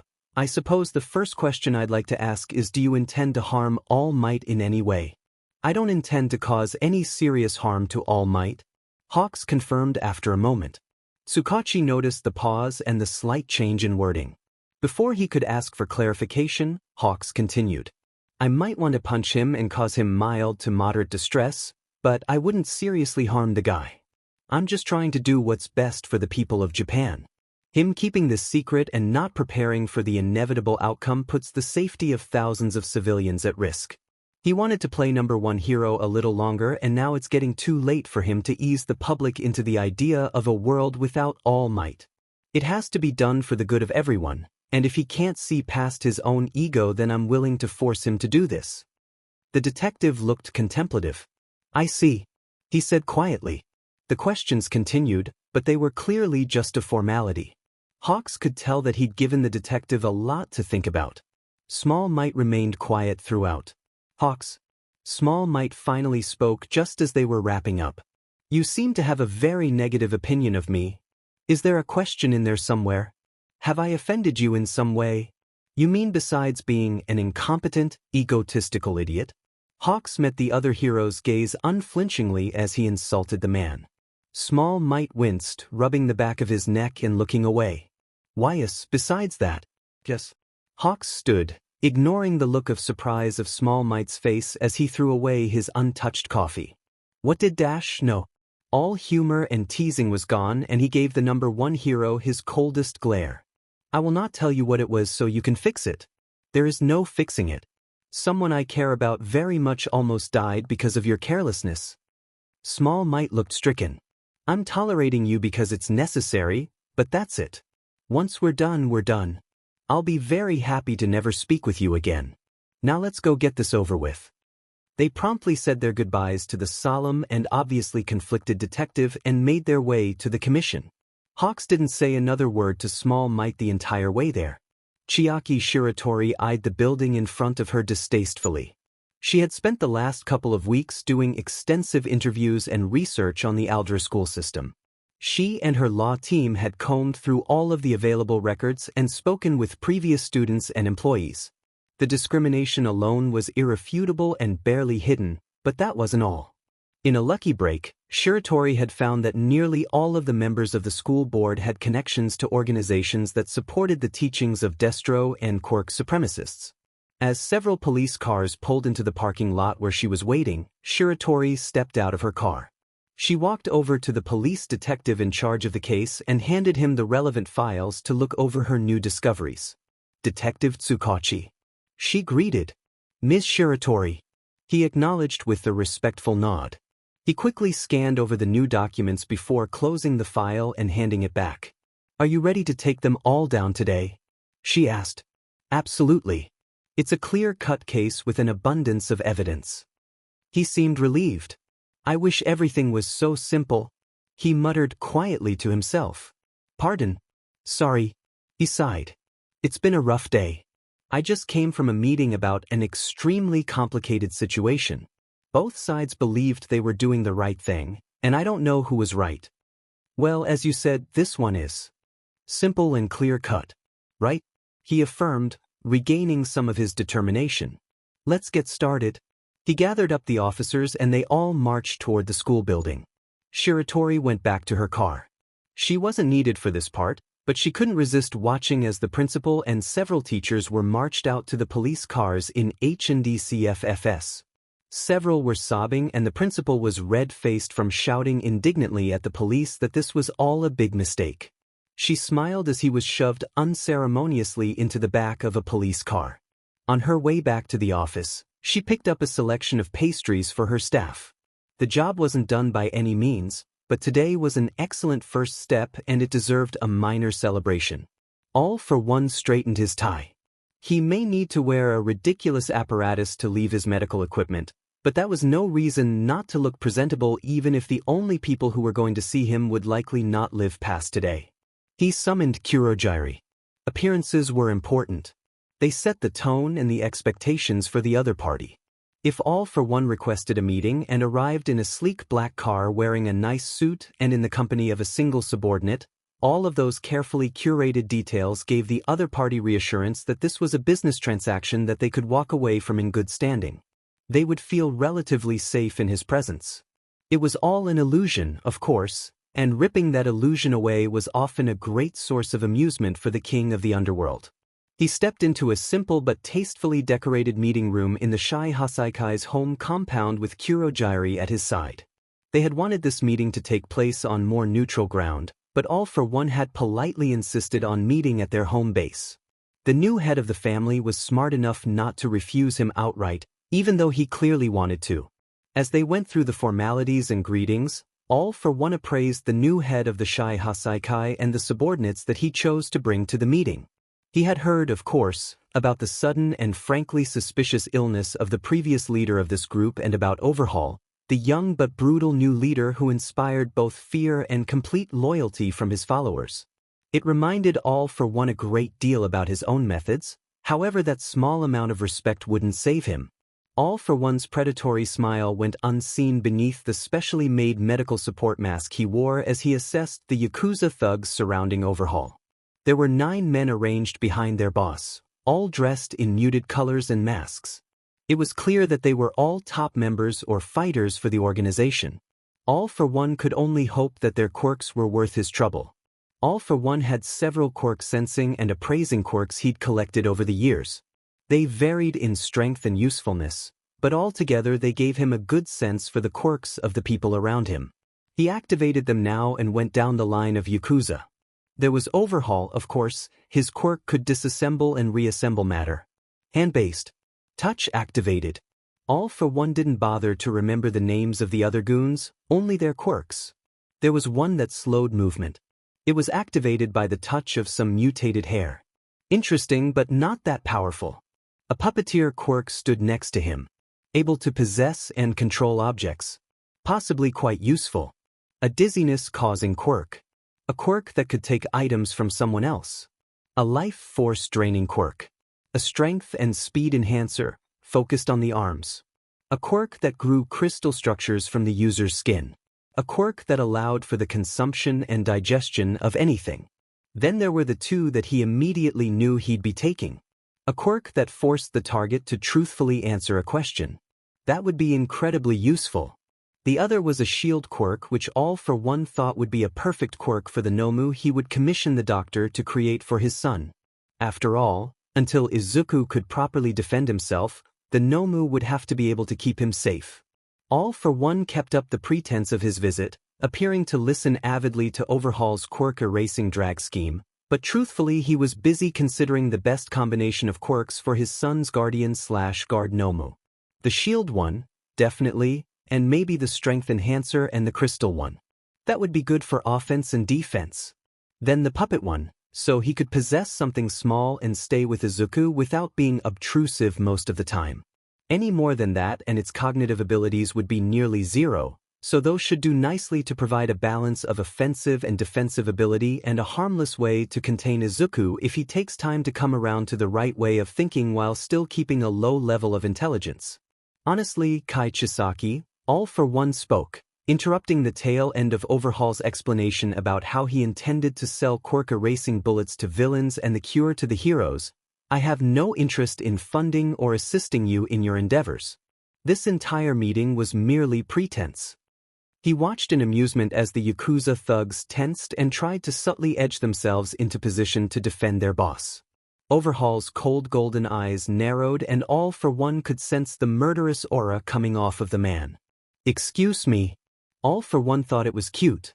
Overhaul was like a kitten puffed up and hissing at a panther. He grinned behind his mask, allowing his own ominous aura to flood the room as he stood from the sofa he'd been casually reclining on. He felt the thugs flinch and their terror was delicious. His aura swelled, the pressure of his overpowered presence suffocating in the room that suddenly felt awfully small as the thugs struggled to breath, let alone stand against him. Even Overhaul was stiff and motionless, feeling the fear of prey before a predator. He refused to flinch or tremble as his compatriots did, no doubt through stubbornness alone, However, his golden irises were dilated in fear, and All for One was fairly certain that he'd stopped breathing for several seconds. All for One chuckled darkly as Overhaul fought his terror enough to stand on legs that almost didn't shake. "Nemoto, ask him why he's here," Overhaul choked out. "Why did you come here?" The man with the fascinating force truth quirk managed to gasp out in a trembling breath. All for One didn't fight as the quirk pulled the truth from his lips. After all, none of these people would live to tell anyone what they heard. "I came here because I was informed that there were interesting and powerful quirks to be had, and I needed to add some to my collection because I am planning to make a Nomu for my son." Nomu are genetically engineered monsters with multiple quirks that an associate of mine assists me in creating. I will be taking my son from his mother soon, and he needs a protector and someone to keep him from trying to run off when he finds out exactly who I am. We haven't seen each other in a long time, and he is under the impression that I am an ordinary businessman. He'll need a babysitter or a prison cell to keep him from getting to the heroes when he learns what I really am, and I would prefer the babysitter. "So you're here to steal our quirks?" Overhaul growled. "Not all of them. Some of your quirks are weak and useless. One for All used a combination of telekinetic quirks, mental disorientation quirks, and a few transformation and emitter quirks to pin each of the Yakuza thugs to the floor and walls in harmless positions in only a matter of seconds. It happened so quickly that they didn't even see him move." Overhaul himself was gritting his teeth to bear the pain of the two large bone spikes that All for One had shoved through his wrists to pin his dangerous hands to the floor face up.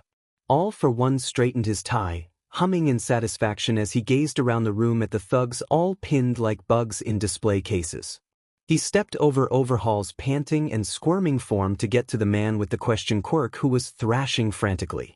A quickly hardening sticky gray goo had glued his hands and legs to the wall. He ignored the struggling and shouting of the other thugs as he ripped the beaked mask from this thug's face. Ignoring the terrified eyes and panicked pleading, All for One placed his hand over the man's face and used his quirk to pull. The man shrieked in pain and distress before slumping unconscious against the wall. All for One hummed happily, taking a few moments to get a feel for his new quirk before activating it. He turned to Overhaul. "Are there any more interesting or powerful quirks here?" Overhaul's furious golden eyes narrowed at him, but he couldn't stop himself from answering. "All of the most useful and powerful quirks are in this room except for one. The old boss's granddaughter's quirk is called Rewind. It lets her reverse time on living things. Her quirk is so unique and powerful that it's the base for the quirk erasing bullets." All for One paused, deep in thought. The implications of that were astounding. Her quirk could heal him. He definitely needed that one. How does her quirk work exactly? A horn on the side of her forehead stores up energy over time that she activates through touch to reverse time on a living thing. She can't use it on herself, and she is unable to turn it off by herself because she is scared of her own power and panics when it activates. Can't use it on herself? He frowned. How good is her control? Non-existent.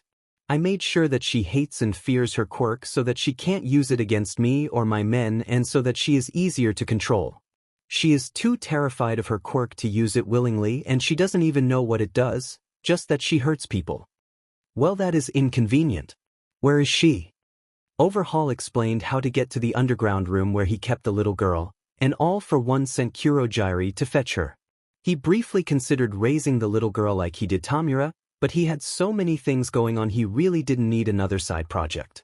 Teaching her to control and not fear her quirk would also likely take quite a while since Overhaul had admitted to intentionally giving her trauma over it. He quickly decided that the best course of action would be to take her quirk and give it to a Nomu and train the Nomu to use it. Nomu followed orders well and didn't panic or get emotional like people, so one could emancipate the quirk and use it to heal him with very little risk of harming him. A dark warp gate manifested near the doorway, and a little girl with long silver hair in a faded off-white dress stepped through hesitantly. Kurogiri followed the girl with one misty hand guiding her forward. She was barefoot, wrapped in bandages, and kept her eyes on the floor as she stood there trembling. "Child." Even though All for One spoke in a low, soothing tone, the girl still flinched at being addressed. If he was a man who cared about justice and righteousness, He would be enraged at the abuse this innocent child had gone through. As it was, he was only mildly irritated at Overhaul's treatment of her. "Look at me, child." She slowly raised her head, bright red eyes filled with distressed tears. He saw the way her expression morphed from terror to shock as she saw the Yakuza men scattered around the room, all pinned down or confined in some way. As her gaze landed on the prone form of Overhaul, she flinched. He struggled against the spikes pinning him down, hissing as he jostled the sluggishly bleeding wounds. All for One's followed her gaze to the furious man who still seemed to think that he was going to get away somehow. "That's enough of that," All for One said mildly, stepping over to the man and bending down to place a hand over his face. "No," shrieked one of his followers, but they were all powerless to stop All for One as he viciously ripped away Overhaul's quirk. Kai Chisaki let out a choked-off scream of agony before falling unconscious in a slowly growing puddle of his own bile. Now then, he stood, dusting off his hands and ignoring the yelling and sobbing of various Yakuza men around the room as he turned back to the little girl. "What is your name, dear?" "Harry," she squeaked out quietly, fidgeting with the bandages around her wrist. She looked up at him for only a split second before training her gaze back on the floor by her bare feet. "Well, Harry, I understand that you have a difficult quirk. I can fix that for you. Would you like that?" He could just take it, and he would if he needed to, but it was always easier if they didn't struggle, and he didn't want to deal with her high-pitched screaming if it came to that. "Really?" Her breathless whisper was filled with a hesitant hopefulness. "Will it hurt?" Her eyes darted over to the unconscious body of Kai Chisaki for a moment before returning to All for One. "Not if I'm careful." I saw no need to be careful with him. "My curse, I mean quirk," Eri corrected herself quickly, voice never rising above a low murmur, "hurts people. Can you make it not?" "I'm afraid I can't change the way someone's quirk works. I can, however, take your quirk away." In a rare moment of sympathy, no doubt inspired by knowing about some of what his son had been through, he made an offer that he usually wouldn't. "I can even give you a different one." "You can?" She looked up at him with pleading and hopeful eyes. "I can. Is that what you want, child?" He was pleased to see her nodding fervently. "What kind of quirk would you like to have?" He wasn't sure why he bothered asking when he didn't intend to go out and find anything special for her. It would be too much of a hassle. He shot a quick and calculating gaze around the room. "Perhaps one that lets you take someone's energy to make yourself stronger. Or the ability to steal items from someone else. Or making someone slow down." "Can I?" She took a deep breath, fidgeting hesitantly. "Can I have one that won't hurt people?" she asked quietly. He hummed in thought for a moment. His gaze settled on a Yakuza thug with long dark hair trapped in the corner. The man squeaked in fear at the villain's attention. "How about the ability to make people dizzy? Lots of people like being dizzy. They think it's fun." "Being dizzy is fun. Many people think so, yes. I think I'd like that," she said quietly, her bright red eyes gazing hopefully up at him. All for One strode over to the panicking man. "How does your quirk work exactly?" "If I focus on someone, I can make them dizzy and completely throw off their balance. If I'm dizzy or my balance is off, my quirk gets stronger. It can affect as many people as I can focus on at a time, and the effects wear off gradually." All for One took the man's quirk without another word. He was careful this time, leaving the man limp, but conscious in the corner just to demonstrate to the little girl that he could. He stepped around Chisaki to get back to Eri and knelt down next to her tiny form. "Are you ready?" He raised his hand as she nodded. She scrunched her eyes shut and drew up her shoulders in fear as the hand reached for her. "It will be okay, child." He gently placed his hand on her head. Even though he was being gentle when he removed her quirk, her body was too weak and frail from Overhaul's abuse and she collapsed, unconscious.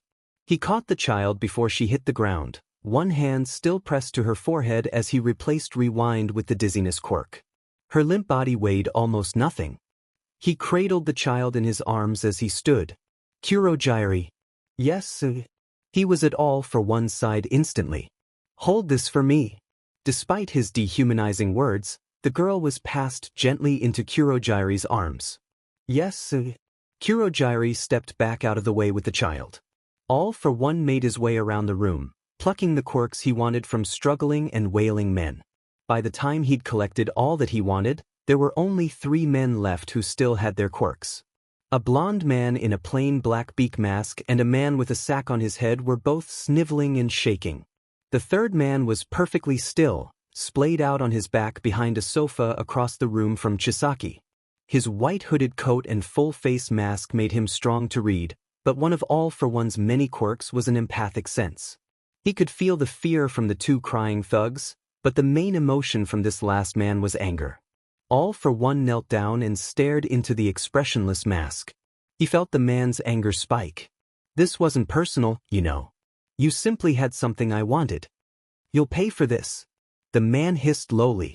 All for One chuckled darkly in response as he stood and turned his back on the man. He easily sensed that the man's intent to attack him and gave him the perfect opening. As expected, the man's arrow-like hair shot towards his unprotected back.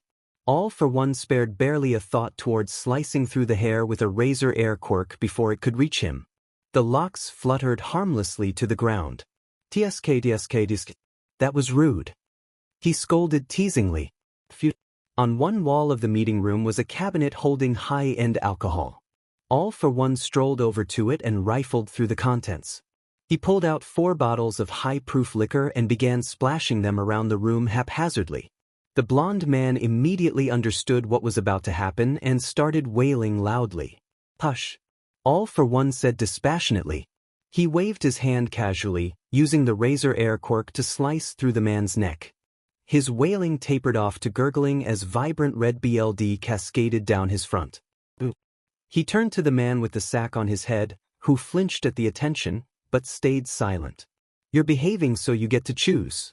Quick death or slow. On the last word, he pointedly held up the bottle of vodka he'd been splashing around. Quick. His resigned voice was barely audible. Smart choice. All for One hummed approvingly. In an instant, there was a large spike protruding from the man's eye. He barely had time to blink down at the foreign object piercing his eye cavity in surprise before it was being ripped out again. All for One walked away without acknowledging the man's last gasping breath. All for One circled the room, dispatching the Yakuza men dispassionately with a variety of quirks. He wanted the end result to look like a violent conflict with a rival group so that the police wouldn't look too closely. He saved Chisaki and the angry man for last. Stay away from him. The man in the white coat roared, thrashing violently as All for One approached Chisaki. All for One had used a quirk that created an unbreakable bond between the man's clothing and the floor, so the man could struggle all he wanted but he wasn't going anywhere. All for One could sense the rage, terror, and desperation that the man felt, and buried under all of that was a whisper-thin thread of love. Either unrequited or unconfessed if All for One had to guess judging by the yearning edge to the feeling. Now. He scolded from where he stood over Chisaki. Don't you want him to have the mercy of a quick and painless death? No. You can't. He cried desperately. All for One flicked his wrist, causing the sofa to skid several feet across the room so that it no longer blocked the man from view. I can. All for One manifested another spike and with his gaze never leaving the struggling man across the room, he plunged it straight through Chisaki's throat. There was a wet stuttering breath, then a series of gasping coughs that splattered thick globs of BLD over Chisaki's lips and chin. Then stillness. All for One watched the other man go rigid before letting out an animalistic scream of grief and rage. He stepped over Chisaki's body and casually strolled over the heaving and sobbing man. He stared down at the pathetic creature for a moment before emptying the last third of the vodka over him and tossing the bottle away carelessly. It skidded and bounced off the wall, shattering on the leg of the coffee table and showering the broken man in broken glass. Kurogiri, let's go. As All for One and Kurogiri took their leave with the still unconscious little girl, the villain summoned a ball of fire in his right hand and tossed it over his shoulder into the middle of the room. With a quiet whoosh, the fire caught, racing across the alcohol-soaked floor and furniture. The last man still alive in a room full of corpses screamed in agony as the fire reached him. Izuku stepped out of the therapist's office and straight into a wall of muscle. DP. Sorry. Izuku fluttered his arms about frantically as his gaze traveled up and up and up, to the masked face and sliver-white hair of Mizo Shoji. Oh my gosh. I'm so sorry, Shoji-san. Don't worry. He gave the impression that he was smiling under his mask. It's Takami, right? Why, I am surprised you remembered. Well, we don't get new students in the correspondence course very often. You're memorable. I don't know about that. He reached up to rub the back of his neck, his face going pink. I don't think I'm particularly memorable. He mumbled. Not nearly as memorable as the tall, handsome, muscular, multi-armed teen in front of him, anyway. The pink on his cheeks darkened and he shook his head, trying to clear away those bothersome thoughts. Anyway, what are you doing here? Never mind. That was probably rude of me. No, it's fine. I imagine that I'm here for much the same reason as you. He gestured to the next door over in the hallway they were standing in. It was another therapist's office according to the plaque on the door. Oh. Izuku's voice went from stressed and frantic to soft and gentle. I'm so sorry. Why? Well, it's just, Izuku twiddled his thumbs, looking away. I know that the reason I'm in therapy isn't nice, so I figured that if you're in therapy too, something not very nice must have happened to you. Shoji hummed thoughtfully. I suppose you could say that. Really, it's more like years of not very nice things, but a lot of it isn't malicious or intentional. People tend to find my appearance frightening. Even if it's not malicious or intentional, Izuku's eyes lit up in compassionate understanding. Quirk discrimination really sucks. Said vehemently. Do you want to go to a cafe with me? Are you asking me out? How bold. No. Oh God, no. Not that I wouldn't want to. I just didn't mean it that way. I meant as friends. Not that I'd assume you'd want to be my friend. I didn't mean as a date, even though you're really attractive. Izuku devolved into incoherent mumbling as he buried his bright red face in his hands. I'd like that. Shoji interrupted Izuku's mumbling when it didn't look like it would taper off. Izuku raised his tomato-red face to look at Shoji in shock. I'd like to go to a cafe with you. As friends. That sounds nice. Cool. Izuku gave a tentative smile. So, can I ask about your quirk? It's just that I've noticed that it's not just extra limbs, is it? There is some kind of transformative aspect to them too, isn't there? Sorry if that seems rude. You don't have to answer. I just find quirks really fascinating. He rambled as they headed out to the cafe. No, you're right. Shoji held out one hand and then morphed it into a mouth. That mouth then explained that he could replicate body parts on the ends of his extra arms, but that he usually kept them as extra hands in public because it looks less unsettling. Oh. Izuku's bright green eyes glittered with awe. That's so amazing. And so useful. Your quirk is incredible, Shoji-san. Izuku didn't notice Shoji's freeze in surprise for a moment at all of the effusive praise. That's very kind of you. I don't think so. It's just the truth. You could do so much good with your quirk. You'd be an amazing hero. If you wanted to, that is. I do, actually. Really. That's amazing. With your quirk, I'm sure you'll be great. You are one of the few who think so, then. My old therapist kept trying to talk me out of it. I just started seeing a new one. They chatted about heroes and therapists as they walked. Izuku did most of the talking. He could go on long involved tangents if no one stopped him. Shoji commented occasionally, but he was content to mostly listen. They were seated at the cafe and had started on their lunch before Shoji brought up the question that Izuku had been avoiding. So, is your quirk analysis, or something like that? No. Izuku wanted to skip right past the question, but he knew it would have to be answered eventually. He guessed it was better to do it now anyway. Rip off the band-aid. I don't have a quirk. There was a moment of silence from both boys. Izuku tried to breathe evenly and not tense up too much. Maybe it would be okay. He didn't really believe that, but it was better than thinking about the inevitable awkward end to this otherwise enjoyable lunch. It would have been nice to have a friend. That's why you said quirk discrimination sucks, huh? People can be awful to those that are different. Why, Izuku breathed out a soft sigh of relief. He smiled at Shoji, his eyes misting over with happy tears. Shoji smiled back with a mouth on the end of one of his arms. With that reveal finally out of the way, Izuku could finally enjoy his first outing with a friend in years. After lunch, they exchanged phone numbers and Izuku was thrilled to add a contact to the very short list in his phone. "I want a gun." Hawks choked, spraying a mist of coffee across the countertop. He had to spend several moments coughing and sputtering to clear his airway and get his breath back while Izuku fluttered about frantically, feeling terribly guilty but unable to do anything to help. "Come again," Hawks says. Izuku hesitated, having lost some of his assertiveness. "I want to learn how to use a gun and get licensed to carry one as a hero. But any particular reason why?" Hawks used several feathers fetch paper towels to clean up the coffee mess. Because Izuku took a deep breath, mentally preparing to run through his well-thought-out and researched plan. He began again with more confidence. "Because I need to be skilled in a long-range weapon and guns are very effective.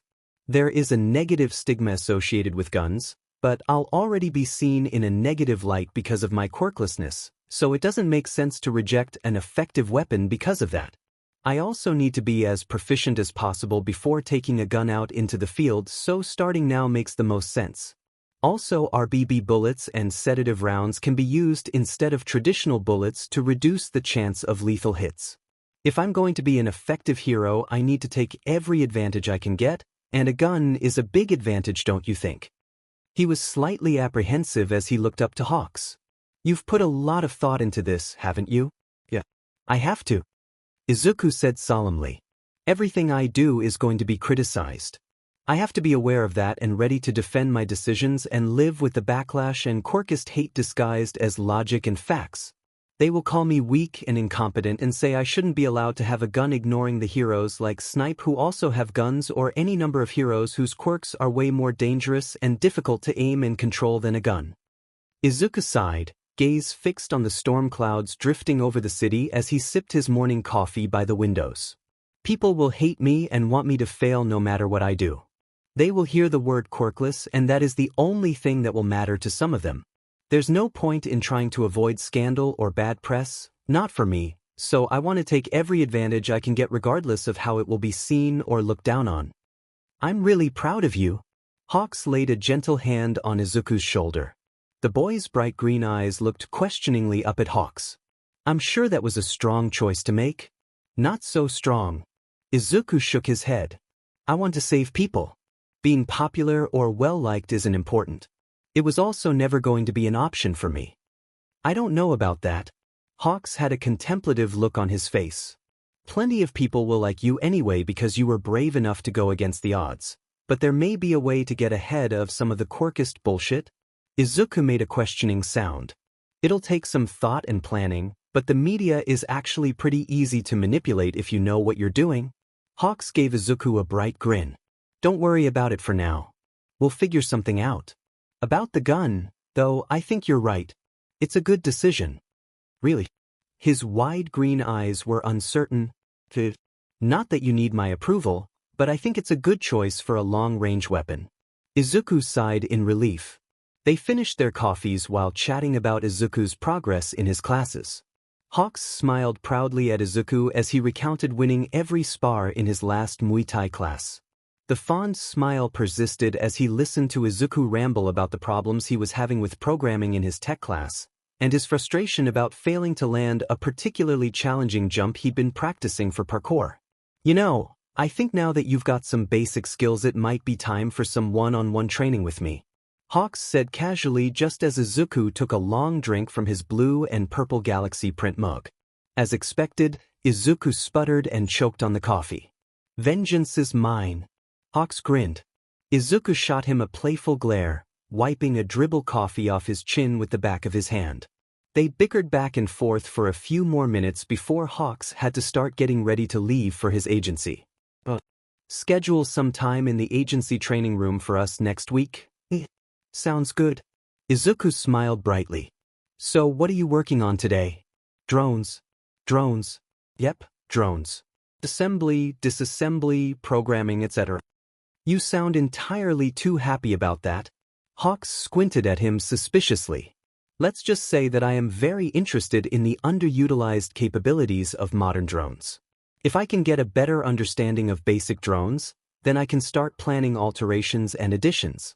Infrared cameras and directional microphones for surveillance, tasers and net or BOLO guns for remote offense and capture, and maybe even some sort of HRNSS or stirrup or platform that could attach and detach from a series of drones and allow them to be used as a vehicle for flight.